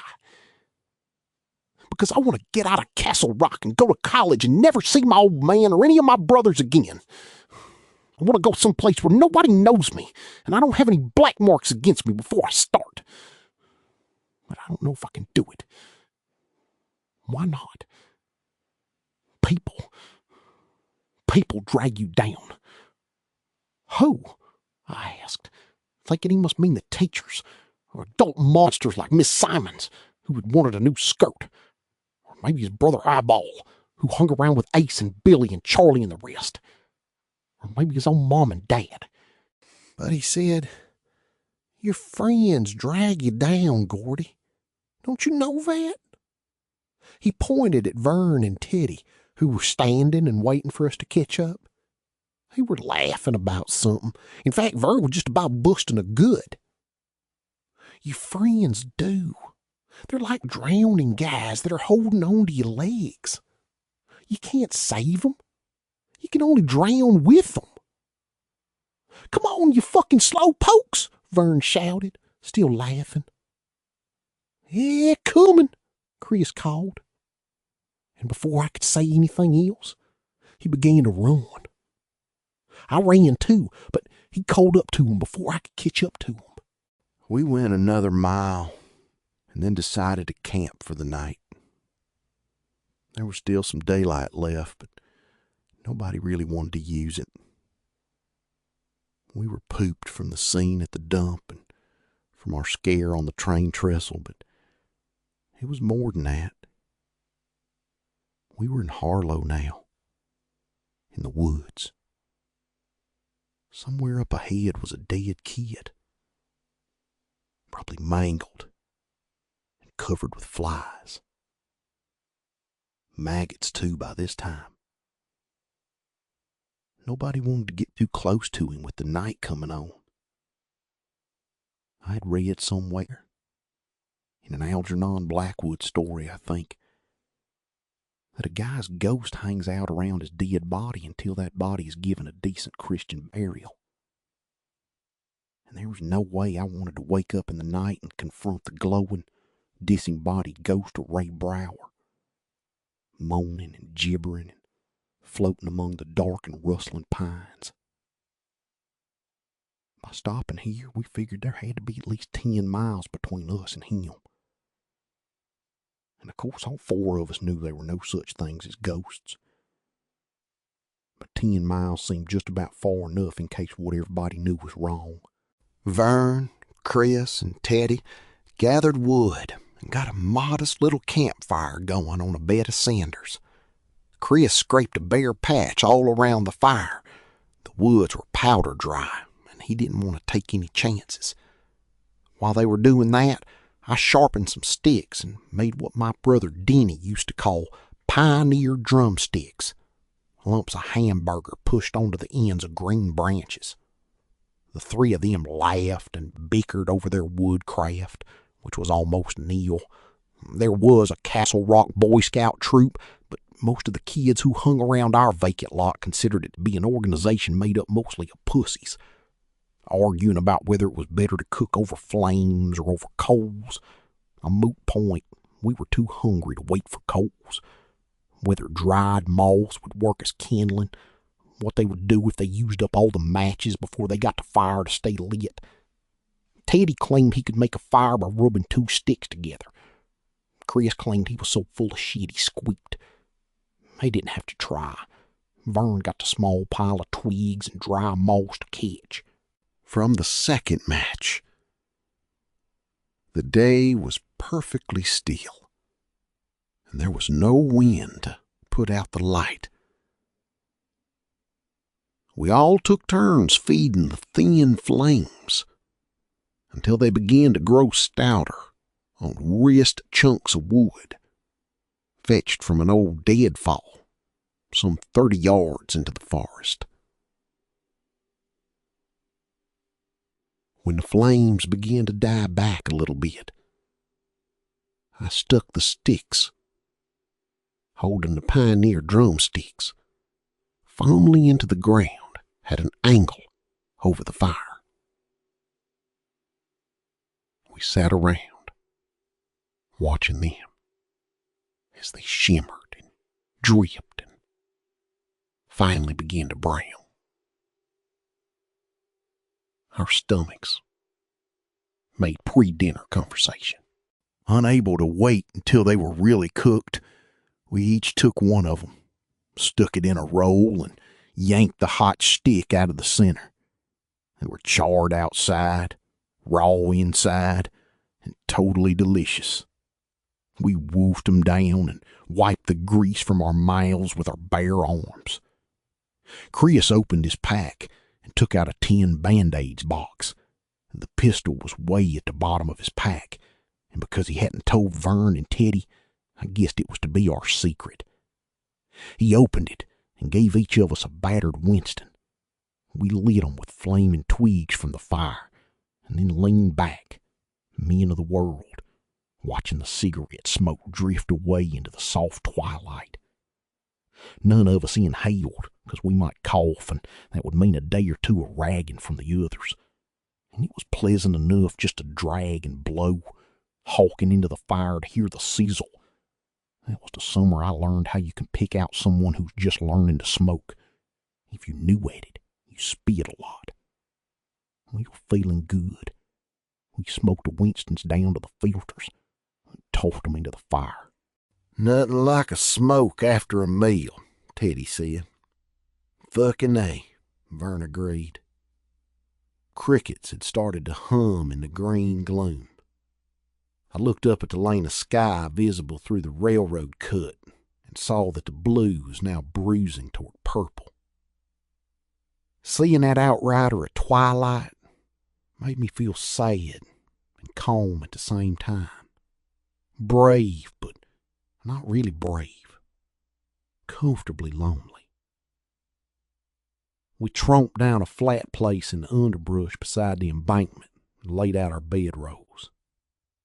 Then, for an hour or so, we fed the fire and talked. The kind of talk you can never quite remember once you get past 15 and discover girls. We talked about who's the best dragger in Castle Rock. If Boston could maybe stay out of the cellar this year. And about the summer just passed. Teddy told about the time he had been at White's Beach in Brunswick, and some kid had hit his head while diving off the float and almost drowned. We discussed at some length the relative merits of the teachers we had had. We agreed that Mr. Brooks was the biggest pussy in Castle Rock Elementary. He'd just about cry if you sassed him back. On the other hand, there was Mrs. Cody. She was just about the meanest bitch God had ever set down on earth. Vern said he'd heard she hit a kid so hard 2 years ago that the kid almost went blind. I looked at Chris, wondering if he would say anything about Miss Simons, but he didn't say anything at all, and he didn't see me looking at him. He was looking at Vern and nodding soberly at Vern's story. We didn't talk about Ray Brower as the dark drew down, but I was thinking about him. There's something horrible and fascinating about the way dark comes to the woods. It's coming unsoftened by headlights or street lights or house lights or neon. It comes with no mother's voices calling for their kids to leave off and come on in now to herald it.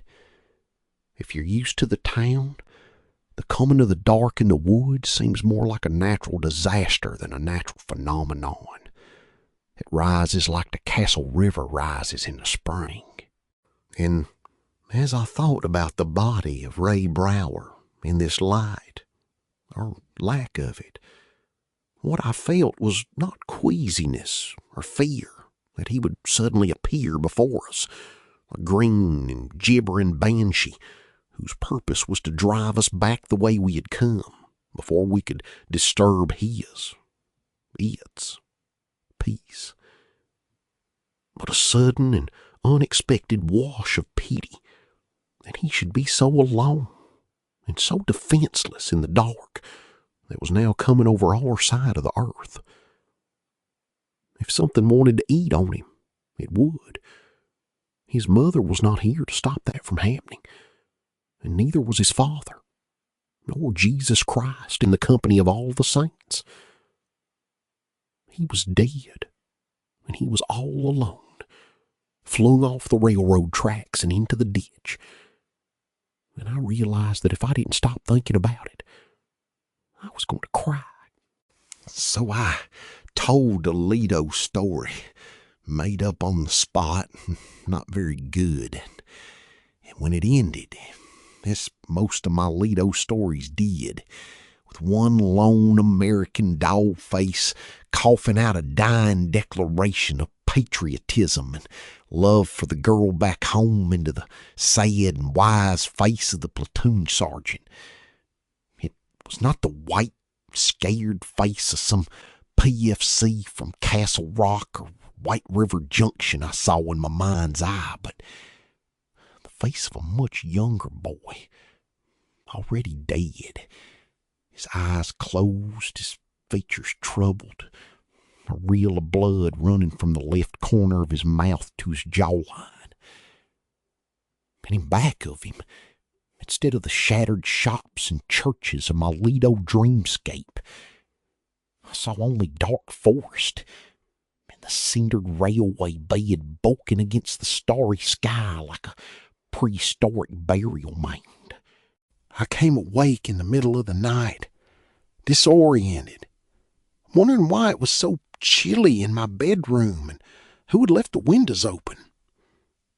Denny, maybe? I'd been dreaming of Denny. Something about body surfing at Harrison State Park. But it had been 4 years ago that we had done that. This wasn't my room. This was someplace else. Somebody was holding me in a mighty bear hug. Somebody else was pressed against my back. And a shadowy third was crouched beside me, head cocked in a listening attitude. What the fuck? I asked in honest puzzlement. A long, drawn-out groan in answer. It sounded like Vern. That brought things into focus. I remembered where I was. But what was everybody doing awake in the middle of the night? Or had I only been asleep for seconds? No, they couldn't be. Because a thin sliver of moon was floating dead center in an inky sky. "Don't let it get me," Vern gibbered. "I swear I'll be a good boy. I won't do nothing bad. I'll put the ring up before I take a piss. I'll... With some astonishment, I realized that I was listening to a prayer, or at least the Vern Tessio equivalent of a prayer. I sat bolt upright, scared. "Chris?" "Shut up, Vern," Chris said. He was the one crouching and listening. "It's nothing." "Oh, yes, it is," Teddy said ominously. "It's something." "What is?" I asked. I was still sleepy and disoriented, unstrung from my place and space and time. It scared me that I had come in late on whatever had developed. Too late to defend myself properly, maybe. Then, as if to answer my question, a long and hollow scream rose languidly from the woods. It was the sort of scream you might expect from a woman dying in extreme agony and extreme fear. "Oh, dear Jesus," Vern whimpered, his voice high and filled with tears. He reapplied the bear hug that had awakened me, making it hard for me to breathe and adding to my own terror. I threw him loose with an effort, but he scrambled right back beside me like a puppy, which can't think of any place else to go. "It's that Brower kid," Teddy whispered hoarsely. "His ghost's out walking in the woods." "Oh, God," Vern screamed, apparently not crazy about that idea at all. "I promise I won't hawk no more dirty books out of Dolly's market. I promise I won't give my carrots to the dog no more. He floundered there, wanting to bribe God with everything, but unable to think of anything really good in the extremity of his fear. "I won't smoke no more unfiltered cigarettes. I won't say no bad swears. I won't put my bazooka in the offering plate. I won't..." "Shut up, Vern," Chris said. And beneath his usual authoritative toughness, I could hear the hollow boom of awe. I wondered if his arms and back and belly were as stiff with goose flesh as my own were, and if the hair on the nape of his neck was trying to stand up in hackles as mine was. Vern's voice dropped to a whisper as he continued to expand the reforms he planned to institute if God would only let him live through this night. "It's a bird, isn't it?" I asked Chris. "No, at least I don't think so. I think it's a wildcat. My dad says they scream bloody murder when they're getting ready to mate. Sounds like a woman, doesn't it?" "Yeah," I said. My voice hitched in the middle of the word, and 2 ice cubes broke off in the gap. But no woman could scream that loud, Chris said, and then added helplessly, "Could she, Gordy?" "It's his ghost," Teddy whispered again. His eyeglasses reflected the moonlight in weak, somehow dreamy smears. "I'm going to go look for it." I don't think he was serious, but we took no chances. When he started to get up, Chris and I hauled him back down. Perhaps we were too rough with him, but our muscles had been turned to cables with fear. "Let me up, fuckheads," Teddy hissed, struggling. "If I say I want to go look for it, then I'm going to go look for it. I want to see it. I want to see the ghost. Want to see if the wild, sobbing cry rose into the night again, cutting the air like a knife with a crystal blade, freezing us with our hands on Teddy. If he'd been a flag, we would have looked like that picture of the Marines claiming Iwo Jima. The scream climbed with a crazy ease through octave after octave, finally reaching a glassy, freezing edge. It hung there for a moment and then whirled back down again, disappearing into an impossible bass register that buzzed like a monstrous honeybee. This was followed by a burst of what sounded like mad laughter. And then there was silence again. "Jesus H. bald-headed Christ," Teddy whispered. And he talked no more, going into the woods to see what was making that screaming noise. All 4 of us huddled up together, and I thought of running. I doubt if I was the only one. If we had been tenting in Vern's field, where our folks thought we were, we probably would have run. But Castle Rock was too far, and the thought of trying to run across that trestle in the dark made my blood freeze. Running deeper into Harlow and closer to the corpse of Ray Brower was equally unthinkable. We was stuck. If there was a haunt out there in the woods, what my dad called a gooselum, and it wanted us, it would probably get us. Chris proposed we keep a guard, and everyone was agreeable to that. We flipped for watches, and Vern got the first one. I got the last. Vern sat up cross-legged by the husk of the campfire, while the rest of us lay down again. We huddled together like sheep. I was positive that sleep would be impossible, but I did sleep. A light, uneasy sleep that skimmed through unconsciousness like a sub with its periscope up. My half-sleeping dreams were populated with wild cries that might have been real or might have only been products of my imagination. I saw, or thought I saw, something white and shapeless steal through the trees like a grotesquely ambulatory bedsheet. At last, I slipped into something I knew was a dream. Chris and I were swimming at White's Beach, a gravel pit in Brunswick that had been turned into a miniature lake when a gravel digger struck water. It was where Teddy had seen the kid hit his head and almost drowned. In my dream, we were out over our heads, stroking lazily along, with a hot July sun blazing down. From behind us, on the float, came cries and shouts and yells of laughter as kids climbed and dived, or climbed and were pushed. I could hear the empty kerosene drums that held the float up, clanging and booming together. A sound not unlike that of church bells, which are so solemn and emptily profound. On the sand and gravel beach, oiled bodies lay face down on blankets. Little kids with buckets squatted on the verge of the water or sat happily flipping muck into their hair with plastic shovels.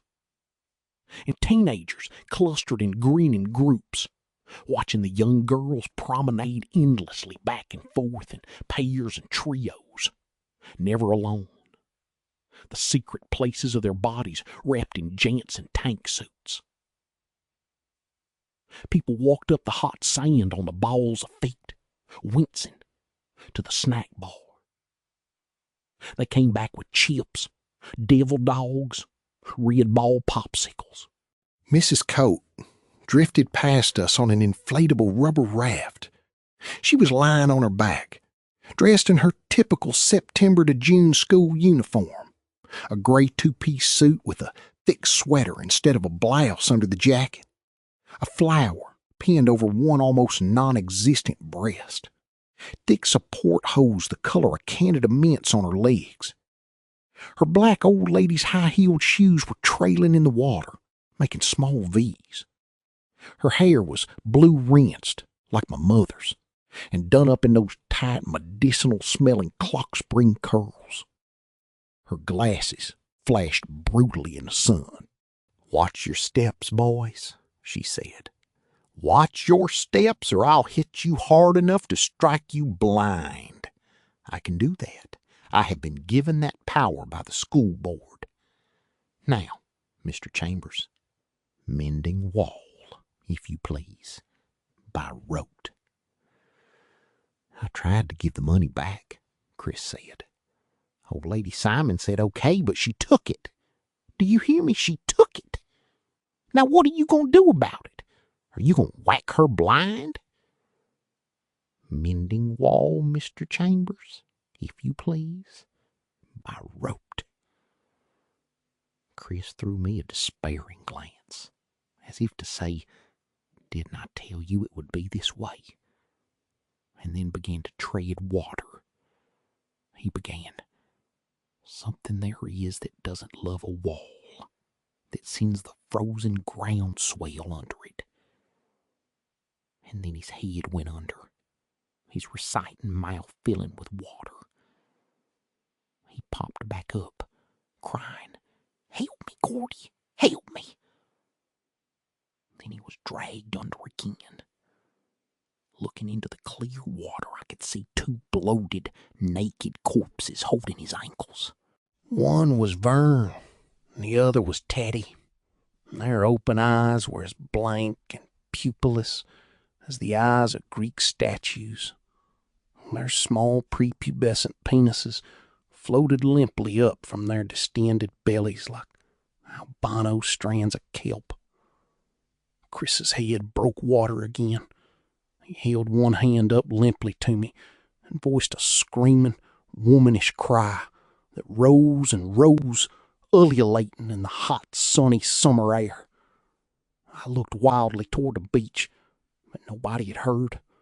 The lifeguard, his bronzed, athletic body lolling attractively on the seat at the top of his whitewashed, cruciform wooden tower, just went on smiling down at a girl in a red bathing suit. Chris's scream turned into a bubbling, water-choked gurgle as the corpses pulled him under again. And as they dragged him down to black water, I could see his rippling, distorted eyes turned up to me in a pleading agony. I could see his white starfish hands held helplessly up to the sun-burnished roof of the water. But instead of diving down and trying to save him, I stroked madly for the shore, or at least to a place where the water would not be over my head. Before I could get there, before I could even get close, I felt a soft, rotted, implacable hand wrap itself around my calf and begin to pull. A scream built up in my chest, but before I could utter it, the dream washed away into a grainy facsimile of reality. It was Teddy, with his hand on my leg. He was shaking me awake. It was my watch. Still half in the dream, almost talking in my sleep, I asked him thickly, "You alive, Teddy?" "No, I'm dead, and you're a black nigger," he said, crossly. It dispelled the last of the dream. I sat up by the campfire, and Teddy lay down. The others slept heavily through the rest of the night. I was in and out, dozing, waking, dozing again. The night was far from silent. I heard the triumphant screech squawk of a pouncing owl, a tiny cry of some small animal perhaps about to be eaten, a larger something blundering wildly through the undergrowth. Under all of this, a steady tone, were the crickets. There were no more screams. I dozed and woke and dozed, and I suppose if I had been discovered standing such a slipshod watch in Lee Dio, I probably would have been court-martialed and shot. I snapped more solidly out of my last doze and became aware that something was different. It took me a moment or two to figure it out. Although the moon was down, I could see my hands resting on my jeans. My watch said 5:15. It was dawn. I stood, hearing my spine crackle, walked 24 feet away from the limp-together bodies of my friends and pissed into a clump of sumac. I was starting to shake the night willies. I could feel them sliding away. It was a fine feeling. I scrambled up the cinders to the railroad tracks and sat on one of the rails, idly chucking cinders between my feet, in no hurry to wake the others. At that precise moment, the new day felt too good to share. Morning came on apace. The noise of the crickets began to drop, and the shadows under the trees and bushes evaporated like puddles after a shower. The air had that peculiar lack of taste that presages the latest hot day in a famous series of hot days. Birds that had maybe cowered all night just as we had done now began to twitter self-importantly. A wren landed on top of the deadfall from which we had taken our firewood, preened itself, and then flew off. I don't know how long I sat there on the rail, watching the purple steal out of the skies, noiselessly as it had stolen in the evening before. Long enough for my butt to start complaining anyway. I was about to get up when I looked to my right and saw a deer standing in the railroad bed not 10 yards from me. My heart went up into my throat so high that I think I could have put my hand in my mouth and touched it. My stomach and genitals filled with a hot, dry excitement. I didn't move. I couldn't have moved if I'd wanted to. Her eyes weren't brown, but a dark, dusty black. The kind of velvet you see background in jewelry displays. Her small ears were scuffed suede. She looked serenely at me, head slightly lowered, and what I took for curiosity. Seeing a kid with his hair in a sleep scarecrow of whirls and many-tined cowlicks, wearing jeans with cuffs and a brown khaki shirt with the elbows mended and the collar turned up in the hoodie tradition of the day. What I was seeing was some sort of gift. Something given with a carelessness that was appalling. We looked at each other for a long time. I think it was a long time. Then she turned and walked off to the other side of the tracks, a white bobtail flipping insouciantly. She found grass and began to crop. I couldn't believe it. She had begun to crop. She didn't look back at me and didn't need to. I was frozen solid. And the rail started to thrum under my ass, and bare seconds later the doe's head came up, cocked back toward Castle Rock. She stood there, her branch black nose working on the air, coaxing it a little. Then she was gone in 3 gangling leaps, vanishing into the woods with no sound but one rotted branch, which broke with a sound like a track riff starter gun. I sat there, looking mesmerized at the spot where she had been, until the actual sound of the freight came up through the stillness, and I skidded back down the bank to where the others were sleeping. The freight's slow, loud passage woke 'em up, yawning and scratching.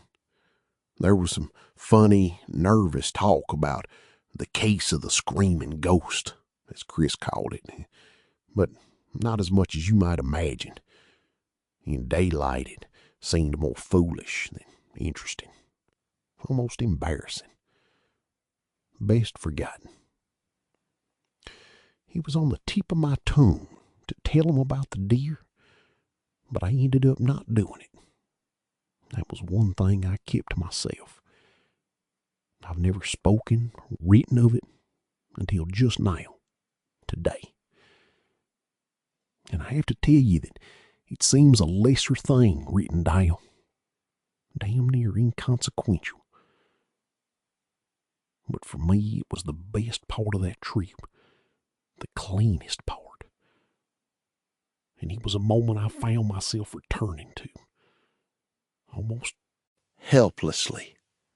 When there was trouble in my life, a first day in the bush in Vietnam, and this fellow walked into the clearing where we were with his hand over his nose.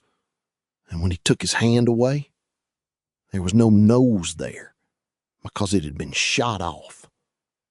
The time the doctor told us our youngest son might be hydrocephalic, he turned out just to have an oversized head, thank God. The long, crazy weeks before my mother died, I would find my thoughts turning back to that morning, the scuffed suede of her ears, the white flash of her tail.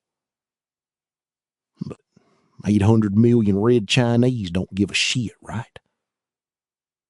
The most important things are the hardest to say, because words diminish them. It's hard to make strangers care about the good things in your life. The tracks now bent southwest and ran through tangles of second-growth fir and heavy underbrush. We got a breakfast of late blackberries from some of these bushes, but berries never fill you up. Your stomach just gives them a 30-minute option and then begins growling again. We went back to the tracks. It was about 8 o'clock by then and took 5.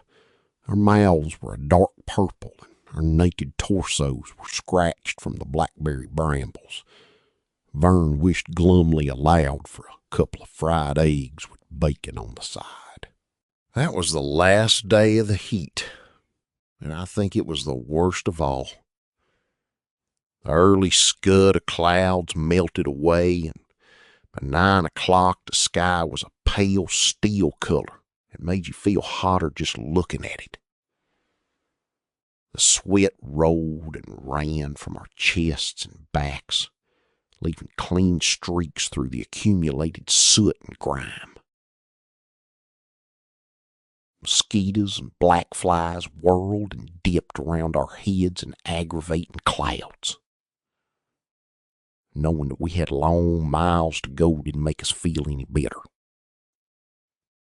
Yet the fascination of the thing drew us on and kept us walking faster than we had any business doing in that heat. We were all crazy to see that kid's body. I can't put it any more simply or honestly than that. Whether it was harmless or whether it turned out to have the power to murder sleep with 100 mangled dreams, we wanted to see it. I think that we had come to believe we deserved to see it. It was about 9:30 when Teddy and Chris spotted water up ahead. They shouted to Vern and me. We ran over to where they were standing. Chris was laughing, delighted. "Look there! Beavers did that!" He pointed. It was the work of beavers, all right. A large bore culvert ran under the railroad embankment a little way ahead, and the beavers had sealed the right end with one of their neat and industrious little dams, sticks and branches cemented together with leaves, twigs, and dried mud. Beavers are busy little fuckers, all right. Behind the dam was a clear and shining pool of water, brilliantly mirroring the sunlight. Beaver houses humped up and out of the water in several places. They looked like wooden igloos.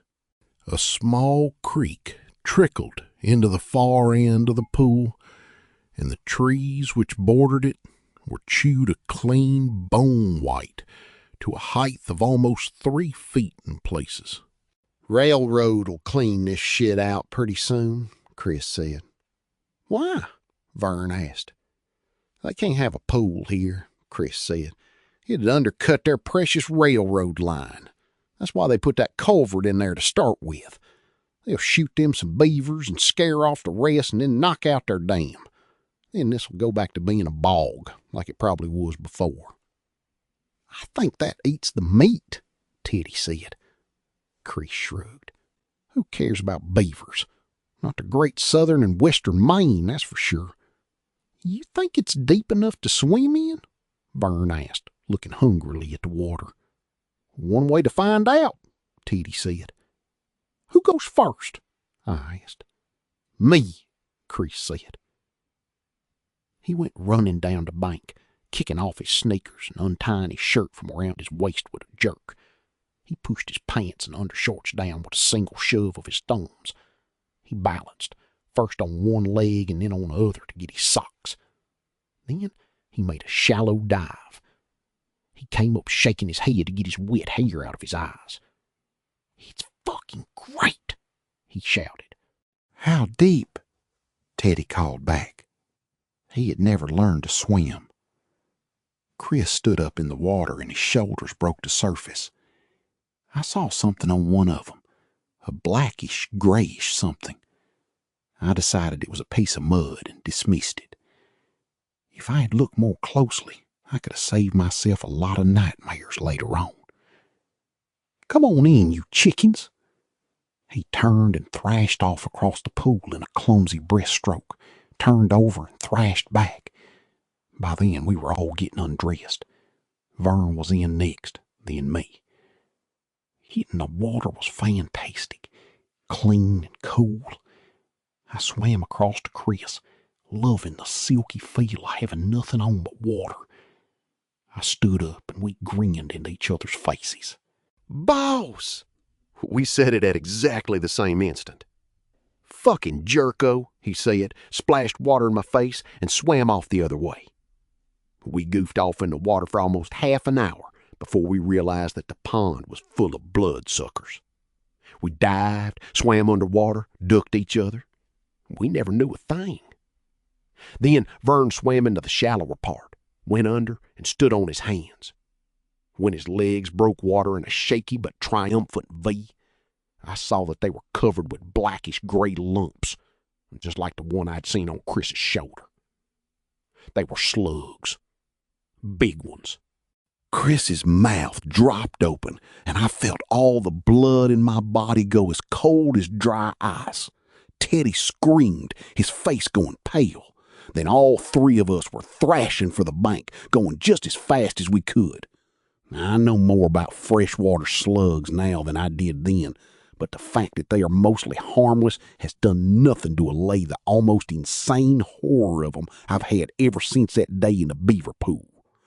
They carry a local anesthetic and an anticoagulant in their alien saliva, which means that the host never feels a thing when they attach themselves. If you don't happen to see them, they'll go on feeding until their swelled, loathsome bodies fall off you, sated, until they actually burst. We pulled ourselves up on the bank, and Teddy went into a hysterical paroxysm as he looked down at himself. He was screaming as he picked up leeches off his naked body. Vern broke the water and looked at us, puzzled. "What the hell's wrong with leeches?" Teddy screamed, pulling two of them off his trembling thighs and throwing them just as far as he could. "Dirty motherfucking bloodsuckers!" His voice broke shrilly on the last word. "Oh God, oh God, oh God!" Vern cried. He paddled across the pool and stumbled out. I was still cold. The heat of the day had been suspended. I kept telling myself to catch hold, not to get screaming, not to be a pussy. I picked half a dozen off my arms and several more off my chest. Chris turned his back to me. "Gordy, are there any more? Take 'em off if there are, please, Gordy." There were more, 5 or 6, running down his back. Like grotesque black buttons. I pulled their soft, boneless bodies off him. I brushed even more off my legs and then got Chris to do my back. I was starting to relax a little, and that was when I looked down at myself and saw the granddaddy of them all clinging to my testicles. Its body swelled to 4 times its normal size. Its blackish gray skin had gone a bruised purplish red. That was when I began to lose control. Not outside, at least not in any big way, but inside, where it counts. I brushed its sleek, glutinous body with the back of my hand. It held on. I tried to do it again and couldn't bring myself to actually touch it. I turned to Chris, tried to speak, couldn't. I pointed instead. His cheeks, already ashy, went whiter still. "I can't get it off," I said through numb lips. Can you? But he backed away, shaking his head, his mouth twisted. "I can't, Gordy," he said, unable to take his eyes away. "I'm sorry, but I can't. No. Oh, no." He turned away, bowed with one hand pressed to his midsection, like the butler in a musical comedy, and was sick in a stand of juniper bushes. You gotta hold on to yourself, I thought, looking at the leech that hung off me like a crazy beard. Its body was still visibly swelling. You gotta hold on to yourself and get him. Be tough. It's the last one. The last one. I reached down again and picked it off, and it burst between my fingers. Warm blood ran across my palm and inner wrist in a warm flood. I began to cry. Still crying, I walked back to my clothes and put them on.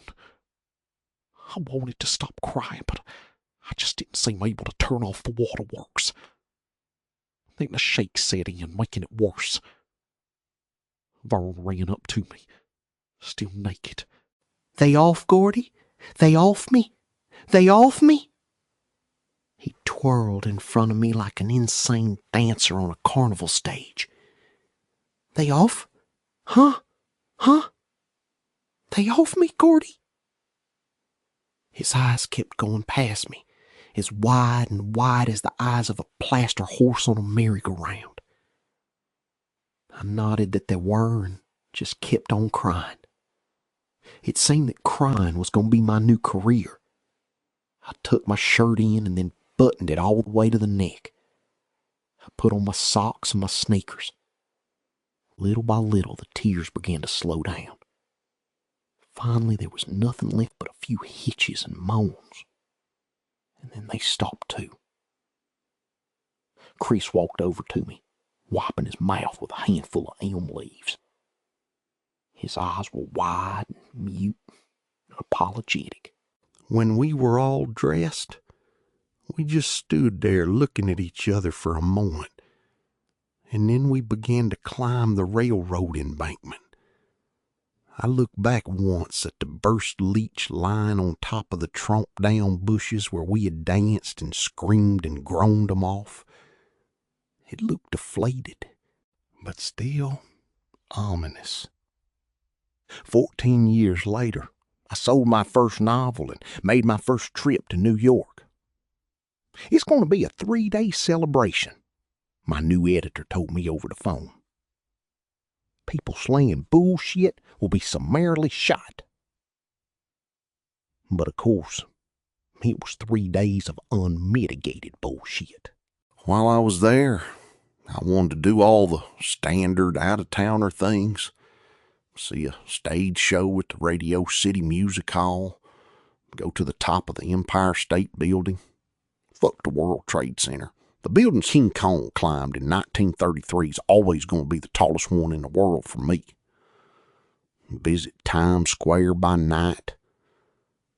And Keith, my editor, seemed more than pleased to show his city off.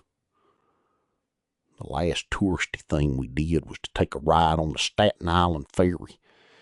And while leaning on the rail, I happened to look down and see scores of used condoms floating on the mild swells. And I had a moment of almost total recall. Or perhaps it was an actual incidence of time travel. Either way, for 1 second, I was literally in the past, pausing halfway up that embankment, looking back at the burst leech. Dead, deflated, but still ominous. Keith must have seen something in my face, 'cause he said, "Not very pretty, are they?"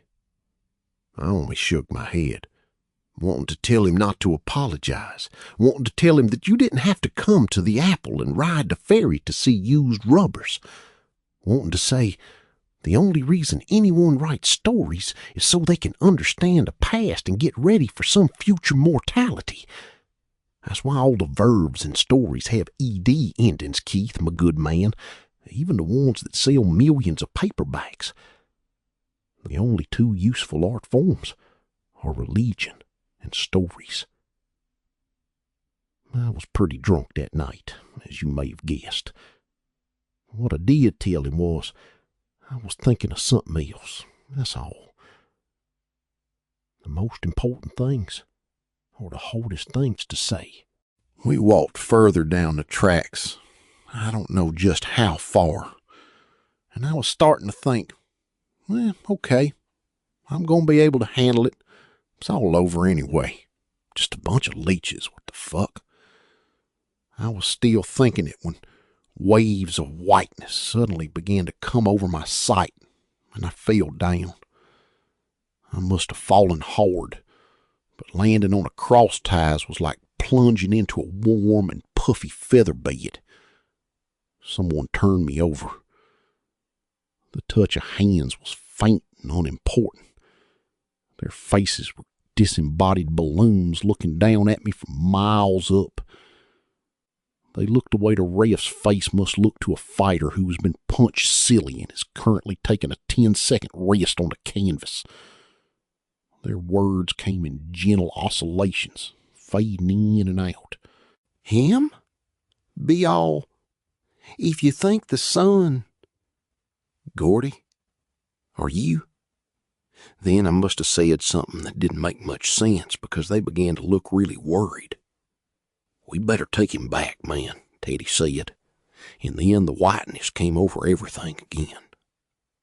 When it cleared, I seemed to be all right. Chris was squatting next to me, saying, "Can you hear me, Gordy? You there, man?" "Yes," I said, and sat up.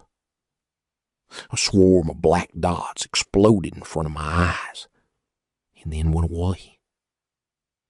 I waited to see if they'd come back, and when they didn't, I stood up. "You scared the cheesily old shit out of me, Gordy," he said. "You want a drink of water?" "Yeah."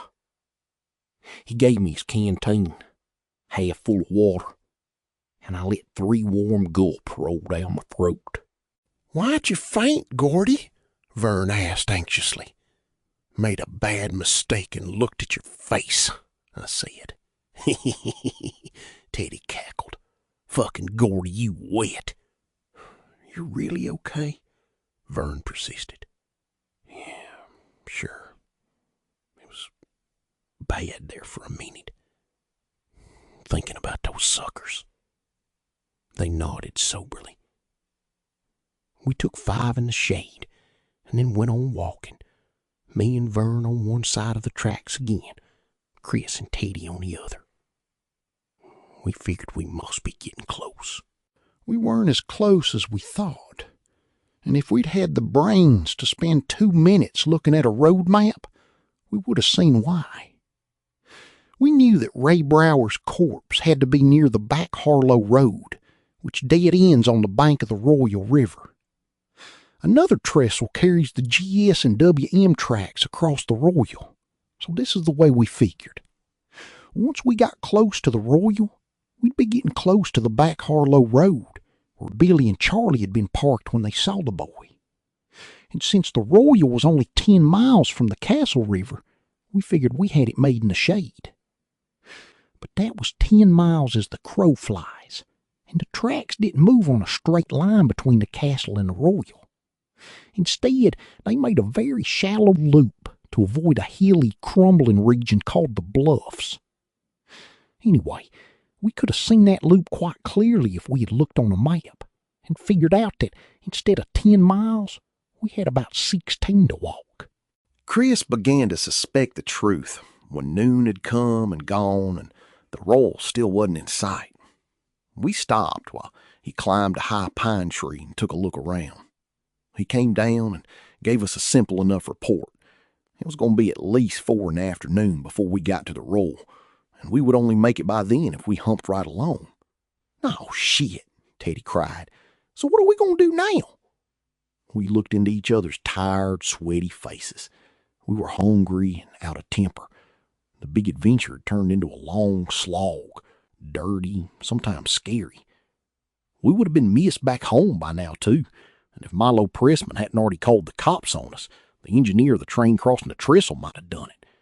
We'd been planning to hitchhike back to Castle Rock, but 4 o'clock was just 3 hours from dark, and nobody gives 4 kids on a backcountry road a lift after dark. I tried to summon up the cool image of my deer, grazing on green morning grass, but even that seemed dusty and no good. No better than a stuffed trophy over the mantel in some guy's hunting lodge, the eyes sprayed to give 'em that phony lifelike shine. Finally, Chris said, "It's still closer to go ahead. Let's go." He turned and started to walk along the tracks in his dusty sneakers, head down, his shadow only a puddle at his feet. After a minute or so, the rest of us followed him, strung out in Indian file. In the years between then and the writing of this memoir, I've thought remarkably little about those 2 days in September, at least consciously. The associations the memories bring to the surface are as unpleasant as weak old river corpses brought to the surface by cannon fire. As a result, I never really questioned our decision to walk down the tracks. Put another way, I've wondered sometimes about what we had decided to do, but never how we did it. But now, a much simpler scenario comes to mind. I'm confident that if the idea had come up, it would have been shot down. Walking down the tracks would have seemed neater, bosser, as we said then. But if the idea had come up and hadn't been shot down in flames, none of the things which occurred later would have happened. Maybe Chris and Teddy and Vern would even be alive today. No, they didn't die in the woods or on the railroad tracks. Nobody dies in this story, except some bloodsuckers and Ray Brower. And if you want to be completely fair about it, he was dead before it even started. But it is true that of the 4 of us who flipped coins to see who would go down to the Florida market to get supplies, only the one who actually went is still alive today.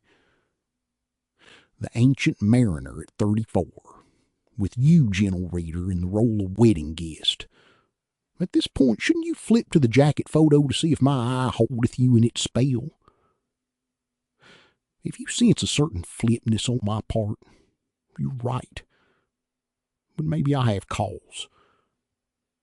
At an age when all 4 of us would be considered too young and immature to be president, 3 of us are dead. And if small events really do echo up larger and larger through time, yes, maybe if we had done the simple thing and simply hitched into Harlow, they would still be alive today. We could have hooked a ride all the way up Route 7 to the Shiloh Church, which stood at the intersection of the highway and the back Harlow Road, at least until 1967, when it was leveled by a fire attributed to a tramp's smoldering cigarette butt. With reasonable luck, we could have gotten to where the body was by sundown of the previous day. But the idea wouldn't have lived. It wouldn't have been shot down with tightly buttressed arguments and debating society rhetoric, but with grunts and scowls and farts and raised middle fingers. The verbal part of the discussion would have been carried forward with such trenchant and sparkling contributions as, "Fuck no, that sucks." And that old reliable standby, "Did your mother ever have any kids that lived?" Unspoken, maybe it was too fundamental to be spoken, was the idea that this was a big thing. It wasn't screwing around with firecrackers or trying to look through the knothole in the back of the girl's privy at Harrison State Park. This was something on a par with getting laid for the first time, or going into the army, or buying your first bottle of legal liquor. Just bopping into that state store, if you can dig it, selecting a bottle of good scotch, showing the clerk your draft card and driver's license, then walking out with a grin on your face and that brown bag in your hand. Member of a club with just a few more rights and privileges than our old treehouse with the tin roof. There's a high ritual to all fundamental events. The rites of passage. The magic corridor where the change happens. Buying the condoms. Standing before the minister. Raising your hand and taking the oath. Or, if you please, walking down the railroad tracks to meet a fellow your own age halfway. The same as I'd walk halfway over to Pine Street to meet Chris if he was coming over to my house, or the way Teddy would walk halfway down Gate Street to meet me if I was going to his. It's some right to do it this way, because the rite of passage is a magic corridor, and so we always provide an aisle. It's what you walk down when you get married, what they carry you down when you get buried. Our corridor was those twin rails, and we walked between them, just hopping along toward whatever this was supposed to mean. You don't hitchhike your way to a thing like that. Maybe. And maybe we thought it was all so right that it should have turned out to be harder than we had expected. Events surrounding our hike had turned it into what we had suspected it was all along. Serious business. What we didn't know as we walked around the bluffs was that Billy Tessio, Charlie Hogan, Jack Mudgett, Norman, Fuzzy Brackowitz, Vince Desardins, Chris's older brother Eyeball, and Ace Merrill himself were all on their way to take a look at the body themselves. In a weird kind of way, Ray Brower had become famous, and our secret had turned into a regular road show. They were piling into Ace's chopped and channel 52 Ford and Vince's pink 54 Studebaker even as we started on the last leg of our trip. Billy and Charlie had managed to keep their enormous secret for just about 36 hours. Then Charlie spilled it to Ace while they were shooting pool, and Billy had spilled it to Jack Mudgett while they were fishing for steelies from the Boom Road Bridge. Both Ace and Jack had sworn solemnly on their mothers' names to keep a secret, and that was how everybody in their gang knew about it by noon. I guess you could tell what those assholes thought about their mothers.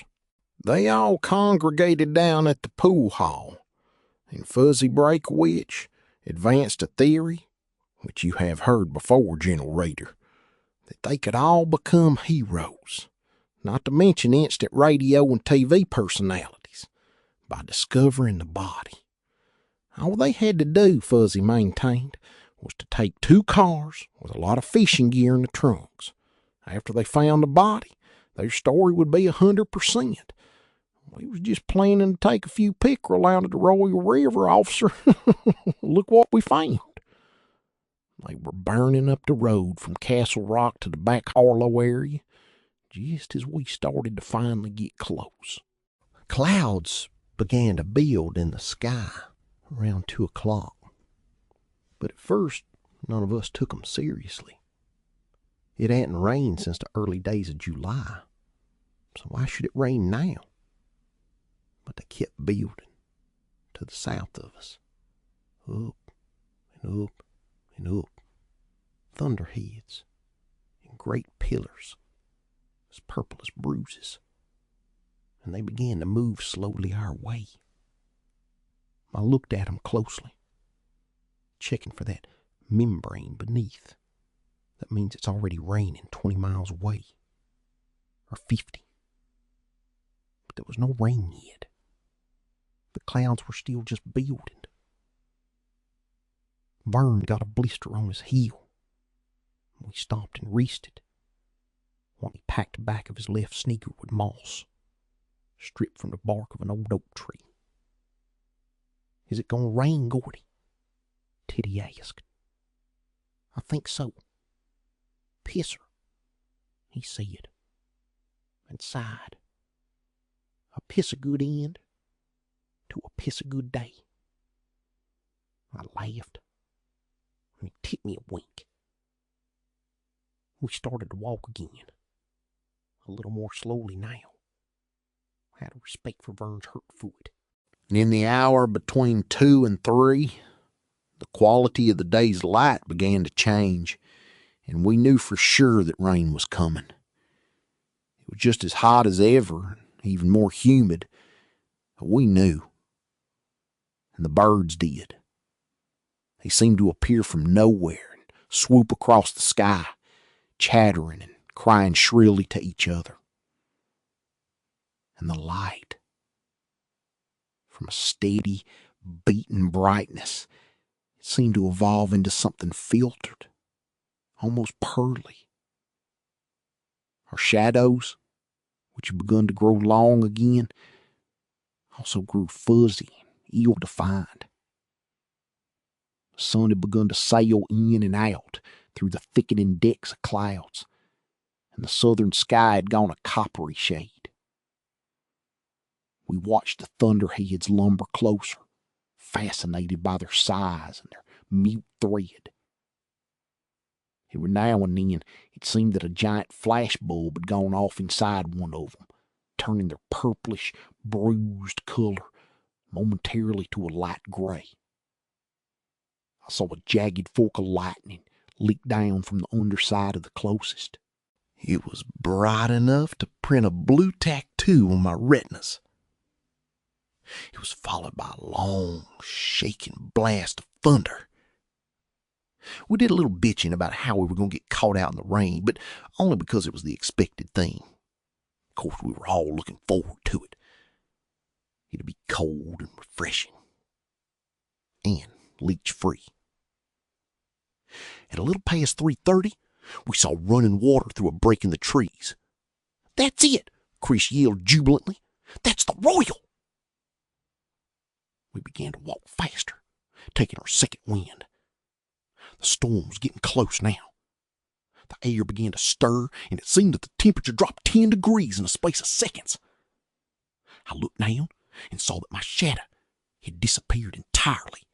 We were walking in pairs again, each two watching the side of the railroad embankment. My mouth was dry, throbbing with a sickish tension. The sun sailed behind another cloud bank, and this time he didn't come back out. For a moment, the bank's edges were embroidered with gold, like a cloud in an Old Testament Bible illustration. And then the wine-colored dragon belly of the thunderhead blotted out all traces of the sun. The day became gloomy. The clouds were rapidly eating up the last of the blue. We could smell the river so clearly that we might have been horses. Or perhaps it was the smell of rain impending in the air as well. There was an ocean above us, held in by a thin sack that might rupture and let down a flood at any second. I kept trying to look into the underbrush, but my eyes were continually drawn back to that turbulent, racing sky. In its deepening colors, you could read whatever doom you liked. Water, fire, wind, hail. The cool breeze became more insistent, hissing in the firs. A sudden impossible bolt of lightning flashed down, seemingly from directly overhead, making me cry out and clap my hands to my eyes. God had taken my picture, a little kid with his shirt tied around his waist, duck bumps on his bare chest, and cinders on his cheeks. I heard the rending fall of some big tree not 60 yards away, and the crack of thunder which followed made me cringe. I wanted to be at home, reading a good book in a safe place, like down in the potato cellar. Jesus! Vern screamed in a high, fainting voice. Oh, my Jesus Christ, look at that! I looked in the direction Vern was pointing and saw a blue-white fireball bowling its way up the left-hand rail of the GS and WM tracks, crackling and hissing. For all the world like a scalded cat, it hurried past us as we turned to watch it go, dumbfounded, aware for the first time that such things could exist. 20 feet beyond us, it made a sudden pop and just disappeared, leaving a greasy smell of ozone behind. What am I doing here anyway? Teddy muttered. What a pisser! Chris exclaimed happily, his face upturned. This is going to be a pisser like you wouldn't believe. But I was with Teddy.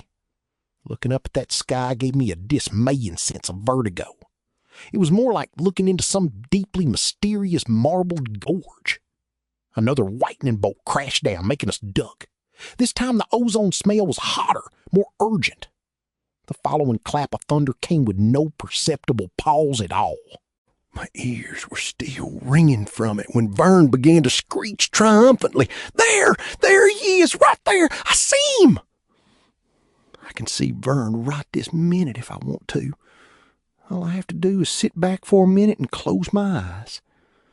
He's standing there on the left-hand rail like an explorer on the prow of his ship, one hand shielding his eyes from the silver stroke of lightning that has just come down, the other extended and pointing.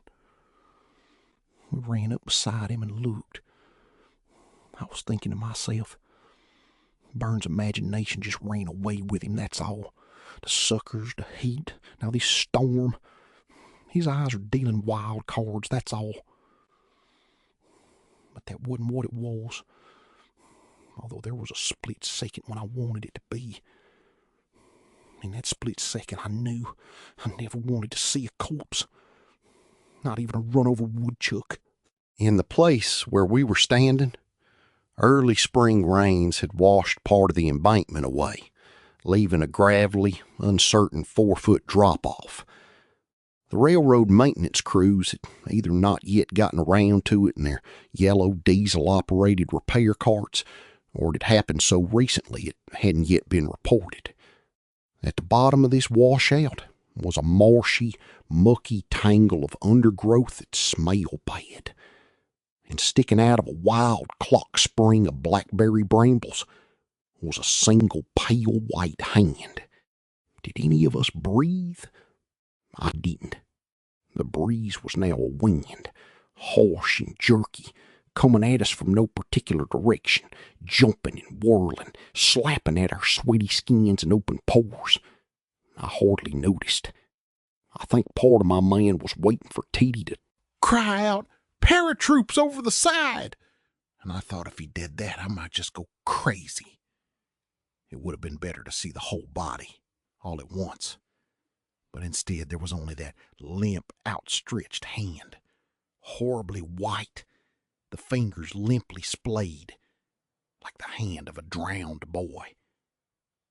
It told us the truth of the whole matter. It explained every graveyard in the world. The image of that hand came back to me every time I heard or read of an atrocity. Somewhere, attached to that hand, was the wrist of Ray Brower. Lightning flickered and stroked. Thunder whipped in behind each stroke as if a drag race had started over our heads. "Shh," Chris said. A sound not quite a cuss word. Not quite the country version of shit, as it is pronounced around a slender stem of timothy grass when the baler breaks down. Instead, it was a long, tuneless syllable without meaning. A sigh that had just happened to pass through the vocal cords. Vern was licking his lips in a compulsive sort of way, as if he had tasted some obscure new delicacy, a Howard Johnson's 29th flavor, Tibetan sausage rolls, interstellar escargot, something so weird that it excited and revolted him at the same time. Teddy only stood and looked. The wind whipped his greasy, clotted hair first away from his ears and then back over him. His face was a total blank. I could tell you I saw something there, and perhaps I did in hindsight, but not then. There were black ants trundling back and forth across the hand. A great whispering noise began to rise in the woods on either side of the tracks, as if the forest had just noticed we were there and was commenting on it. The rain had started. Dime-sized drops fell on my head and arms. They struck the embankment, turning the field dark for a moment, and then the color changed back again as the greedy dry ground sucked the moisture up. Those big drops fell for maybe 5 seconds, and then they stopped. I looked at Chris, and he blinked back at me. Then the storm came all at once, as if a shower chain had been pulled in the sky. The whispering sound changed to a loud contention. It was as if we were being rebuked for our discovery, and that was frightening. Nobody tells you about the pathetic fallacy until you're in college. And even then, I noticed that nobody but the total dorks completely believed it was a fallacy. Chris jumped over the side of the washout, his hair already soaked and clinging to his head. I followed. Vern and Teddy came close behind, but Chris and I were the first to reach the body of Ray Brower. He was face down. Chris looked into my eyes, his face set and stern, an adult's face. I nodded slightly, as if he had spoken aloud. I think he was down here and relatively intact, instead of up there between the rails and completely mangled, because he was trying to get out of the way when the train hit him, knocking him head over heels. He had landed with his head pointed toward the tracks, arms over his head like a diver about to execute. He had landed in this boggy cup of land that was becoming a small swamp. His hair was a dark reddish color. The moisture in the air had made it curl slightly at the ends. There was blood in it, but not a great deal. Not a gross out amount. The ants were grosser. He was wearing a solid colored dark green t-shirt and blue jeans. His feet were bare. And a few feet behind him, caught in tall blackberry brambles, I saw a pair of filthy low-topped kids. For a moment I was puzzled. Why was he here and his teenies there? Then I realized, and the realization was like a dirty punch below the belt. My wife, my kids, my friends, they all think that having an imagination like mine must be quite nice. Aside from making all this dough, I can have a little mind movie whenever things get dull. Mostly they're right. But every now and then, it turns around and bites the shit out of you with these long teeth. Teeth that have been filed to points like the teeth of a cannibal. You see things you just as soon not see. Things that keep you awake until first light. I saw one of those things now. Saw it with absolute clarity and certainty. He had been knocked spang out of his kids. The train had knocked him out of his kids just as it had knocked the life out of his body. That finally rammed it all the way home for me. The kid was dead. The kid wasn't sick. The kid wasn't sleeping. The kid wasn't going to get up in the morning anymore. get the runs from eating too many apples, catch poison ivy, wear out the eraser on the end of his Ticonderoga number 2 during a hard math test. The kid was dead. Stone dead. The kid was never going to go out bottling with his friends in the spring. Gunny sack over his shoulder to pick up the returnables, the retreating snow uncovered. The kid wasn't going to wake up at 2:00 a.m. on the morning of November 1st this year, run to the bathroom and vomit up a big glurt of cheap Halloween candy. The kid wasn't going to pull a single girl's braid in homeroom. The kid wasn't going to give a bloody nose or get one. The kid was can't, don't, won't, never, shouldn't, wouldn't, couldn't. He was the side of the battery where the terminal says nig, the fuse you have to put a penny in, the wastebasket by the teacher's desk, which always smells of wood shavings from the sharpener and dead orange peels from lunch. The haunted house outside of town, where the windows are crashed out, the no trespassing signs whipped away across the fields, the attic full of bats, the cellar full of rats. The kid was dead. Mister, ma'am, young sir, little miss.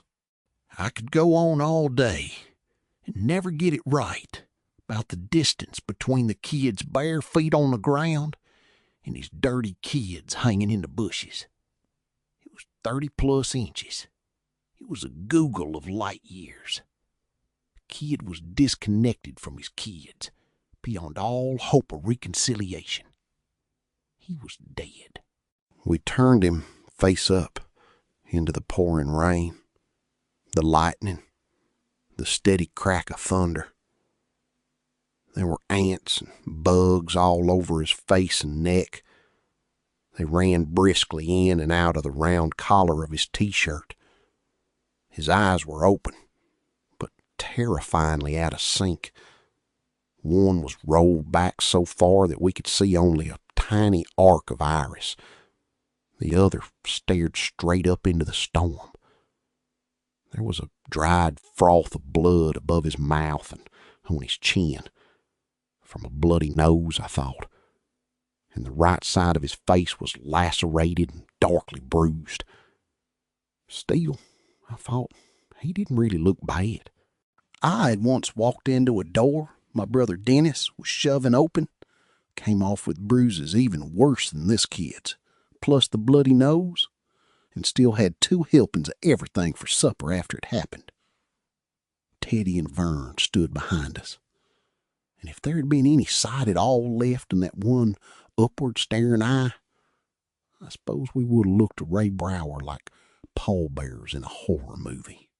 A beetle came out of his mouth, trekked across his fuzzless cheek, stepped onto a nettle, and was gone. "Did you see that?" Teddy asked in a high, strange, fainting voice. "I bet he's fucking full of bugs. I bet his brains are—" "Shut up, Teddy," Chris said, and Teddy did, looking relieved. Lightning forked blue across the sky, making the boy's single eye light up. You could almost believe he was glad to be found, and found by boys his own age. His torso had swelled up, and there was a faint, gassy odor about him, like the smell of old farts. I turned away, sure I was going to be sick, but my stomach was dry, hard, steady. I suddenly rammed 2 fingers down my throat, trying to make myself heave, needing to do it, as if I could sick it up and get rid of it. But my stomach only hitched a little, and then was steady again. The roaring downpour and the accompanying thunder had completely covered the sound of cars approaching along the back Harlow Road, which lay bare yards beyond this boggy tangle. It likewise covered the crackle crunch of the underbrush as they blundered through it from the dead end where they had parked. and the first we knew of 'em was Ace Merrill's voice, raised above the tumult of the storm, saying, "What the fuck do you know about this?" We all jumped like we'd been goosed, and Vern cried out. He admitted later that he thought for just a second that the voice had come from the dead boy. On the far side of the boggy patch, where the woods took up again, masking the butt end of the road, Ace Merrill and Eyeball Chambers stood together, half obscured by a pouring gray curtain of rain. They were both wearing red nylon high school jackets, the kind you can buy in the office if you're a regular student, the same kind they give away free to varsity sports players. Their DA haircuts had been plastered back against their skulls, and a mixture of rainwater and Vitalis ran down their cheeks like Erzat's tears. "Some bitch," Eyeball said. "That's my little brother." Chris was staring at Eyeball with his mouth open. His shirt, wet, limp, and dark, was still tied around his skinny middle. His pack, stained a darker green by the rain, was hanging against his naked shoulder blades. "You get away, Rich," he said in a trembling voice. "We found him. We got dibs." "Fuck your dibs. We're going to report him." "No, you're not," I said. I was suddenly furious with them, turning up this way at the last minute. If we'd thought about it, we'd have known something like this was going to happen. But this was one time, somehow, that the older, bigger kids weren't going to steal it, to take something they wanted as if by divine right, as if their easy way was the right way, the only way. They had come in cars. I think that was what made me angriest. They had come in cars. "There's 4 of us, Eyeball. You just try." "Oh, we'll try, don't worry," Eyeball said, and the tree shook behind him and Ace.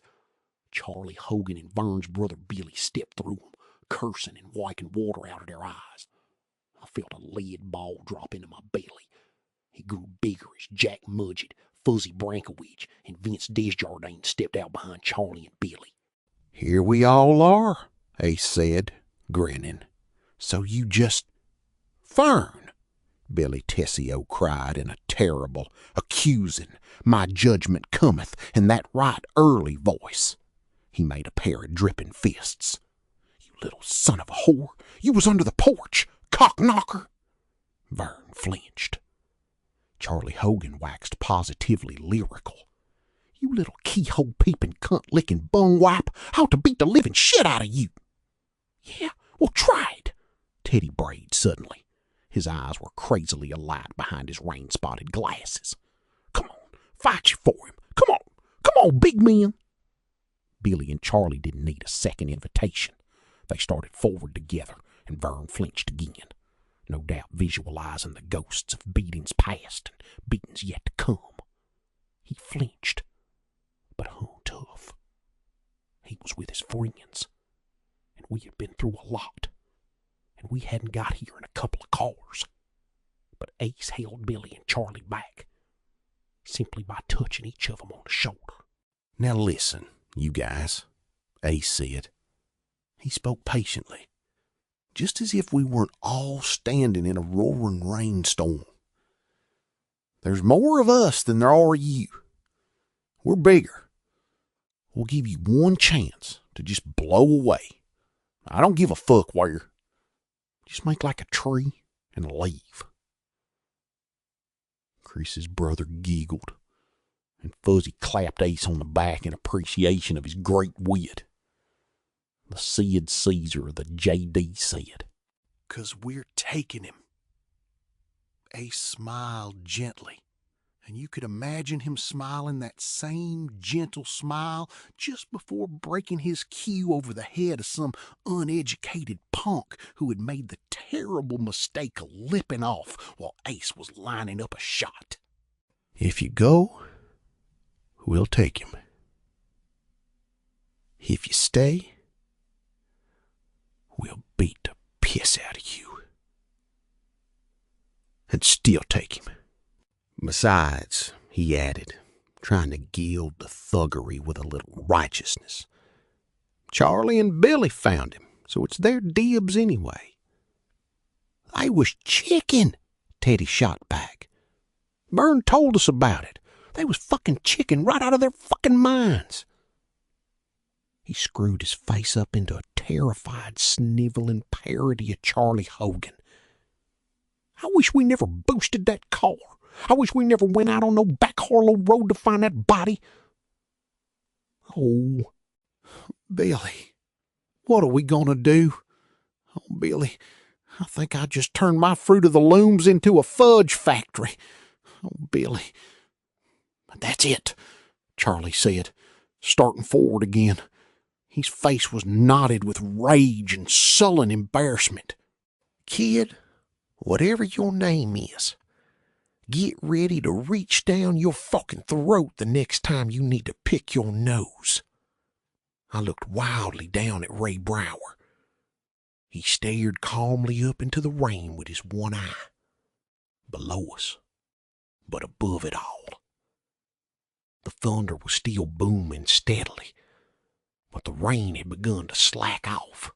What do you say, Gordy? Ace asked. He was holding Charlie lightly by the arm, the way an accomplished trainer would restrain a vicious dog. You must have at least some of your brother's sense. Tell these guys to back off. I'll let Charlie beat up the Four Eyes El Punko a little bit. Then we all go about our business. What do you say? He was wrong to mention Deanie. I had wanted to reason with him, to point out what Ace knew perfectly well, that we had every right to take Billy and Charlie's dibs, since Vern had heard them giving said dibs away. I wanted to tell him how Vern and I had almost gotten run down by a freight train on the trestle, which spans the Castle River. About Milo Pressman and his fearless, if stupid, sidekick, Chopper the Wonder Dog. About the bloodsuckers, too. I guess all I really wanted to tell him was, come on, Ace, fair's fair. You know that. But he had to bring Deanie into it.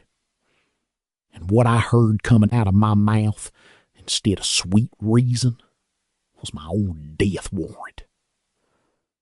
Suck my fat one, you cheap dime store hood. Ace's mouth formed a perfect O of surprise. The expression was so unexpectedly preachy that under other circumstances it would have been a laugh riot, so to speak. All of the others, on both sides of the bog, stared at me, dumbfounded.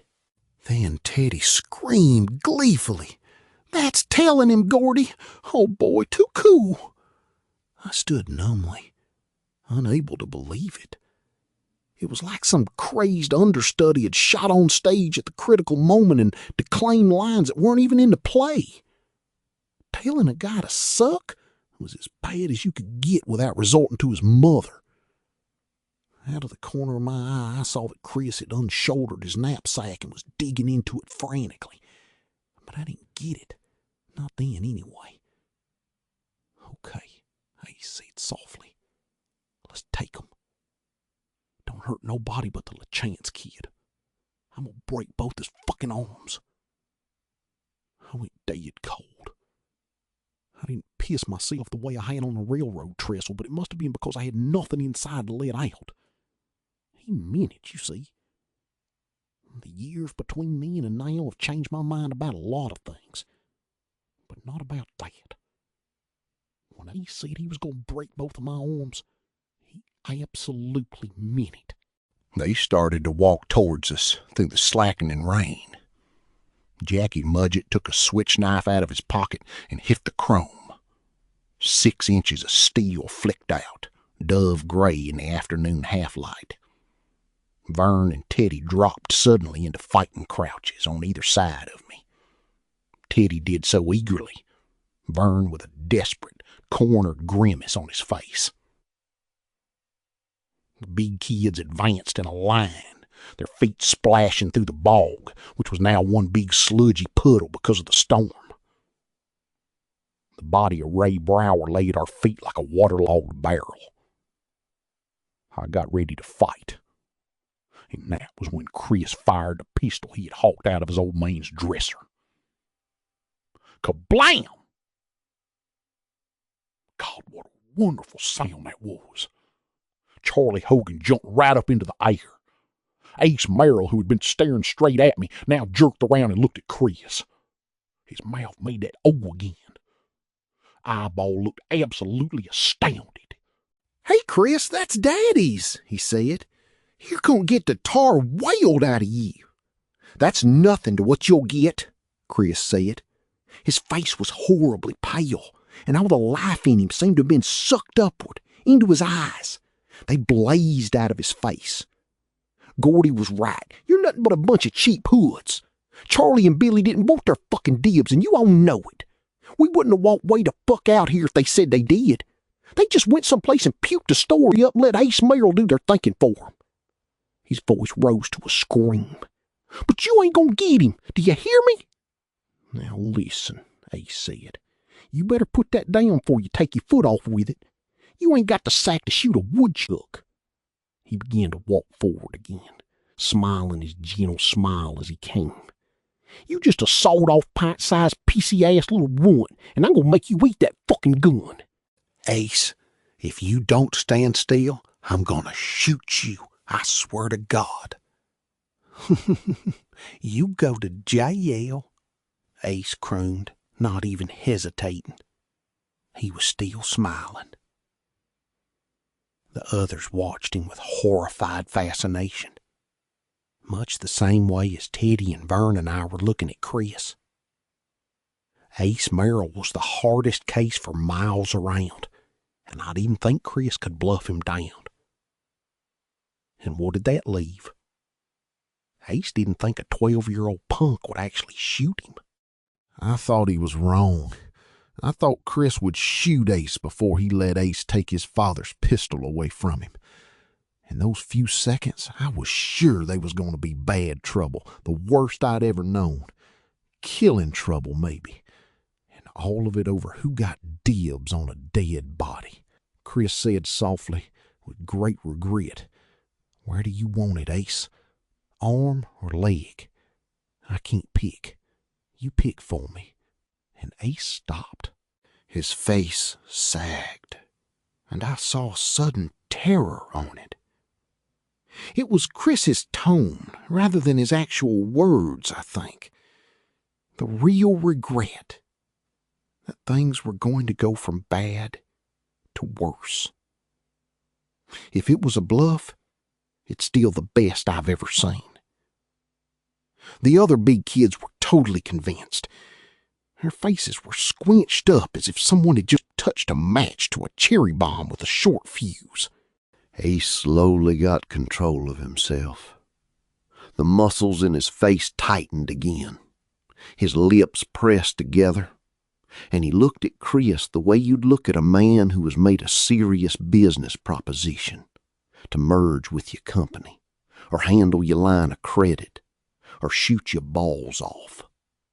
It was a waiting, almost curious expression, one that made you know that the terror was either gone or tightly lidded. Ace had recomputed the odds on not getting shot, and had decided that they weren't as much in his favor as he had thought. But he was still dangerous, maybe more than before. Since then, I thought it was the rawest piece of brinkmanship I've ever seen. Neither of them was bluffing. They both meant business.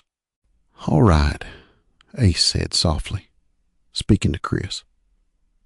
"But I know how you gonna come out of this, motherfuck." "No, you don't," Chris said. "You little prick," Eyeball said loudly. "You're gonna wind up in traction for this." "Bite my bag," Chris told him. With an inarticulate sound of rage, Eyeball started forward, and Chris put a bullet into the water about 10 feet in front of him. He kicked up a splash. Eyeball jumped back, cursing. "Okay, now what?" Ace asked. "Now you guys get into your cars and bomb on back to Castle Rock. After that, I don't care, but you ain't getting him." He touched Ray Brower lightly, almost reverently, with the toe of one sopping sneaker. You dig me? But we'll get you, Ace said. He was starting to smile again. Don't you know that? You might not. We'll get you hard, Ace said, smiling. We'll hurt you. I can't believe you don't know that. We'll put you all in the fucking hospital with fucking ruptures. Sincerely. Why don't you go home and fuck your mother some more? I hear she loves the way you do it. Ace's smile froze. I'll kill you for that. Nobody ranks my mother. I heard your mother fucks for bucks, Chris informed him, and as Ace began to pale, as his complexion began to approach Chris's own ghastly whiteness, he added, in fact, I heard she throws blowjob for jukebox nickels. I heard. Then the storm came back, viciously, all at once. Only this time it was hail instead of rain. Instead of whispering or talking, the woods now seemed alive with hokey B-movie jungle drums. It was the sound of big icy hailstones honking off tree trunks. Stinging pebbles began to hit my shoulders. It felt as if some sentient, malevolent force were throwing them. Worse than that, they began to strike Ray Brower's upturned face with an awful splatting sound that reminded us of him again, of his terrible and unending patience. Vern caved in first with a wailing scream. He fled up the embankment in huge, gangling strides. Teddy held out a minute longer, then ran after Vern, his hands held up over his head. On their side, Vince Desjardins floundered back under some nearby trees, and Fuzzy Brackowitz joined him. But the others stood pat, and Ace began to grin again. Stick with me, Gordy, Chris said in a low, shaky voice. Stick with me, man. I'm right here. Go on now, Chris said to Ace, and he was able, by some magic, to get the shakiness out of his voice. He sounded as if he were instructing a stupid infant. We'll get you, Ace said. We're not going to forget it, if that's what you're thinking. This is big time, baby. That's fine. You just go on and do your getting. Another day. We'll fucking ambush you, Chambers. We'll... Get out! Chris screamed and leveled the gun. Ace stepped back. He looked at Chris a moment longer, nodded, then turned around. Come on, he said to the others. He looked back over his shoulder at Chris and me once more. Be seeing you.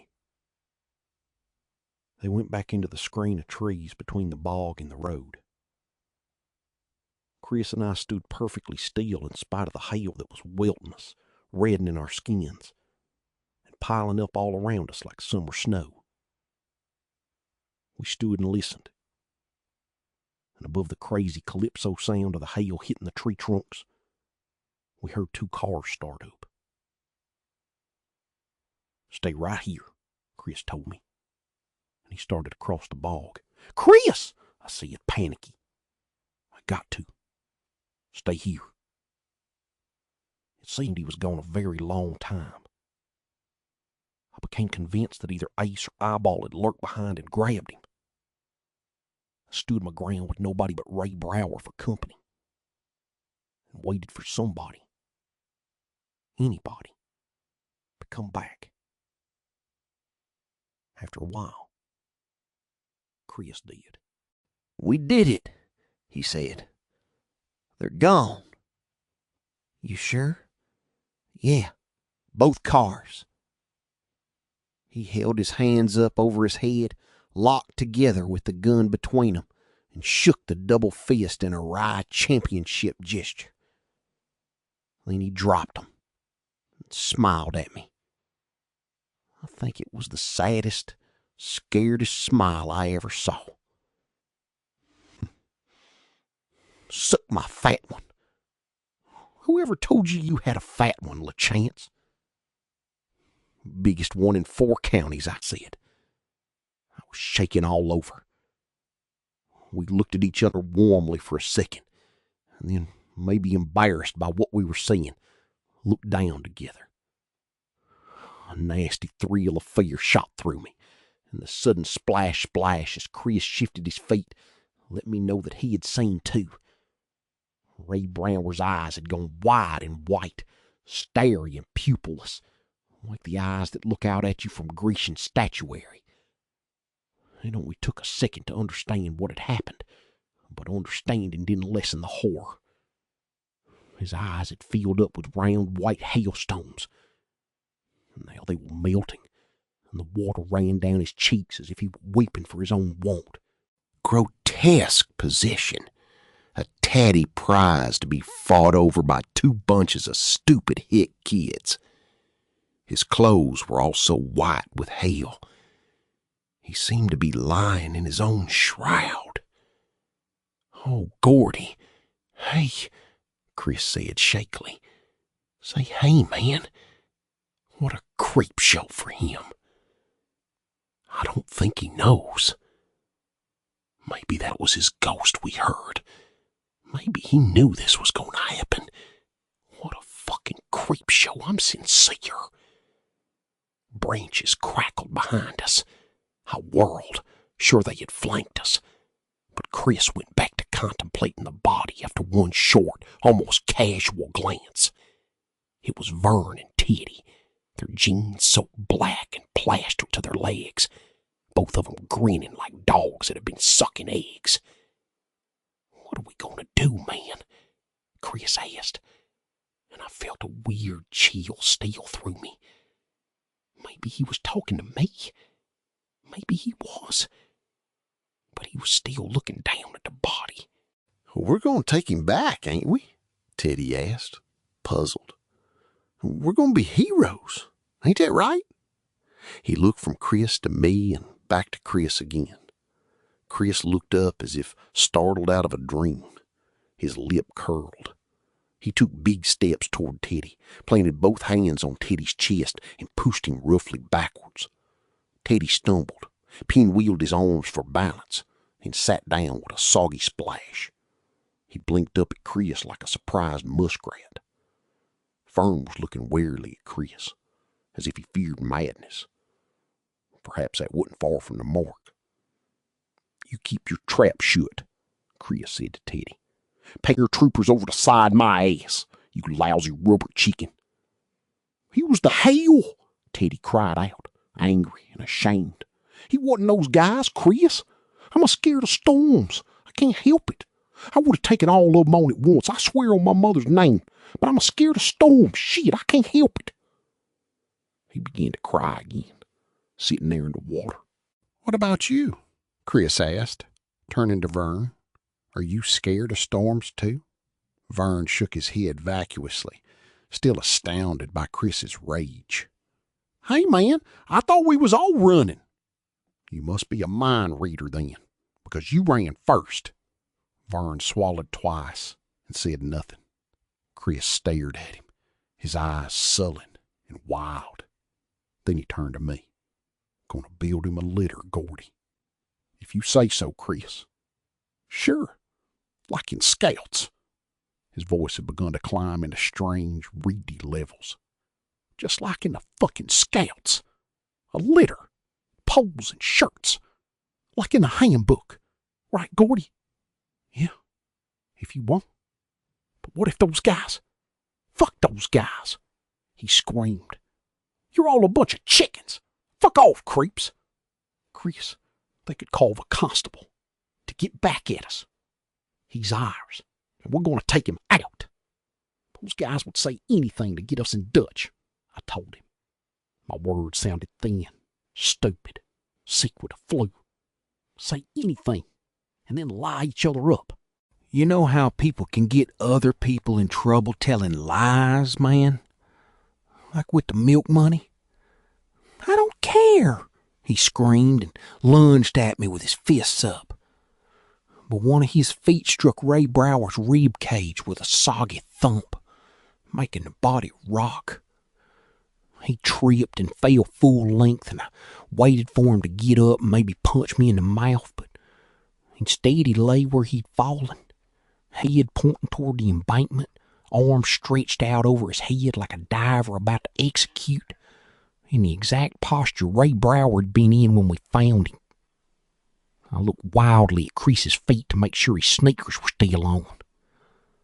Then he began to cry and scream, his body bucking into muddy water, splashing it around, fists drumming up and down in it, head twisting from side to side.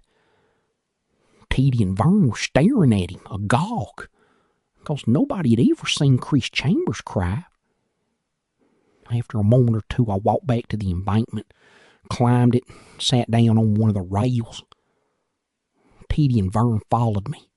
And we sat there in the rain, not talking, looking like those three monkeys of virtue they sell in dime stores and those sleazy gift shops that always look like they are tottering on the edge of bankruptcy. It was 20 minutes before Chris climbed the embankment to sit down beside us.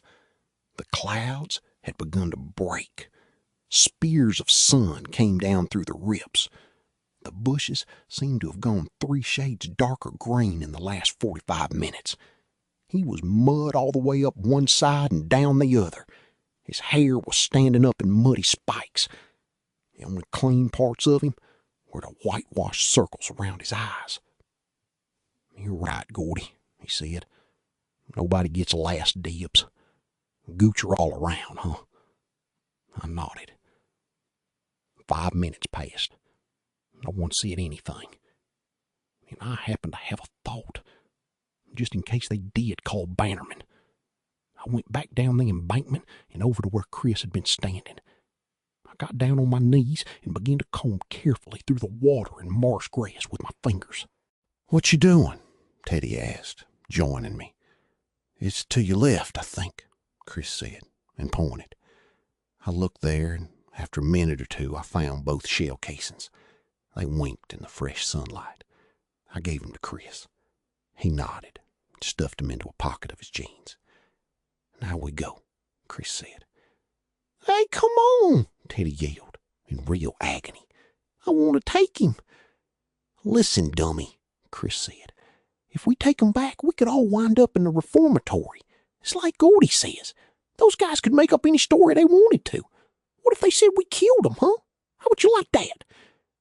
"I don't give a damn," Teddy said sulkily. Then he looked at us with absurd hope. "Besides, we might only get a couple of months or so as accessories. I mean, we're only 12 fucking years old. They ain't gonna put us in Shawshank." Chris said softly, "You can't get in the Army if you got a record, Teddy." I was pretty sure that was nothing but a bald-faced lie, but somehow this didn't seem the time to say so. Teddy just looked at Chris for a long time, his mouth trembling. Finally, he managed to squeak out, "No shit? Ask Gordy." He looked at me hopefully.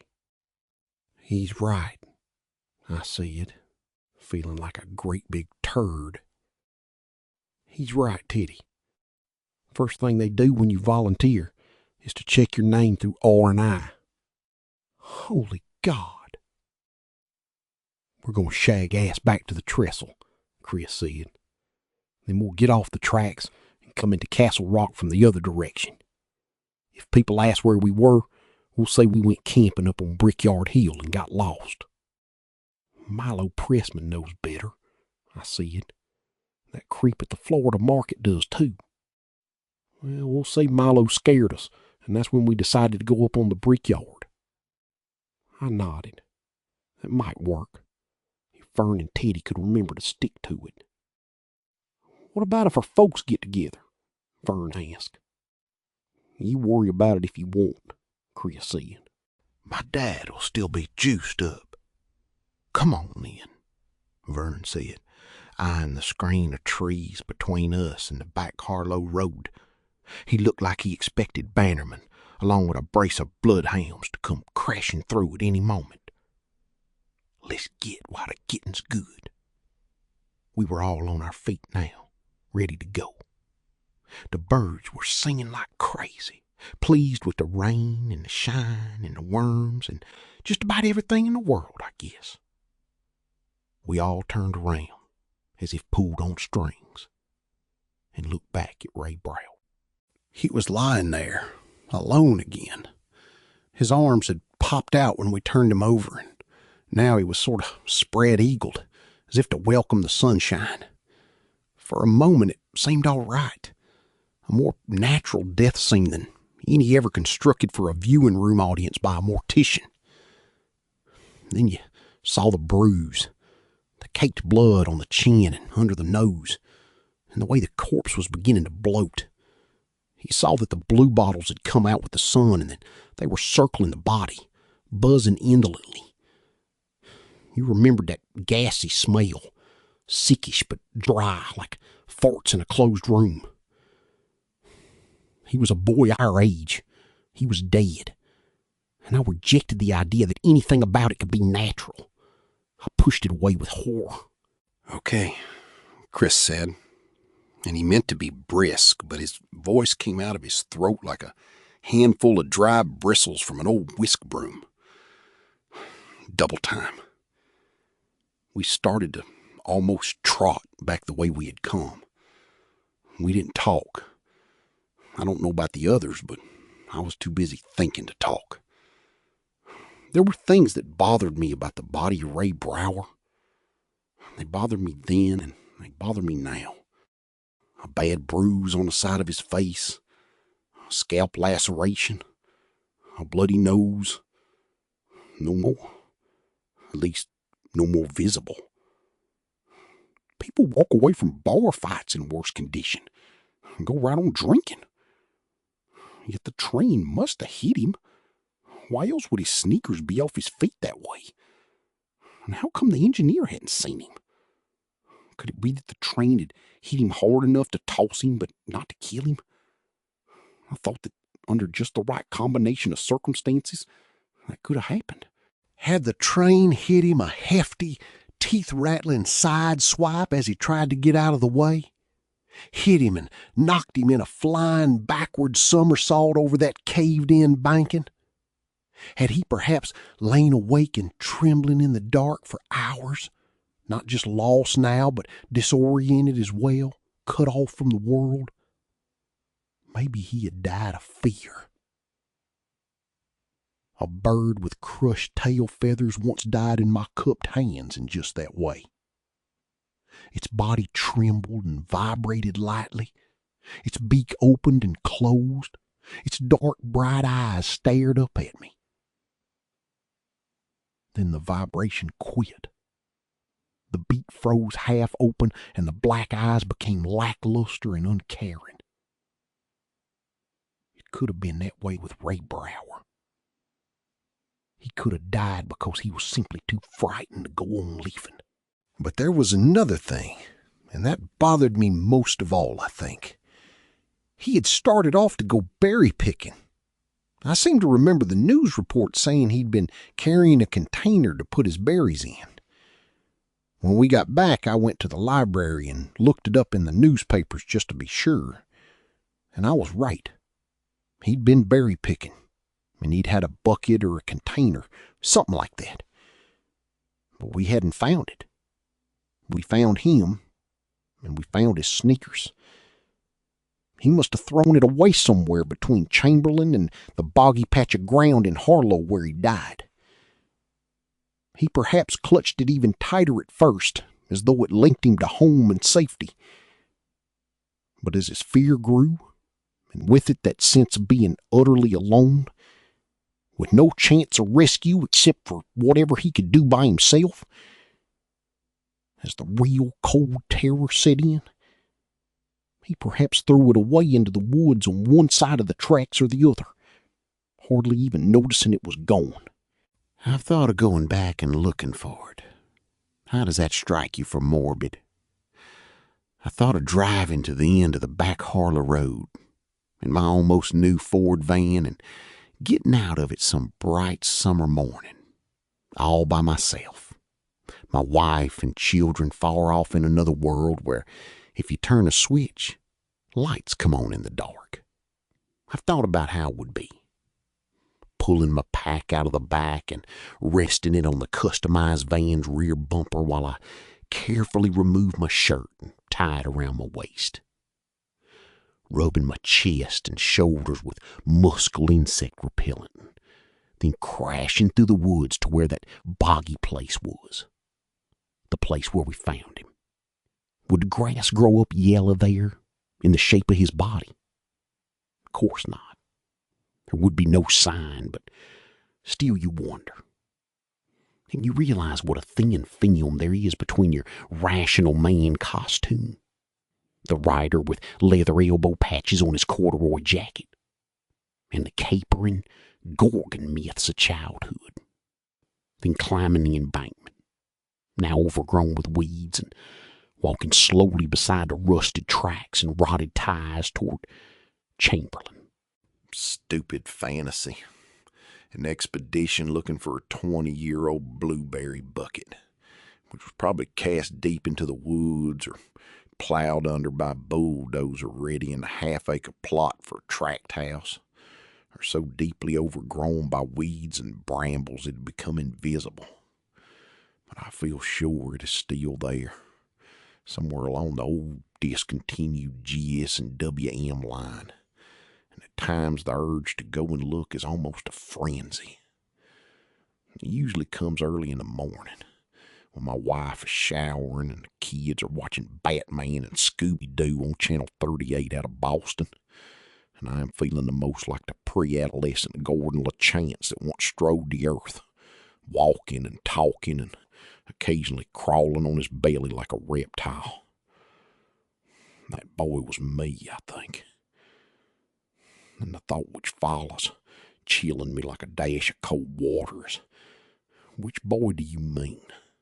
Sipping a cup of tea, looking at sun slanting through the kitchen windows, hearing the TV from one end of the house and the shower from the other, feeling the pulse behind my eyes that means I got through one beer too many the night before. I feel sure I could find it.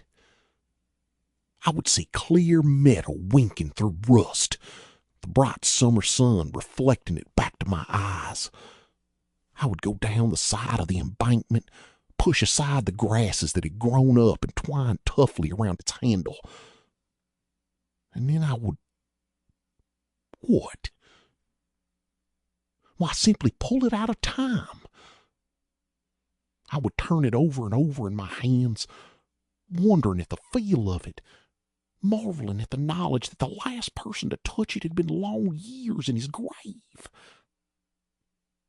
Suppose there was a note in it. Help me, I'm lost. Of course there wouldn't be. Boys don't go out to pick blueberries with paper and pencil. But just suppose. I imagine the awe I'd feel would be as dark as an eclipse. Still, it's mostly just the idea of holding that pail in my two hands, I guess. As much a symbol of my living as his dying. Proof that I really do know which boy it was. Which boy of the five of us. Holding it. Reading every year in its cake of rust and the fading of its bright shine.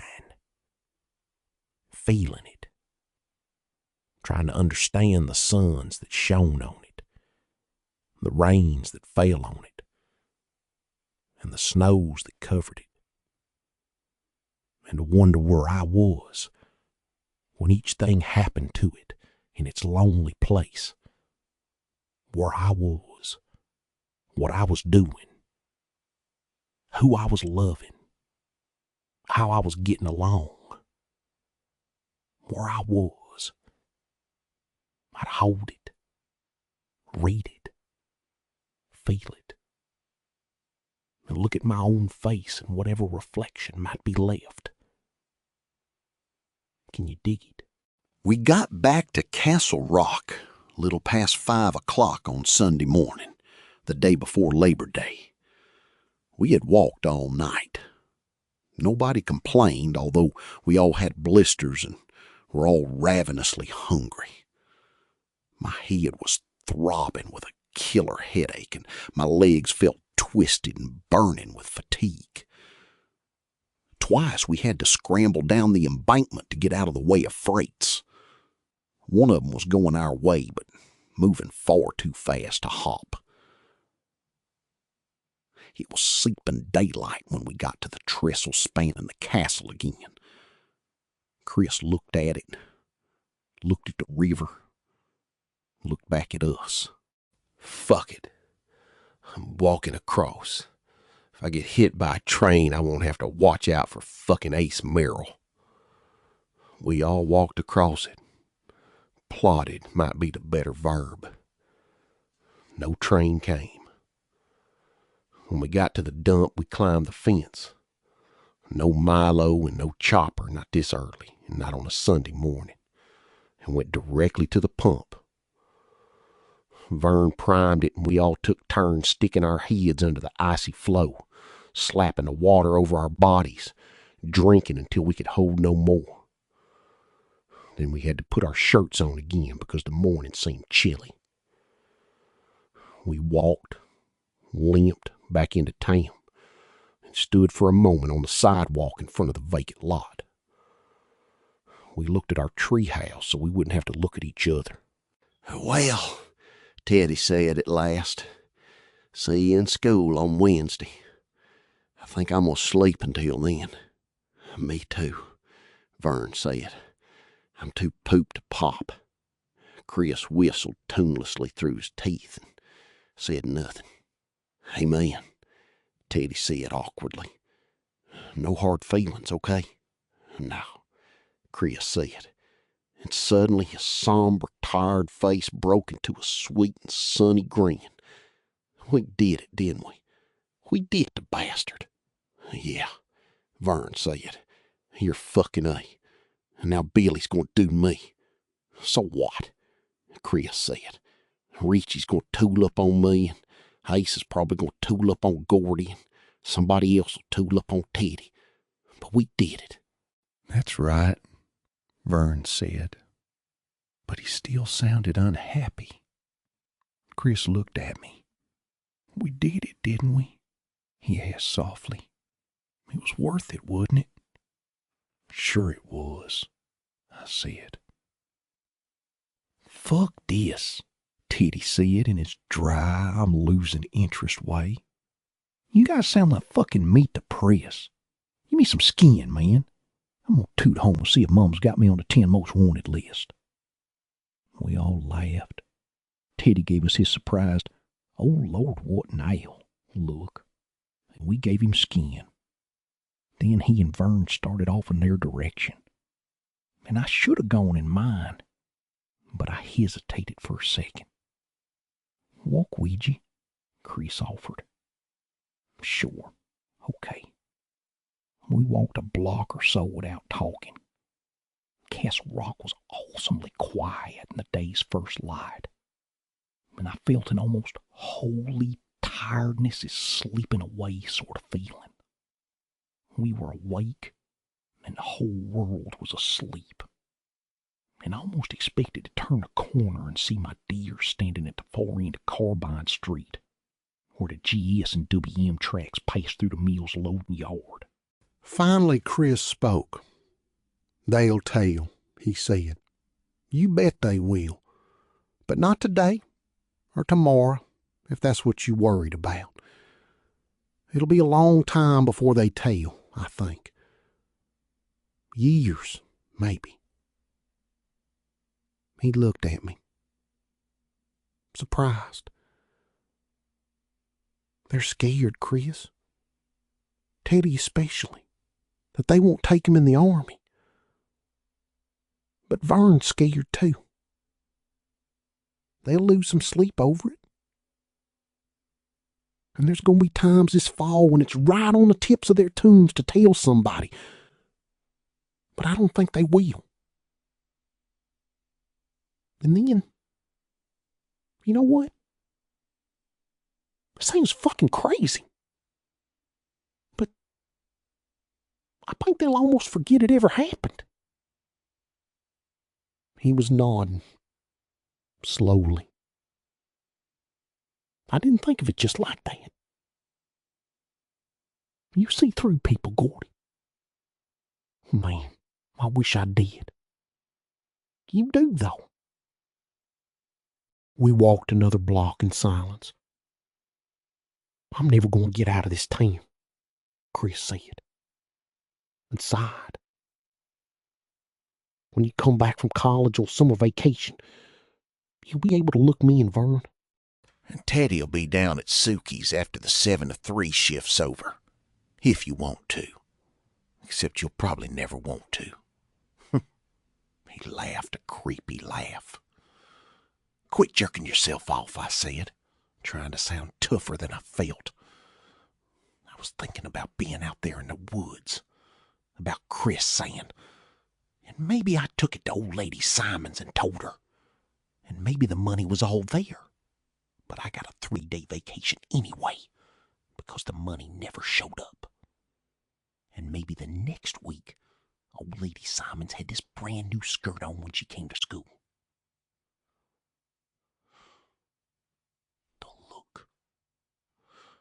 The look in his eyes. No jerko daddy-o, Chris said. I rubbed my first finger against my thumb. This is the world's smallest violin playing My Heart Pumps Purple Piss for you. He was ours, Chris said, his eyes dark in the morning light. We had reached the corner of my street, and we stopped there. It was 6:15. Back toward town, we could see the Sunday telegram truck pulling up in front of Teddy's uncle's stationery shop. A man in blue jeans and a t-shirt threw off a bundle of papers.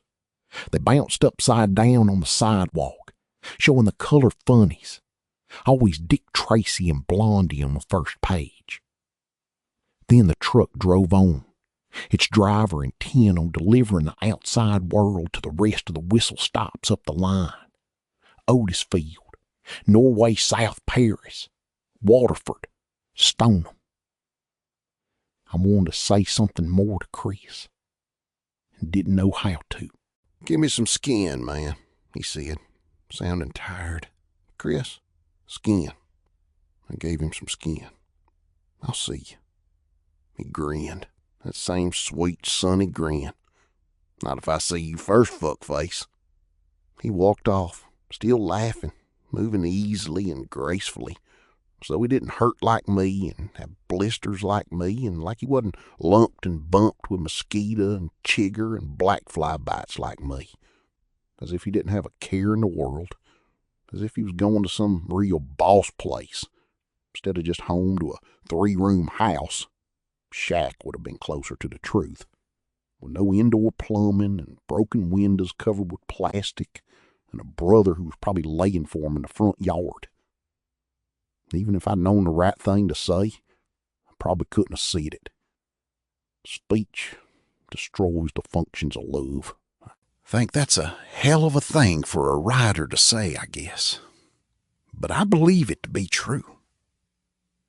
If you speak to tell a deer you mean it no harm, it glides away with a single flip of its tail. The word is the harm. Love isn't what these asshole poets like McEwen want you to think it is. Love has teeth. They bite, and the wounds never close. No word, no combination of words can close those love bites. It's the other way around. That's the joke. If those wounds dry up, the words die with them. Take it from me. I've made my life from the words, and I know that is so. The back door was locked, so I fished the spare key out from under the mat and let myself in. The kitchen was empty, silent, suicidally clean. I could hear the hum of the fluorescent bars over the sink made when I turned on the switch. It had been literally years since I had been up before my mother. I couldn't even remember the last time such a thing had happened. I took off my shirt and put it in the plastic clothes basket behind the washing machine. I got a clean rag from under the sink, sponged off with it. Face, neck, pits, belly. Then I unzipped my pants and scrubbed my crotch, my testicles in particular, until my skin began to hurt.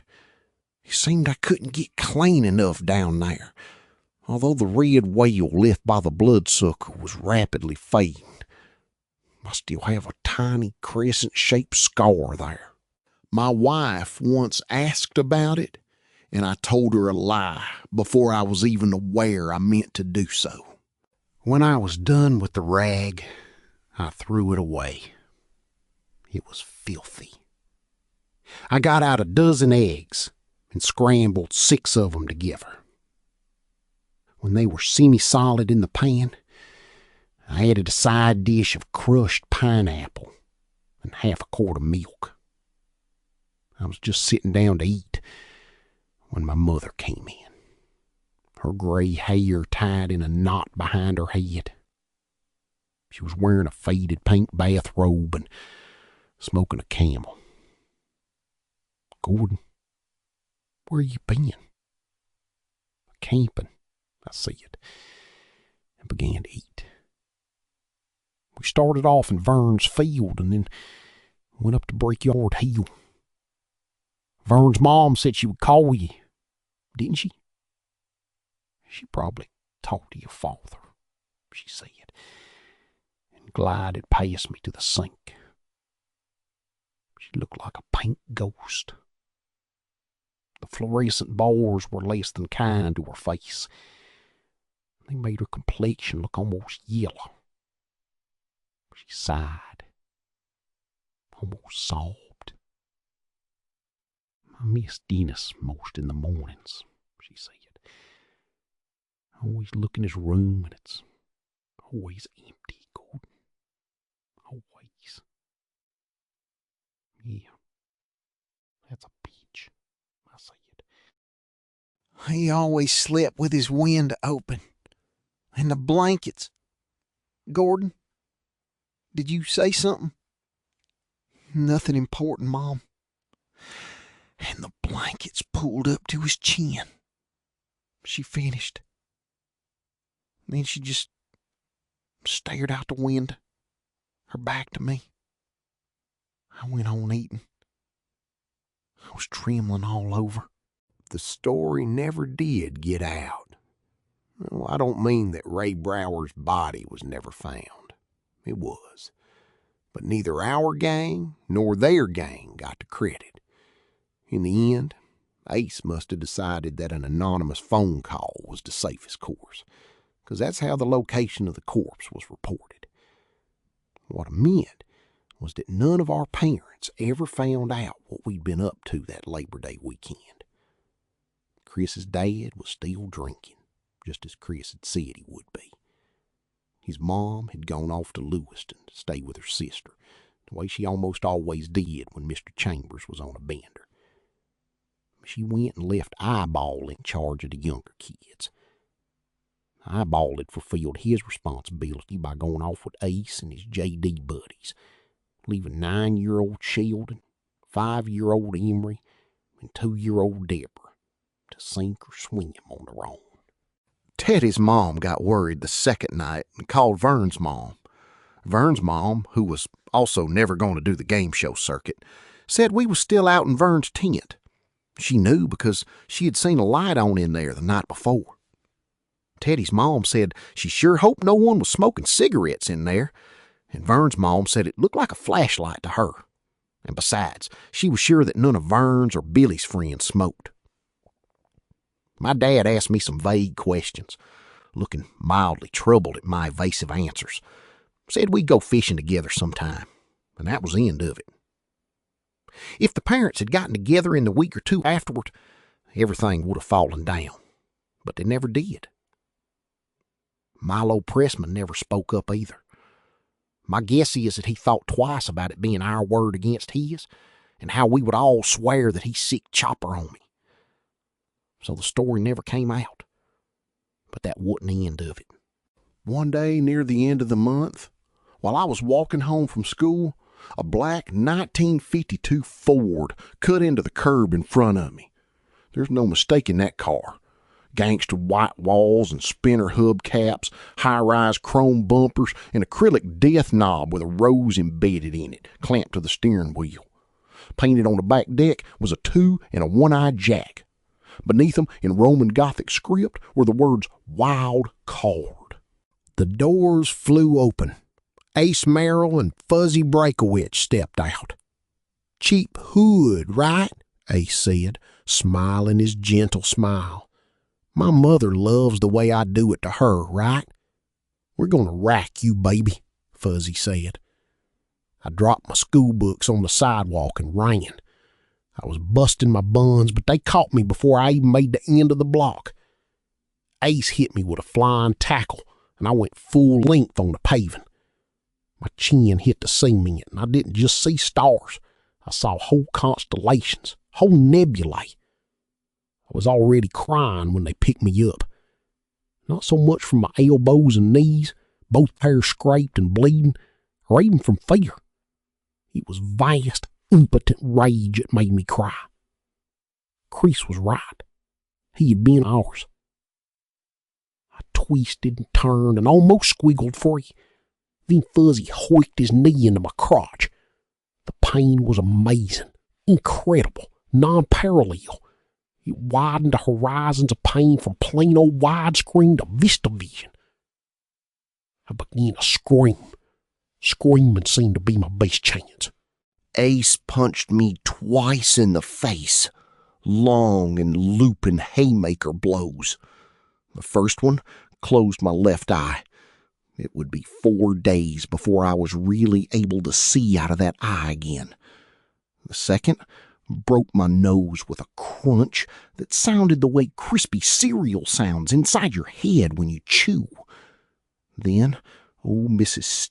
Chalmers came out on her porch with her cane clutched in one arthritis-twisted hand and a Herbert Tarryton jutting from one corner of her mouth.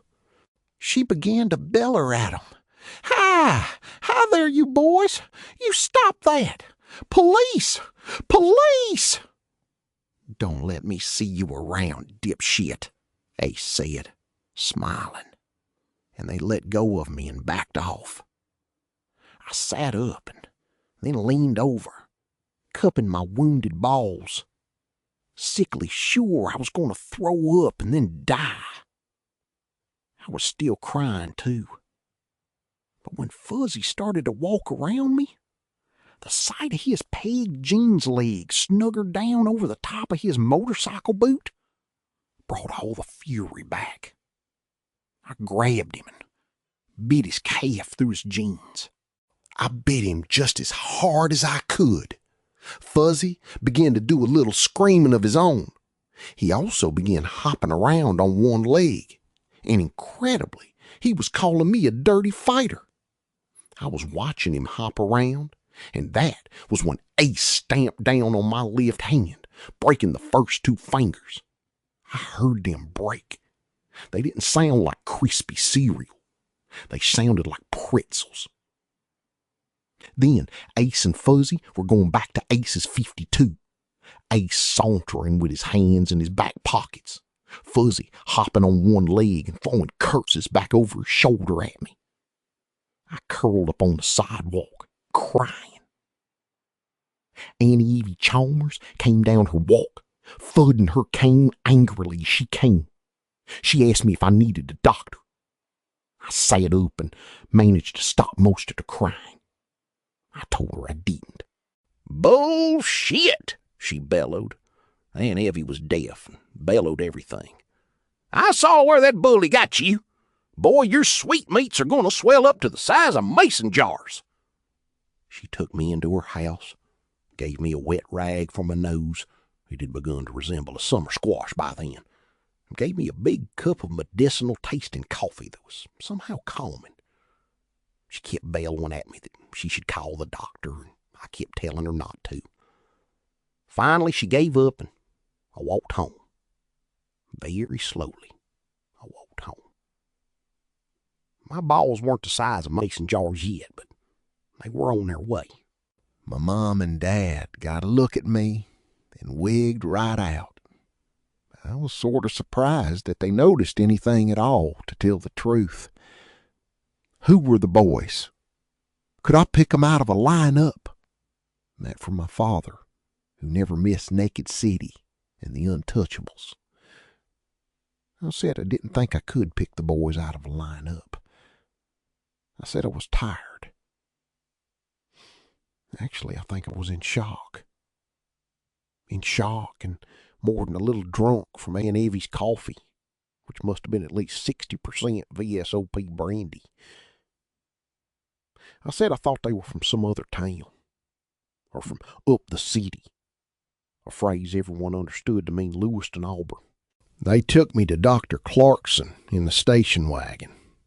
Dr. Clarkson, who was still alive today, was even then old enough to have quite possibly been on armchair-to-armchair terms with God.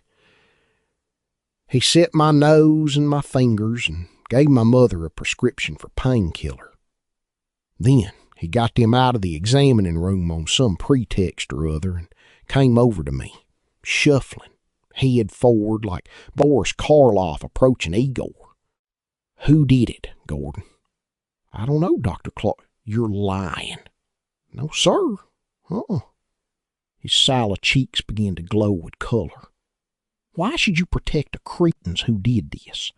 Do you think they will respect you? They will laugh and call you stupid fool. Oh, they'll say, there goes the stupid fool we beat up for kicks the other day. Ha ha, hoo hoo, hardy hor hor hor. I didn't know him, really. I could see his hands itching to shake me, but of course he couldn't do that. So he sent me out to my parents, shaking his white head and muttering about juvenile delinquents. He would no doubt tell his old friend God all about it that night over their cigars and sherry. I didn't care if Ace and Fuzzy and the rest of those assholes respected me or thought I was stupid or never thought about me at all. But there was Chris to think of. His brother Eyeball had broken his arm in 2 places and had left his face looking like a Canadian sunrise. They had to set the elbow break with a steel pen. Mrs. McGinn from down the road saw Chris staggering along a soft shoulder, bleeding from both ears, and reading a Richie Rich comic book. She took him to the CMG emergency room where Chris told the doctor he had fallen down the cellar stairs in the dark. Right, the doctor said. Every bit as disgusted with Chris as Dr. Clarkson had been with me. And then he went to call Constable Bannerman. While he did that from his office, Chris went slowly down the hall, holding the temporary sling against his chest so the arm wouldn't swing and grate the broken bones together, and used a nickel in the payphone to call Mrs. McGinn. He told me later it was the first collect call he had ever made, and he was scared to death that she wouldn't accept the charges. But she did. "Chris, are you all right?" she asked. "Yes, thank you," Chris said. "I'm sorry I couldn't stay with you, Chris, but I had pies in the—" "That's all right, Mrs. McGinn," Chris said. "Can you see the Buick in our dooryard?" The Buick was the car Chris's mother drove. It was 10 years old, and when the engine got hot, it smelled like frying hush puppies. "It's there," she said cautiously. "Best not to mix in too much with the Chamberses. Poor white trash. Shaney Irish. Would you go over and tell Mama to go downstairs and take the light bulb out of the socket in the cellar? Chris, my pies." "Tell her," Chris said implacably, "to do it right away, unless she maybe wants my brother to go to jail." There was a long, long pause, and then Mrs. McGinn agreed. She asked no questions, and Chris told her no lies, Constable Bannerman did indeed come out to the Chambers house, but Richie Chambers didn't go to jail. Vern and Teddy took their lumps too, although not as bad as either Chris or I. Billy was laying for Vern when Vern got home. He took after him with a length of stovepipe and hit him hard enough to knock him unconscious after only 4 or 5 good licks. Vern was no more than stunned, but Billy got scared he might have killed him and stopped. 3 of them caught Teddy walking home from the vacant lot one afternoon. They punched him out and broke his glasses. He fought them, but they wouldn't fight him when they realized he was groping after them like a blind man in the dark. We hung out together at school looking like the remains of a Korean assault force. Nobody knew exactly what had happened, but everybody understood that we'd had a pretty serious run-in with the big kids and comported ourselves like men. A few stories went around. All of them were wildly wrong. When the casts came off and the bruises healed, Vern and Teddy just drifted away. They had discovered a whole new group of contemporaries that they could lord it over. Most of them were real wets. Scabby, scrubby little 5th grade assholes, but Vern and Teddy kept bringing them to the tree house, ordering them around, strutting like Nazi generals. Chris and I began to drop by there less and less frequently, and after a while, the place was theirs by default. I remember going up one time in the spring of 1961 and noticing that the place smelled like a shoot-off in a haymow. I never went there again that I can recall.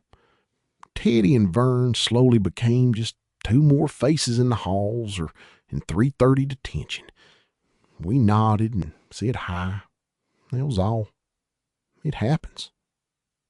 Friends come in and out of your life like busboys in a restaurant. Have you ever noticed that? But when I think of that dream, the corpses under the water pulling implacably at my legs, it seems right that it should be that way. Some people drown. That's all. It's not fair, but it happens. Some people drown. Vern Tessio was killed in a house fire that swept a Lewiston apartment building in 1966. In Brooklyn and the Bronx, they call that sort of apartment building a slum tenement, I believe. The fire department said it started around 2 in the morning, and the entire building was nothing but cinders in the cellar hole by dawn. There had been a large drunken party. Vern was there. Someone fell asleep in one of the bedrooms with a live cigarette going. Vern himself, maybe, drifting off, dreaming of his pennies. They identified him and the 4 others who died by their teeth. Teddy went in a terrible car crash. That was 1971, I think. Or maybe it was early 1972. There used to be a saying when I was growing up. If you go out alone, you're a hero. Take somebody else with you, and you're dog shit. Teddy, who had wanted nothing but the service since the time he was old enough to want anything, was turned down by the Air Force and classified 4F by the draft. Anyone who had seen his glasses and his hearing aid knew it was going to happen. Anyone but Teddy. In his junior year at high school, he got a 3-day suspension from school for calling the guidance counselor a lying sack of shit. The counselor had observed Teddy coming in every so often, like every day, and checking over his career board for new service literature. He told Teddy that maybe he should think about another career, and that was when Teddy blew his stack.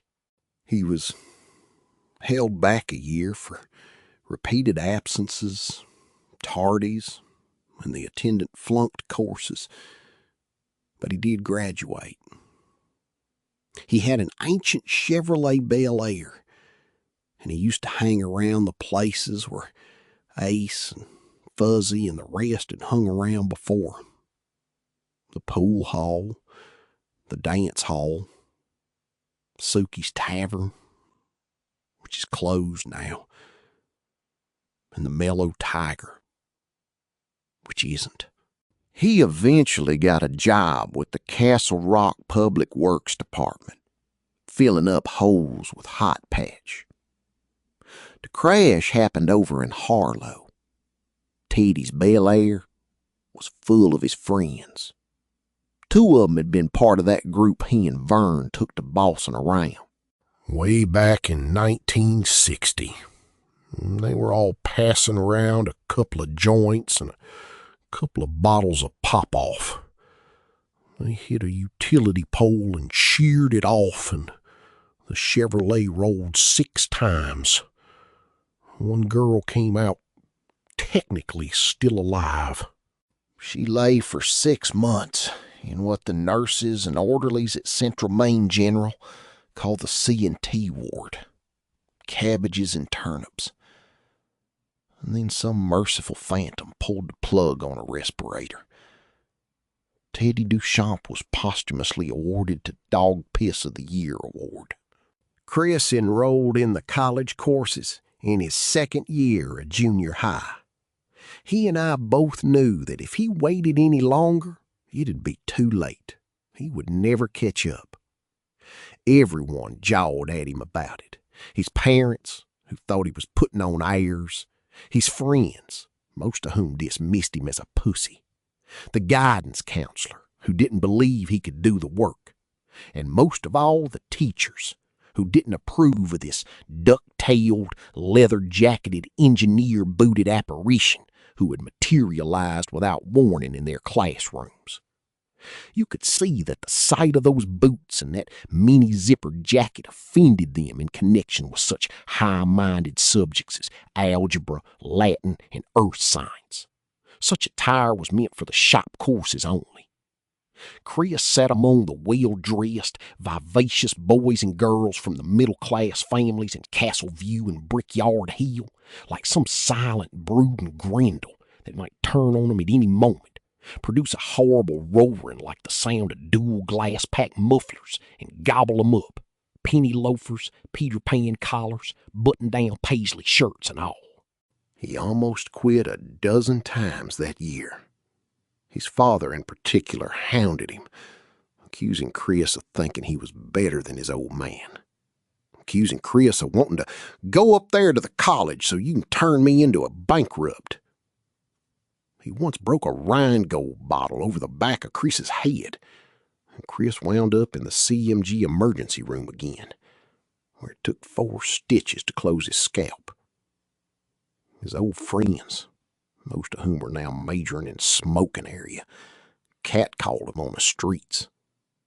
The guidance counselor huckstered him to take at least some shop courses so he wouldn't flunk the whole slate. Worst of all, of course, was just this. He'd been fucking off for the entire first 7 years of his public education. And now, the bill had come due with a vengeance. We studied together almost every night, sometimes for as long as 6 hours at a stretch. I always came away from those sessions exhausted, and sometimes I came away frightened as well. Frightened by his incredulous rage at just how murderously high that bill was. Before he could even begin to understand introductory algebra, he had to relearn the fractions that he and Teddy and Vern had played pocket pool through in the 5th grade. Before he could even begin to understand Pater Noster Quiescit in Caelus, he had to be told what nouns and prepositions and objects were. On the inside of his English grammar, neatly lettered, were the words, fuck, gerunds. His compositional ideas were good, and not badly organized, but his grammar was bad, and he approached the whole business of punctuation as if with a shotgun. He wore out his copy of Warner's and bought another in a Portland bookstore. It was the first hardcover book he actually owned, and it became a queer sort of Bible to him. But by our junior year in high school, he had been accepted. Neither of us made top honors, but I came out 7th and Chris stood 19th. We were both accepted at the University of Maine, but I went to the Orono campus while Chris enrolled at the Portland campus. Pre-law. Can you believe that? More Latin. We both dated through high school, but no girl ever came between us. Does that sound like we went faggot? It would have to most of our old friends, Vern and Teddy included. But it was only survival. We were clinging to each other in deep water. I've explained about Chris, I think. My reasons for clinging to him were less definable. His desire to get away from Castle Rock and out of the mill's shadow seemed to me to be my best part, and I could not just leave him to sink or swim on his own. If he had drowned, that part of me would have drowned with him, I think. Near the end of 1971, Chris went into a Chicken Delight in Portland to get a 3-piece snack bucket. And just ahead of him, 2 men started arguing about which one had been first in line. One of them pulled a knife. Chris, who had always been the best of us at making peace, stepped between them and was stabbed in the throat. The man with the knife had spent time in 4 different institutions. He had been released from Shawshank State Prison only the week before. Chris died almost instantly. I read about it in the paper. Chris had been finishing his 2nd year of graduate studies. Me, I had been married a year and a half and was teaching high school English. My wife was pregnant and I was trying to write a book. When I read the news item, student fatally stabbed in Portland restaurant, I told my wife I was going out for a milkshake. I drove out of town, parked, and cried for him. Cried for damn near half an hour, I guess. I couldn't have done that in front of my wife, much as I love her. It would have been pussy. Me? I'm a writer now, like I said. A lot of critics think what I write is shit. A lot of the time, I think they are right. But it still freaks me out to put those words, freelance writer, down in the occupation blank of the forms you have to fill out at credit desks and in doctor's offices. My story sounds so much like a fairy tale that it's fucking absurd. I sold a book, and it was made into a movie, and the movie got good reviews, and it was a smash hit besides. This all had happened by the time I was 26. The 2nd book was made into a movie as well, as was the 3rd. I told you, it's fucking absurd. Meantime, my wife doesn't seem to mind having me around the house, and we have 3 kids now. They all seem perfect to me. And most of the time, I'm happy. But like I said, the writing isn't so easy or as much fun as it used to be. The phone rings a lot. Sometimes I get headaches, bad ones, and then I have to go into a dim room and lie down till they go away. The doctors say they aren't true migraines. He called them stress aches and told me to slow down. I worry about myself sometimes. What a stupid habit that is. And yet I can't quite seem to stop it. And I wonder if there's really any point to what I'm doing. Or what I'm supposed to make of a world where a man can get rich playing Let's Pretend. But it's funny how I saw Ace Merrill again. My friends are dead, but Ace is alive. I saw him pulling out of the mill parking lot just after the 3 o'clock whistle. The last time I took my kids down home to see my dad. The 52 Ford had become a 77 Ford station wagon. A faded bumper sticker said Reagan Bush, 1980. His hair was mowed into a crew cut, and he'd gotten fat. The sharp, handsome features I remembered were buried in an avalanche of flesh.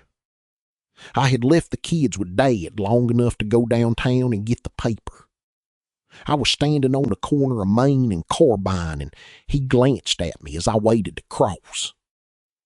There was no sign of recognition on the face of this 32-year-old man who had broken my nose in another dimension of time. I watched him wheel the Ford wagon into the dirt parking lot beside the Meller Tiger, get out, hitch at his pants, and walk inside. I could imagine the brief wedge of country western as he opened the door. The brief sour whiff of Nick and Gansett on draft. The welcoming shouts of the other regulars as he closed the door and placed his large behind on the same stool which had probably held him up for at least 3 hours every day of his life. Except Sundays. Since he was 21. I thought, so that's what Ace is now. I looked to the left, and beyond the mill I could see the Castle River. Not so wide now, but a little cleaner. Still flowing under the bridge between Castle Rock and Harlow. The trestle upstream's gone, but the river's still around. So am I.